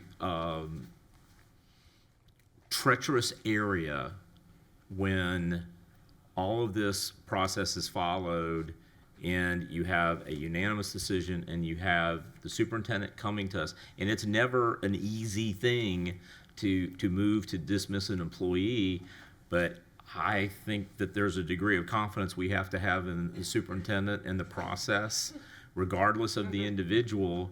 And I ask, my colleagues, support the superintendent's recommendation, let this run the rest of its course, because I do not think we should go down a path of second guessing a situation like this, because I think it will have the potential of creating a tremendous number of problems in the future. And we are a board, we set governance, we set policy, and we, challenge the superintendent on her recommendations, and sometimes, we don't go there. But when it comes to employees that she is responsible for and we hold her accountable for, and her staff goes through the evaluation and assessment process, and we get to this point, I believe we need to support the position of the administration and let the rest of the course play out. Thank you, Madam Chair. Okay, Reverend Golden, you're next. Thank you, Madam Chair. Madam Superintendent, no, I don't think I want to ask you this. Attorney, is there anything that stops us from placing this woman on unpaid leave on December the 21st? Because the reality here, it's the money. She is going to be entitled to retroactive pay if she's on the payroll on the 20th of December. Is that right? That is correct. Okay, and if she gets that retroactive pay and goes into unpaid status on the 21st, she has that retroactive pay to take her forward however long she wants to do this, whether it's a appeal or whatever. So to answer that question, and I don't want you to use dirty words, yes or no? Yes. We can Yes, you may. put her on unpaid leave on the 21st of December. Would be as if. Yes. I was gonna Is that a one up motion? you. well, I wrote December 30th. Oh, December 30th? I will up you It won't, The 30th, 9 days. I'll call you the 31st. they don't No get pay paid. period. What's the pay period? 21st. The 21st is why I said that's when they get paid. But that's not the end of the, okay. I think I know how to, I'm trying to get us, Oh, we get to pay the 21st because 25th is a holiday.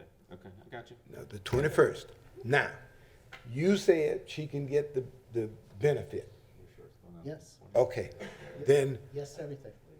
yes, to everything. So whose motion is this that we're dealing with now? Yours.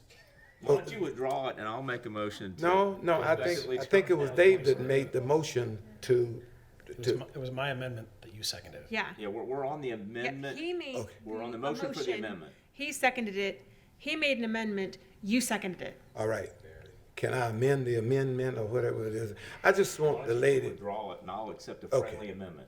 all right, I'll withdraw my second. I'll withdraw my amendment. He withdrew it. Madam Chair, I would love to accept a friendly amendment on this issue. All right, then I move that we suspend, whatever the magic words are, on the 21st of December. Do you have a problem with that? I do not. Oh, well then, good, let's go. Okay. I'm fine with it, sure. I need a second. I need a, I'll second your own motion There's to amend my. five of us up here, anybody can second it. That's fine, I'll second it. Okay. Whew. We have an amendment to the original motion. The amendment amends the original motion by changing the unpaid leave to begin on Effective date of 21st of December. December 21st 2019. of 2019. Yes, Am I understanding that correct? Greenwich Meridian Time. And I think we've had a wonderful conversation about it. Yes, I think everybody should know how they feel about it. yes. So why don't we vote on it, On Yes. the amendment to. on the amendment to the motion as I just stated? Can we set that up on a computer? I'm sorry, Mr. Minor would like to discuss this. Oh, okay. Mr. Minor, do you have something you'd like to add? I'm talking about the, maybe semantics, in the motion. In our work sheet, it says the superintendent recommends, and I think that's what we're trying to do here with a little bit of, recommends that Tina Rodriguez be placed on unpaid administrative leave and to set a hearing regarding the termination for a date certain. Now,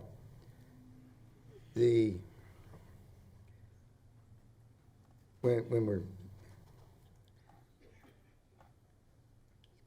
the information we've had, it's very difficult to set a date certain.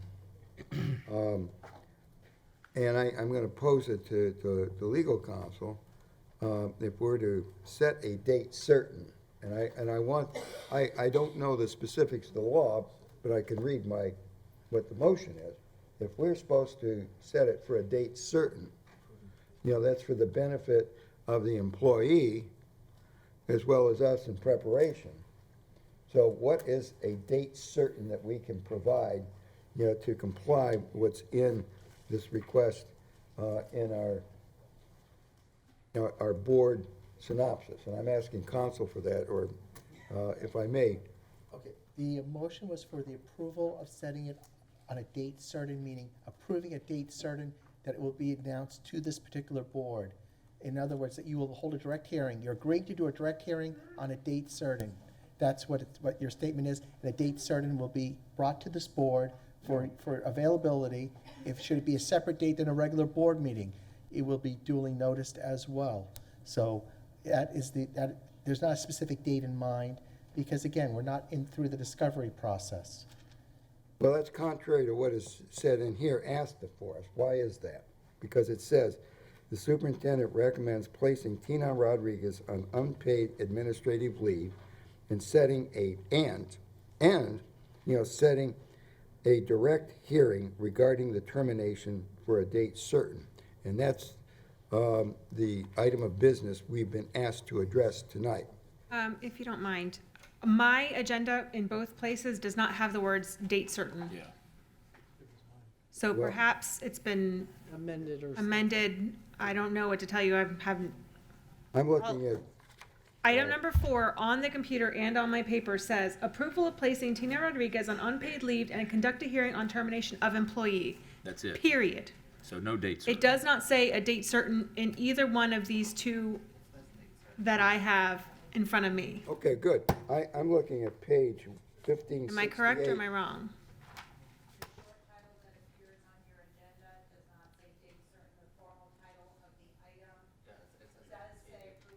Placing Tina Rodriguez on unpaid administrative leave and setting a direct hearing regarding the termination for a date certain. Okay, so I just don't have the whole copy. So my motion doesn't say date certain, it just says a hearing. Well, you're just amending what's already there to add those certain words of beginning on December 21st or ending on December, Right. unpaid leave beginning on December 21st. I understand from the clerk that what I was reading, it reflects what we're supposed to be doing.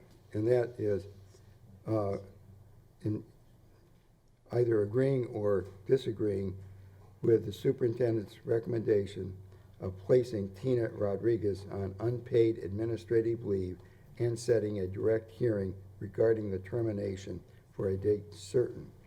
Now, Actually, what we're still discussing is the amendment, because I was about to call a vote, and then you wanted to discuss the I'm other just stuff, but clarifying we were my motion that we're discussing talking the about amending, motion it to doesn't have date certain in it, just to Okay. set an administrative hearing. well, I guess what I'm pointing out, I believe they were supposed to, set it for a date certain. We don't have a date certain specified for a reason. It would be conducting, it's the approval to conduct the hearing, Mr. Moynihan. I'm not trying to argue with you, sir, but for a date certain to be determined. It didn't say that. There's, Let me Can clarify we- my motion. Okay. So, let me see your document. Number 4. So my motion that we're amending is the approval of placing Tina Rodriguez on unpaid leave and conduct a hearing on the termination of the employee. So we're gonna conduct a hearing, forget about the date certain, and then the amendment to that motion will make it read, the approval of placing Tina Rodriguez on unpaid leave effective December 31st, 2019, and to conduct a hearing on the termination of employee, 21st. whenever that gets scheduled. And I'd really like to get to a vote on this amendment, which is only adding the words after unpaid leave beginning on December 21st. We can discuss the semantics of the rest of the sentence after we've approved that amendment, but this is just an amendment, whether we're going to add those words beginning on December 21st after the words unpaid leave. Good. So I'd like to move forward with that motion, and then we can come back to the whole thing. So all those in favor of adding the beginning, The mover button on your, all those in favor of adding the words A mover? yes. No, beginning on December 21st, after the words unpaid leave, please signify by saying aye. Aye. Aye. Any opposed? Okay, so that passed unanimously. So now we're on to the motion as amended. And I suppose the debate is whether the words date certain should be at the end of that.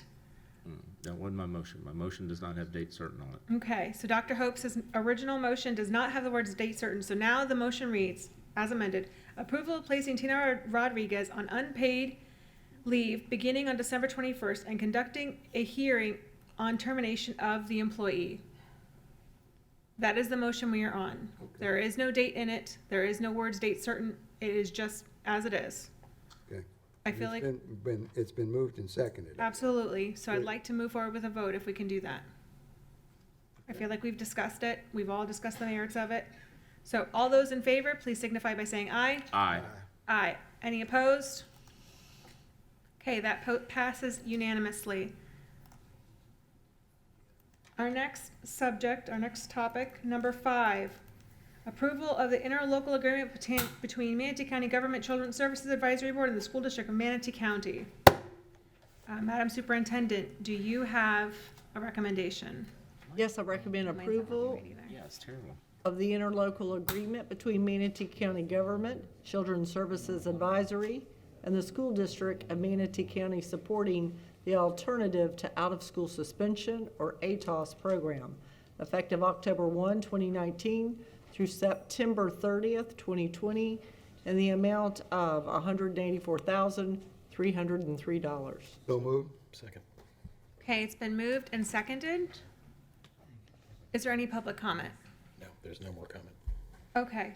That's all public comment. I would like to, I know normally we'd start off in a different manner, but I need to abstain because I sit on the Children's Services Advisory Board, so I will not be voting on this manner. I would assume I can still remain as chair, but just not speak on it? Or is it proper to hand over the gavel? Technically, you would hand it over if you're conflicted on it. allowed for discussion as well. In the past, in situations like this, if you hand over the gavel, you are allowed for discussion. You've allowed it. in the past. Well, but, I mean, I really don't feel like I can discuss it purely because I'm on this board, but that's fine. I'm gonna hand over the gavel to Vice Chair Kennedy for this item. Understood. In the future, what you would do And fill out a card. Board members, any discussion of this item? Okay. All right, hearing none, let's vote. All those in favor, please say aye. Aye. Any opposed, please say no. Motion passes. I like it. 4-0. Did he press yes? Just a reminder, fill out a card. Yeah, I'm there. Pending the vote Golden. of Board Member Golden. Won't pass, just Okay, It does pass, though. okay, it's passed, 3-0. Read it. Okay. yeah. So we have a quorum because we have 3 people here so Sure. that are participating. Madam Chair? He's got to vote, though. He's technically has to Fill out vote. the card on the. I already did. Thank you. Why does he have to vote technically? It's an item before us, he has to vote on it, unless he has a reason to recuse, which he doesn't. I'm just saying, I think we should just wait till he comes and presses yes, that's all. The way the legislature does, you can, if you miss the vote, you can request that you show voting in the affirmative when you return, That's what Saunders told me. I told her 11. which is how I think we should do it and just move on. Mr. Dye, can we move forward even though we have one member that's not here to vote? Yes. We have a quorum. You have quorum, yes. You have quorum. I mean, it would pass no matter what, whether he was here or not. It's As 3. long as we have a quorum, we can conduct business. He doesn't have to be here. It just shows he's absent. Okay, let's move on. Item number 6. 30 feet away. It's about the tentative agreement between MEA. Madam Superintendent, do you have a recommendation?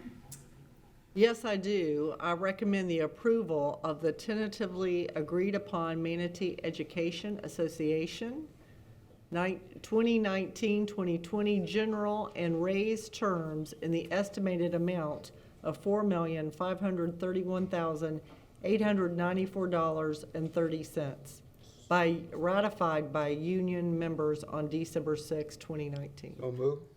Second. All right, we've got a motion and a second. Is there any public comment? I think you said there wasn't any for the rest of the, No, not until public comment. okay. Is there any discussion? Great. All those in favor, please signify Aye. by saying aye. Aye. Aye. Any opposed? All right, let's move on to item number 7. This is approval of the tentative agreement with AFSCME. Madam Superintendent, do you have a recommendation? Yes, I do. I recommend approval of the tentatively agreed upon American Federation of State, County, and Municipal Employees raised terms in the amount of $742,343.87 ratified by union members on December 10th, 2019. So moved. Second. All right, there's a motion and a second. Is there any discussion? Seriously, Mr. Kennedy? Just all positivity. I just Okay. want to say thank you to Dina and her team, and Pat and her team, Absolutely. district, and the superintendent, and Dr. Vogel, who's not here, but he was a big part of this as well. I just have one ask, that as soon as the legislative session ends in 2020, can we hit the ground running and get to the table? So we can do this in August before school starts March. instead of in We'll start in December. March. But thanks, everybody. I know this is always a process. From what I understand, it was a much easier process this year. But it's always still a process, even when it's easy. So thanks, everybody. Hearing no other discussion, let's vote. All those in favor, please signify by saying aye. Aye. Aye. Aye. Any opposed? All right, that passes unanimously. Item 8, approval of SAMP and non-bargaining employees. Madam Superintendent, do you have a recommendation? Yes, I do. I recommend the approval of proposed supervisory, administrative, managerial, and professional, as well as non-bargaining employees in the amount of $1,716,680.86. So moved. Second. I've got a motion and a second. Is there any discussion? Hit your butt, Mr. Golden. I think he's finding it. Okay, let's vote. All those in favor, please signify by saying aye. Aye. Any opposed? All right, passes unanimously. We are on to number 9. Number 9 is about legislative funding requests. Madam Superintendent, do you have a recommendation? Yes, I recommend approval to submit 2020 Florida legislative funding request to support Manatee Technical College law enforcement officer training. So moved. Second. Okay, we have a motion and a second. Is there any discussion? Yeah, I had a quick one. If I may? Yes, absolutely. Thank you. Dr. Hopes, I know you were instrumental in both of these next 2 items coming up, and I want to commend you for that, because these are not only beneficial for our students, but for the county in general. And there was, well, actually, the number, when I was going over these, in the item that we're in now, number 17C, it says this will cover how many in the target population are expected to be served, and it says 401 through 800. I guess my comments on the next one, because the number in the next one is much lower, and I thought maybe our chance of getting this funding awarded would be better if we brought that number up in this application. But that's on the next item. On the aviation On the aviation one, yeah. campus. Yeah. That's the only thing that caught my eye about these, but they both look like I think, great ideas. oh, I guess we do it with the second one. Yeah, when we get there. Okay, is there any further discussion on this topic? Okay, let's vote. All those in favor, please signify by saying aye. Aye. Any opposed? Okay, that passes unanimously. Our next item is number 10. It is another legislative funding request. Madam Superintendent, do you have a recommendation? Yes, I recommend approval to submit the 2020 Florida legislative funding request to support Manatee Technical College aviation maintenance technician training. So moved. Second. Let's go, no, go ahead and second. We have a motion and a second. Is there any discussion? Yes. Thank you. Like I said, in this one, it says the target population to be served is 51 through 100. And I mean, this is a multi-year, I remember looking at it, I lost the contact lens, so I'm having trouble seeing up close. But, I thought if we increase that, because it sounds to me like over the overall timeframe of this commitment, it's going to be a lot more than 100 students. Again, it may not matter. My other question was, too, is that it says at the top of both these documents, they must be presented by a member of the House. And I'm just curious who that member will be. Is that not determined yet? Tommy Gregory submitted it to bill drafting by the deadline. Oh, great, okay. And so in order for him to go ahead and file it by the 13th of January, which is the deadline, he wanted to ensure that the board authorized him to file it. So this is the first step. And Madam Chair, with regard to the number of students and the target population, we kind of went back and forth with MTC's grant writers, and they're being a little bit conservative. But there are ratios of student to faculty members that are pretty tight because this is a pretty intensive program. And so I think they were kind of buffering it, and Mr. Wagner can speak to it, but buffering it from the projected, because keep in mind, this is one of those critical shortage areas of licensed technicians. And so there's, faculty considerations too of being able to recruit the faculty in order to meet those ratios. And I think they're being conservative in like the year 1 and year 2 kind of ramp up. But from the conversations I've heard in the community, there are a number of adult learners, like older adult learners, that are waiting for this to come, and they actually want to go back to school and get their aviation maintenance technician certification. It's awesome. It's a great thing. All right. With no other discussion, let's vote. All those in favor, please signify by saying aye. Aye. Any opposed? Okay, and I believe that concludes new business, and that moves on to public comment. Sure does. At 10:35. Okay. Quick disclaimer. My computer.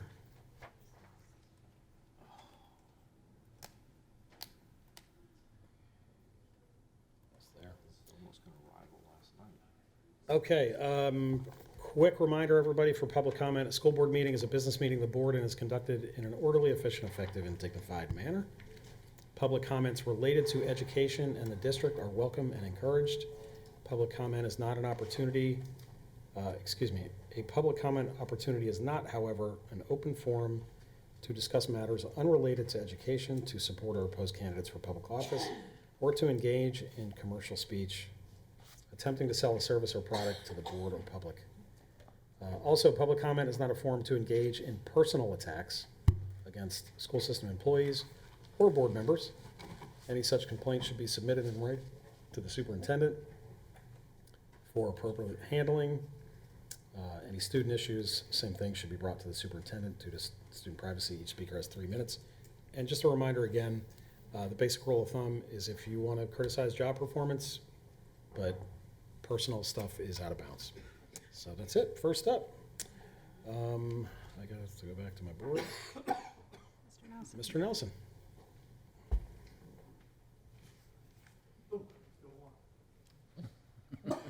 I'm Norm Nelson. This is a continuation of your discussion you had this afternoon on changing public comments.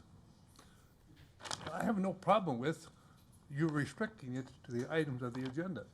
But then how else do we have access to all of you? You as an individual, 5, have no power. That's what the law says. Only as a board. Only as a board. So the only time I as a citizen can talk to all of you is at the board. If I got a pressing issue, like you spend $250 million too much, I come to all of you at one time. Or do I supposed to, as a citizen, go to my representative of my area, which is Dr. Golden, Reverend Golden, and talk to him, then hopefully he'll talk to the rest of you, which you never do, or very seldom. You did today, good job of that.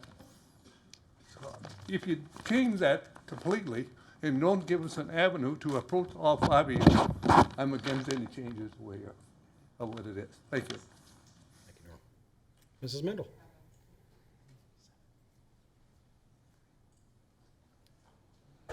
Mr. Gibolina, if you were outside somewhere, you are on deck.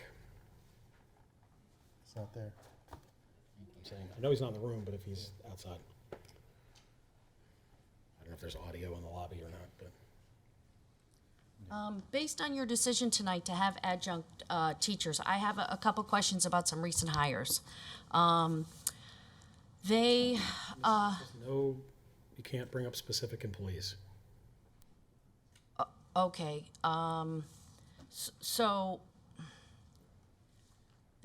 you've made a lot of recent hires at LMA. And I went through, I won't say their names, but I checked their backgrounds carefully. Like, spent time looking at LinkedIn, spent time looking at the teacher, Florida Department of Ed certification sites. Did some pretty decent background checks with simple Google. And you've got people hired as deans of discipline. Why you have 2 deans of discipline for 400 children in a building that has a principal and assistant principal, and neither of these deans has a background in education, does not have a degree in ed leadership, has no experience ever working in a school.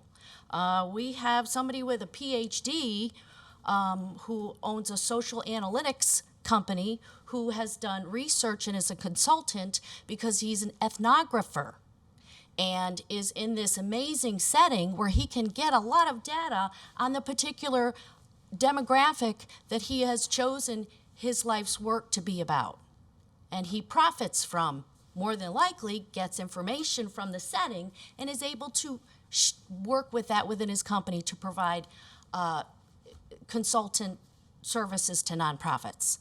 So That's just one of few. Of all of the hires that were on the ones that were on the board agenda tonight to approve, only one, I think of 6, was a certified educator who was actually teaching in the field that they were in. You look dazed and confused, but I'm telling you, you spend a couple of minutes. The data's all here. I'm happy to share it. I'll send you an email.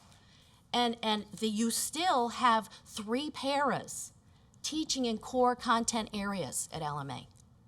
It's not right. Half of an entire school year is over. You have middle grade children who need to get ready to go to high school. And you continually leave these children with people who are not certified in the areas that they're to teach. So my question would be to you is that all of these people that have 0 background, one actually was a medical transcript person, and the experience they had there was at MTC and at Meridian. And that's, let's see, I'm trying to think what that person is, let's see. Oh yeah, that's one of your deans of discipline, one of your support specialists. You have another person with a BA from a college in North Carolina. She's teaching math. So usually if you have a math degree, you have a BS. You don't have a BA. You got a lot of research to do and a school that's children that are being hurt. I assume that Mr. Gibolina is not here. Ms. Rodriguez?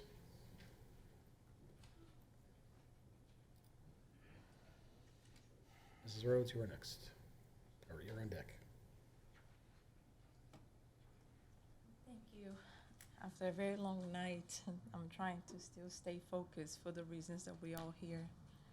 And I would say that I appreciate the passion that some of you have shown today for talking about one school in particular, renovation. Now, maybe some of you might not be here in 30 years, but we have learned the lesson that a school that was built 50 years ago or more, what we're talking about now. But our kids still gonna be here. Maybe it'll be our kids that are gonna be teaching at those schools. So why don't we see that passion into minority schools? That's the question that I have. Because it is a problem that we have at Palmetto High, that there are people that has been teaching there for 30 years, and they say that they have that issue from 30 years ago. So I would just like to see that passion on the board as you're representing, and I'm just using, not quoting, but saying we are here to represent the whole county. Now, LMA, I'm confused of being charter district school still, because I have received a letter that my daughter now is on to another school. And then I inquired about it and was told that LMA is a charter. But then we come here and LMA is a district. And if it's a district, LMA hasn't had a SAC meeting like for those that would have a SAC meeting to show their concerns for a renovation of the school. But we as community or parents haven't heard anything from the administrator because LMA hasn't had a SAC meeting since the day that it opened its doors as a district school. And that's a requirement. So that's concerns that I have, is still trying to stay focused.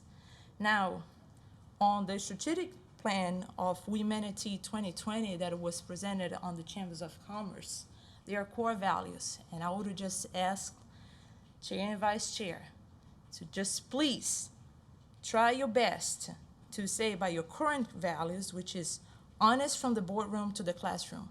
There is no honest when we have paraprofessional teaching core classes. Integrity in all interactions. We know that that's not happening here. Excellence is the standard every day. It's not because our kids at LMA and minority schools are not getting excellence. Community engagement. We have community here and we haven't listened to us. And there are a few more that I might not gonna have time. But transparent and accountability and efficiency. We just heard a case for someone else and we have someone sitting right now that is not in a paid administrative leave. And we are waiting for a hearing. Thank you. Mrs. Rhodes?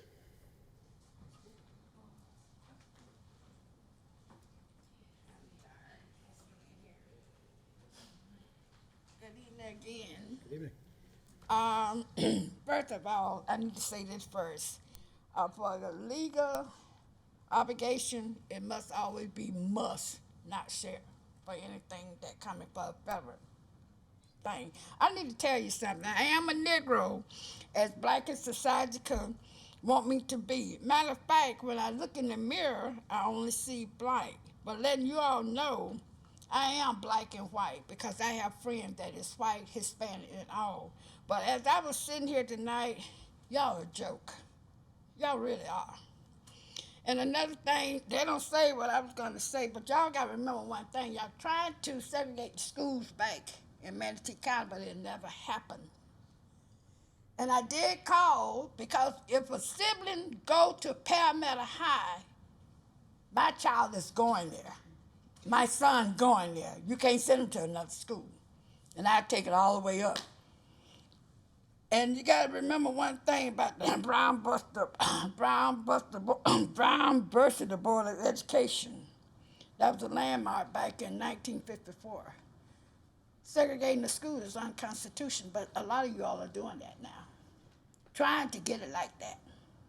But it never happened. I want to let you all know another thing. LMA is not going anywhere. And we have to take it all the way up to the Supreme Court. What y'all did was wrong. Y'all took LMA, and we found out they told you all they was coming down, but the coming down was the 90 days. But Scott Hope made himself say they say to take the school over. No. We got it down in black and white. Y'all see it. But we're not going anywhere. And you all going to be paying out some billions. Some billions of dollars of what y'all did to my school and the community school over in Parramatta, Florida. And we're not going anywhere. Y'all changed the public comments to the last thing. We're going to stay, baby. We're going to stay right here and wait for our chance to talk. And we're going to do that. We really are. And I thought it was going to be somebody back here, people laughing and everything, at how y'all act up here. And y'all are bored? Representing Manatee County? No way. And then another thing, I don't want to go into it, but y'all have had some APs, principals on paid leave. And this lady been working in and out, and I had really my heart broken. I had to go outside because tears were dropping. Y'all don't think nothing about nobody who work in this system but yourself. I'm gonna make it my business. When I hearing for her, I'll be back over here. That's all I got to say. Have a good night. Thank you, Ms. Rhodes. Ms. Phillips. And Mr. Jones, you're on deck.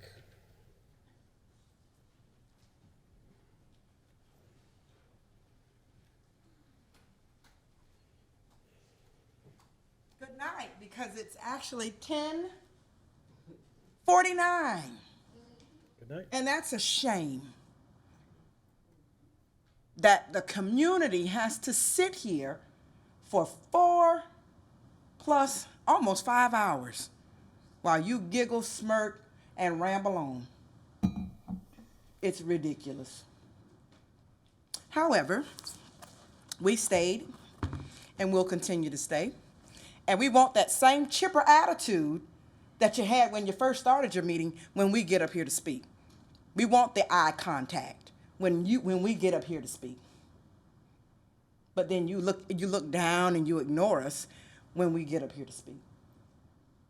However, Manatee County's, I guess, ditch diggers came in my community and informed us that yes, the highway project is coming.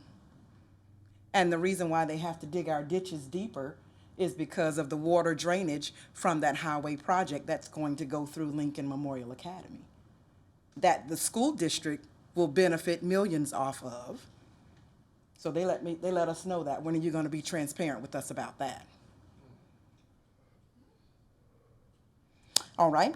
Also, Based upon witness testimony and documentation received, the OIG determined that the allegation that Manatee School District Deputy Superintendent, I don't have to say her name, directed staff to code students pursuing their GED as home education students, creating falsely inflated graduation rates, and it was substantiated.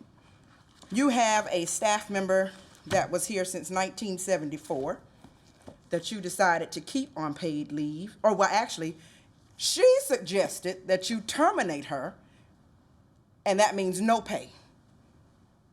Yet she has falsely let kids leave here and put them in home education, and you continue to pay her $196,000 or whatever she gets paid. That is absurd. You're a bunch of hypocrites.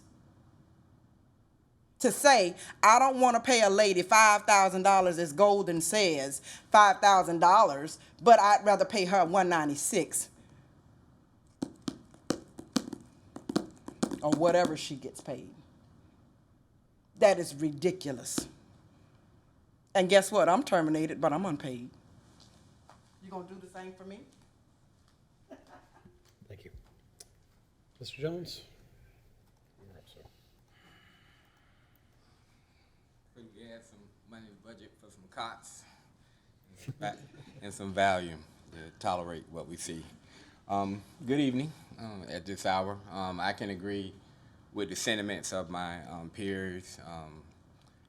It's sad. I mean, every time I come in here, it gets worse.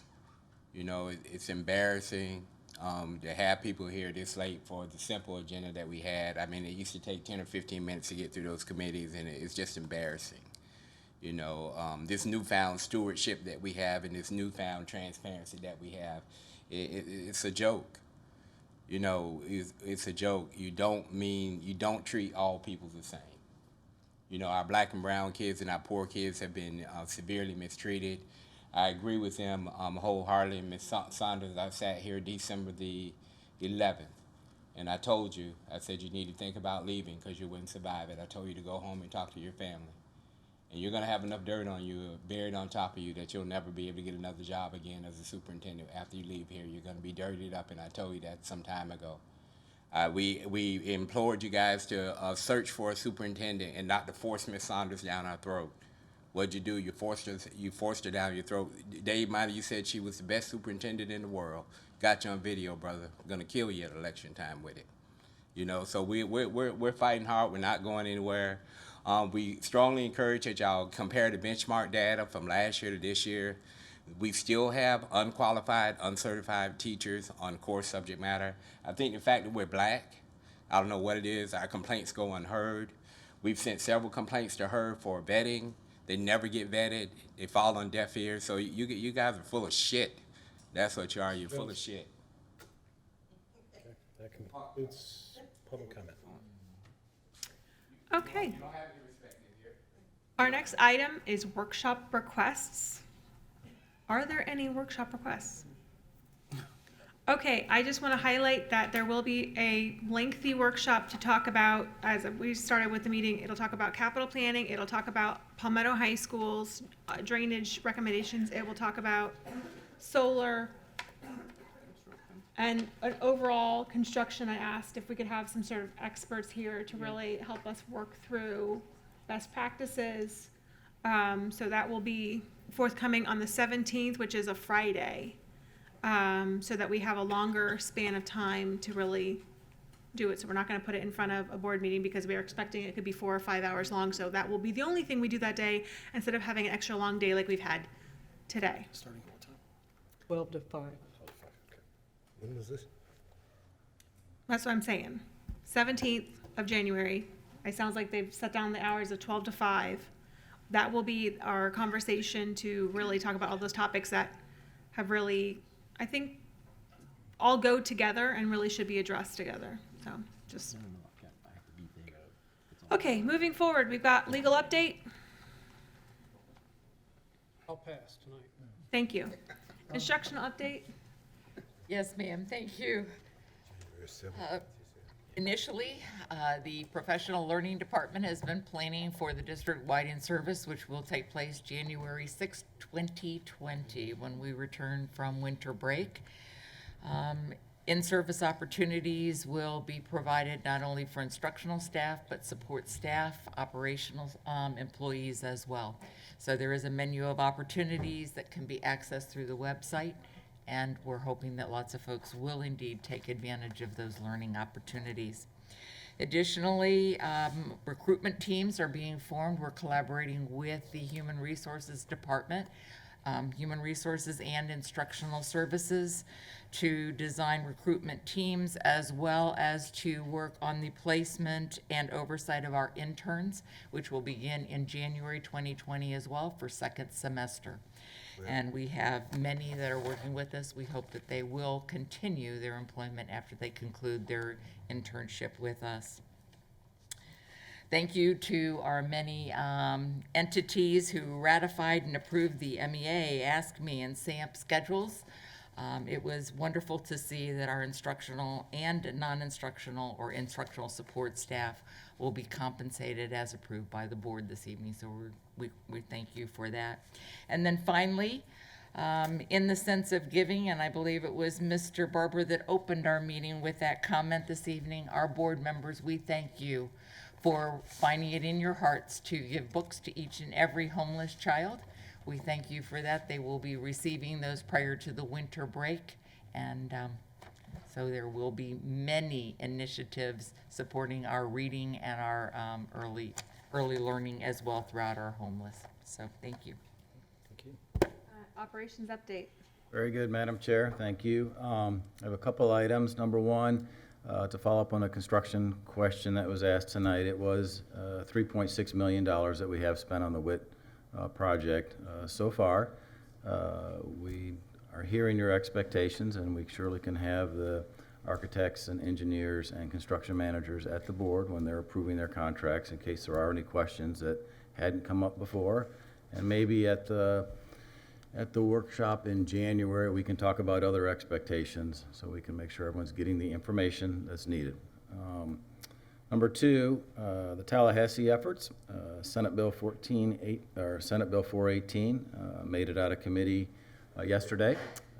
That's, if you remember, that's our ASN program for not only MTC but other technical colleges around the state. So Joan Barisi, our coordinator of nursing, spoke, as did Dr. Hopes, and we're appreciative of that. It's exciting to have it moving this year. Remember, this is the second year that we've pushed this forward. So, number three, Food and Nutrition Services partnered with Lakewood Ranch Communities, the Junior League, and Earthbox Garden Center to donate earth boxes and plants to McNeil, Freedom, Mayaca, Willis, and Braden River Elementary School. Over 75 boxes were donated, so a special thank you to our Earthbox donation, the Junior League, for making that a reality. Scott Henson and the whole IT team went live with My SDMC. That's the single sign-on, if you recall. Team members from the district were at the schools and in the district offices to ensure that everybody could make that transition. Day one, we had over 62,683 logins, and we executed over 100,000 applications, and it did not crash. So we're being very positive about that, and we appreciate the IT team working so hard. And I want to echo what people had said tonight about the MEA, Ask Me, and also the non-bargaining and SAMP. It's great that they're still here tonight supporting us all. So congratulations to everyone for that. Thank you. Okay, superintendent remarks. Well, I'm not sure that all are aware, but Charlie's initiative and brainchild of having a student clinic finally came to fruition. And I really want to commend MCR, but the clinic opened at Southeast High School yesterday, and it looks amazing. So I know they are going to have a grand opening for everyone to come out, but I really did want to commend them. And Charlie, it was I think we've been working on this for 3 years. Well, you've been working on it since you've been here, but this particular project, it's taking multiple years to get to today. So it is in place. Many of you in the room attended the Palmetto High School football team championship playoff, and I really do want to give a shout out. I know they didn't make it to the final game, but they had a tremendous season. So I really want to commend Coach Marino and the whole football staff and the students at Palmetto High School. They had a tremendous year. And I also want to have a shout out to the band director at Braden River High School, Jeremiah Bowman. He has won 3 state championships with his band. They are Class 3A state champions, and not many are consecutive. That school's won 5, but he has won 3 consecutive state championships, and he is to be commended. And also, another initiative that Mr. Kennedy has been involved in, we have our big retreat for our Manatee Elementary Community Partnership School. I believe all the MOUs are now at the final stage, and we will begin work on that clinic starting in January. The school will be up, completely operational for the next school year. So it's an exciting time for sure. Thank you. Okay, Mr. Minor, would you start us off? Thank you very much.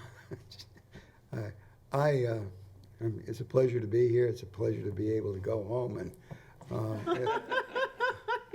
hopefully before midnight. And I think it says something to our endurance. We went through a lot tonight, and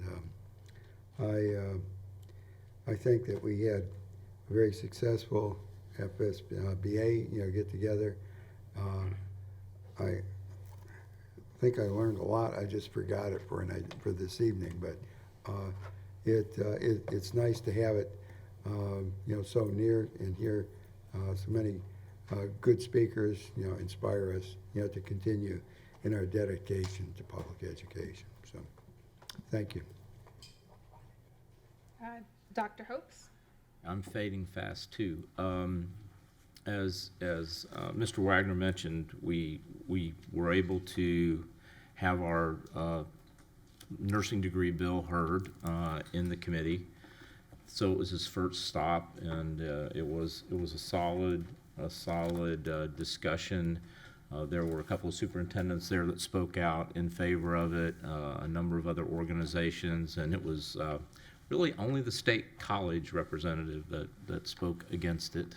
But it should not be underrepresented how important it was for Manatee County to have led that effort and bring together pretty much the state's technical and career colleges together. And it was interesting, some of the members of the committee, one from Hillsborough County who spoke with their technical college said we can triple the number of nurses that we produce if we're, provide the opportunity to do this.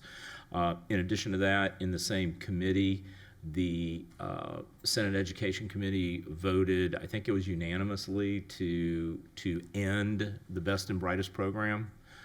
There was an acknowledgement that sometimes they try to solve problems, but they really feel that they should free up that money and come up with a system that ensures that teachers get that money in pay to help elevate the teacher salaries. So that was positive. And then I had a surprise dinner after a dinner. I was invited to go to a private dining room with basically 6 people.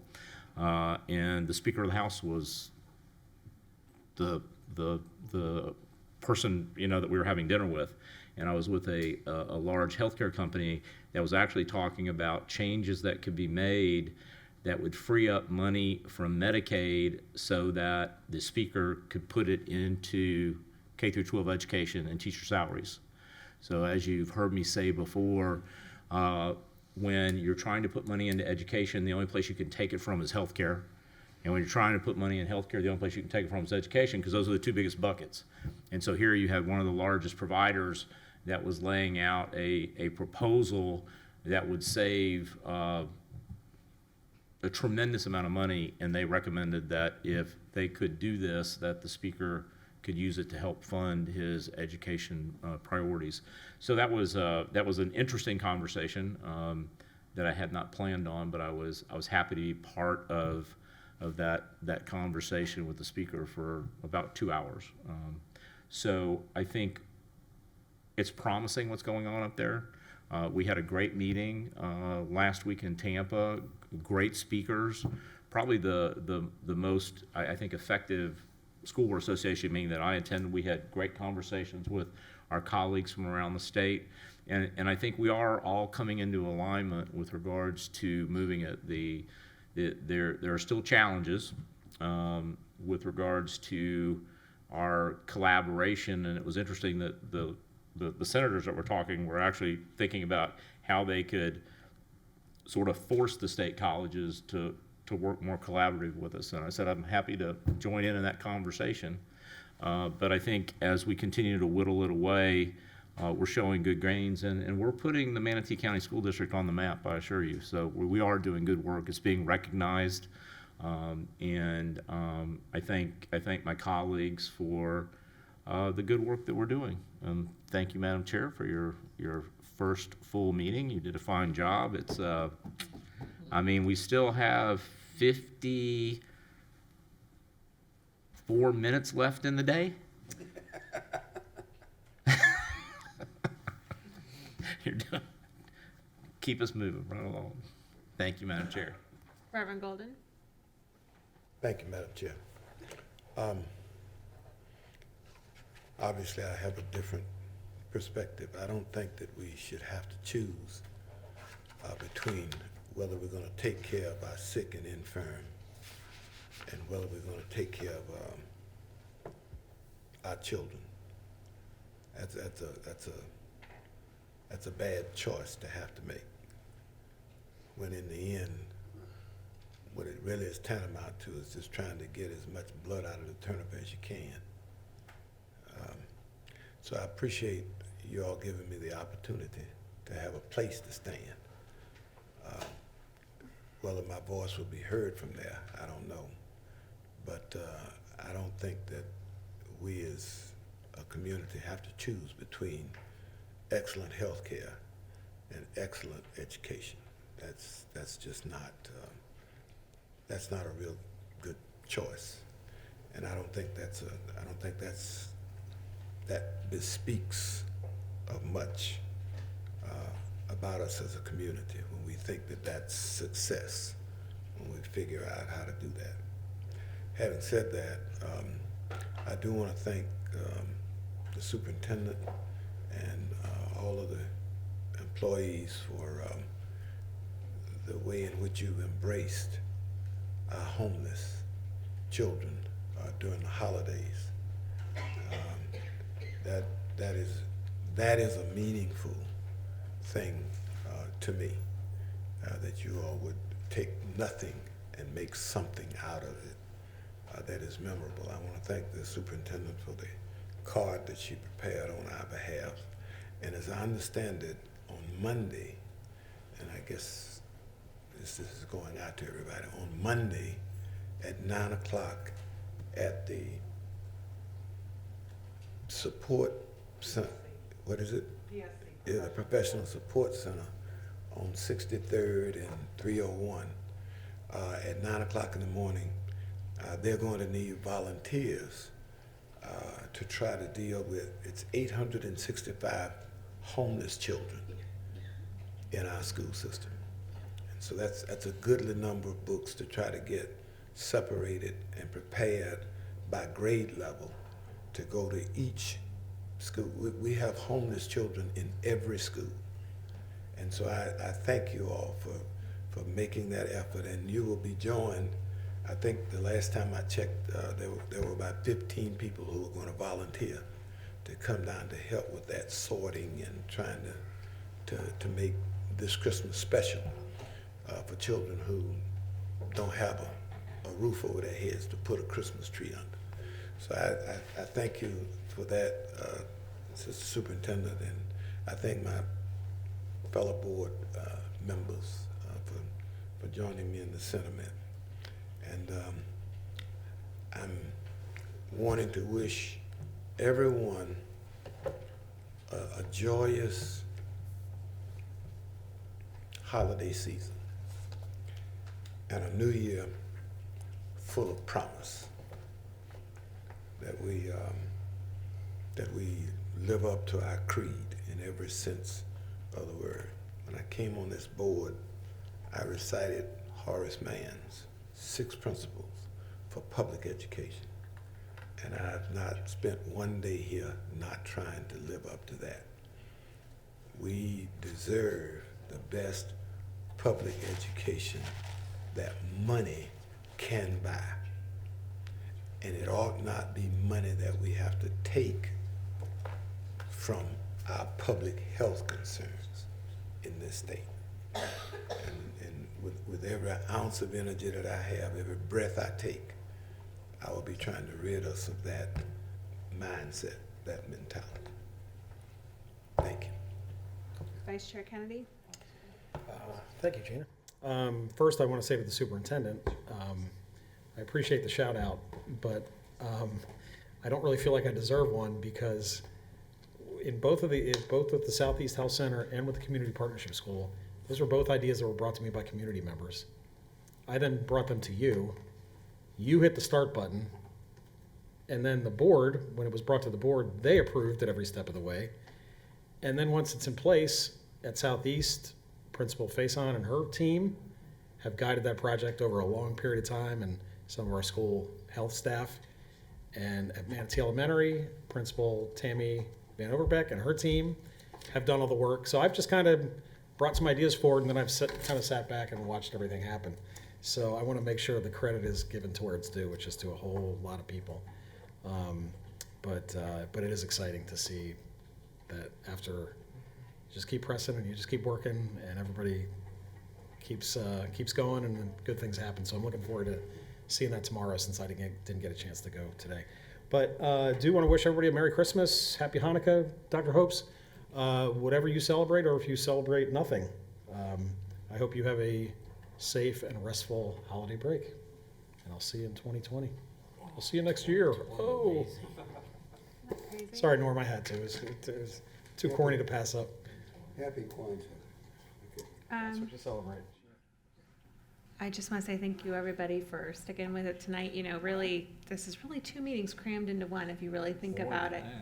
And there was a lot of really big topics. I think that we had some really great conversations.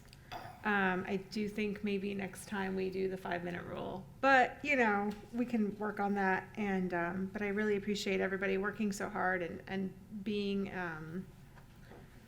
as collegial as possible. And we will. You're right. Probably the equivalent of more than 2 meetings in this one. This was a long one. 9 hours and 15 minutes. Well, what I will say is my understanding is in January there will be no other workshops other than the 17th. So the other 2 regular board meetings will only be regular board meetings without workshops prior to them. So I think that will hopefully help to move things along. We'll be a little bit fresher. We won't have sat through so many other things. Sorry, I was just fidgeting. That was not And if there's no I was only objection, fidgeting. I will adjourn the meeting at 11:14 And 20 seconds. and 20 seconds, apparently. Thank you. Thanks.